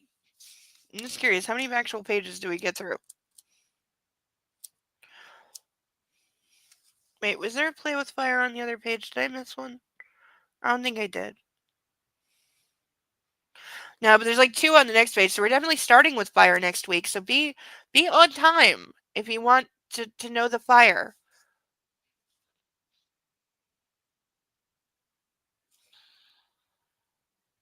We got through 28 pages. That's gonna be a. I think that's like a low score of all time. I blame the book.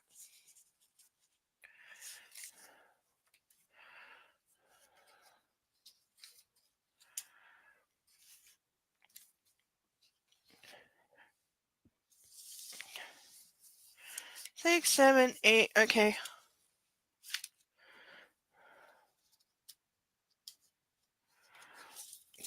Not losing my very special bookmarks that I worked very hard on, even though they're pathetic.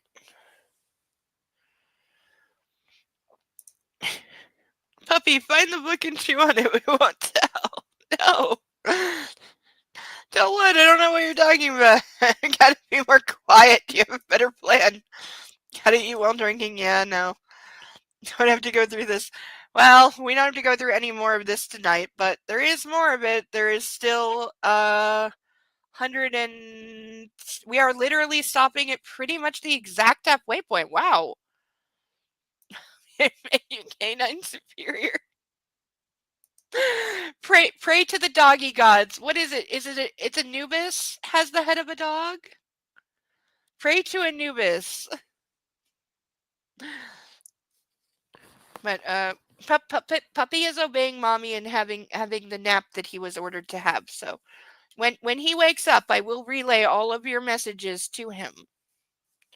Though I will say his ability to bite things is limited to a piece of ropes. Okay. Is limited to rope and other doggy toy type things. If I told him to bite anything that is not a doggy toy, he would probably look at you and turn his head sideways and be like, belly? You're not making any sense, human. So do you want to rub my belly? Because look, I'm rolling over. Look, I'm rolling over. Look, there's a belly. Look, see, I'll stretch out longer so there's more belly. Look, there's belly. Because that's what you want, right, human? You're not making any sense with the words. So rub the belly. Look, I'm being really cute. I'm being really cute. I'm being really, really cute. This is what he knows how to do. But like I said, send some chicken. Because I'm telling you, I drip chicken grease. You know what? Fire alarm. You know when you buy the rotisserie chicken from the grocery store that I absolutely miss so very much and it's got the grease in the bottom? If I poured that on the book, he'd eat every bit of it and the fire alarm is going off again. This is something I got to do Monday because I'm sorry. It's the department at the end, the one where it's going off for a week. It still goes off constantly. It just goes off shortly. So I don't know what the fuck these people are doing. But this has been 2 months now where their fire alarm constantly goes off. Like, what in the actual fuck?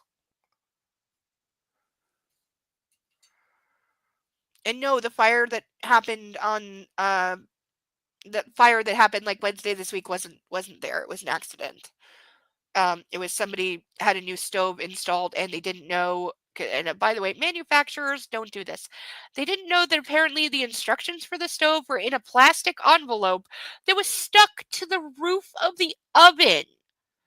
And the person who got it didn't know that, so they were using it and they put something in the oven and the plastic caught fire and that's what caused the fire.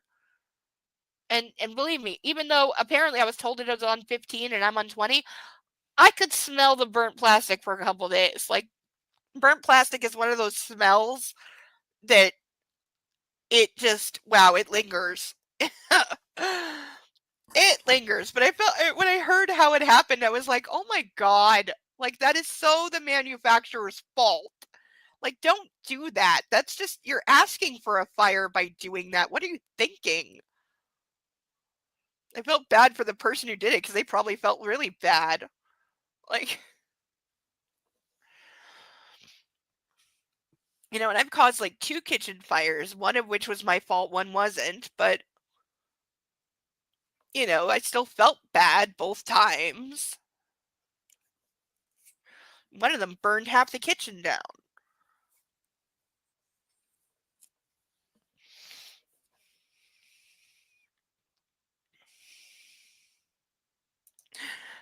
Listen to her, we have your back. Are you offering my dog witness protection?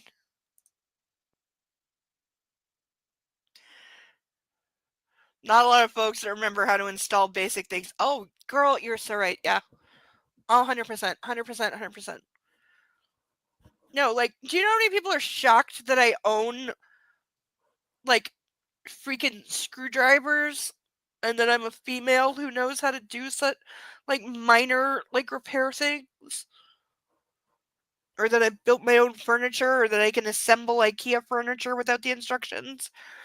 You know, or I can use a drill without a man? Ugh. But that is going to do it for this evening because it is after midnight. So that will conclude this week's edition of Bad Erotica Book Club. We unfortunately have 160 pages left to go in this book and then 2 more in the series, and then we will move on to hopefully better and brighter things. And yes, I know what we're reading next. I already picked it. So hopefully it's good. I did check my bookshelf. I do have to reorder it because I lent it to someone they never gave back. I don't have the first one anymore, even though I have all the ones after it, including some I haven't read because I moved and stopped reading for various reasons. But I haven't read the ones that we're going to read in a very long time, so I'm sure I've forgotten a lot. And there will be things to make fun of, even though they're better than this. You know, there is some changes upcoming. We shall all see. But for anyone watching in the post show, you can still sponsor a duck. Just leave a message in the comments saying which one. The link should still be somewhere. But that is going to do it for tonight. Hopefully next week we get ducks so I can update the thumbnail and a lot more chugging. But we shall see. Puppy says goodnight to everyone. He says he loves you all and thank you all for loving on him so much. Because he knows he can feel all your love through the screen and all the belly rubs that everyone sends him. He really, really can. So until next week, I have been Insane Lane. This has been Bad Erotica Book Club. Please take care of yourselves throughout the week. Have a good week. Be the best you can and don't let the world get you down, even though I know it's hard. But until then, take care of you, love on a fur baby, and know that I love you. Bye bye.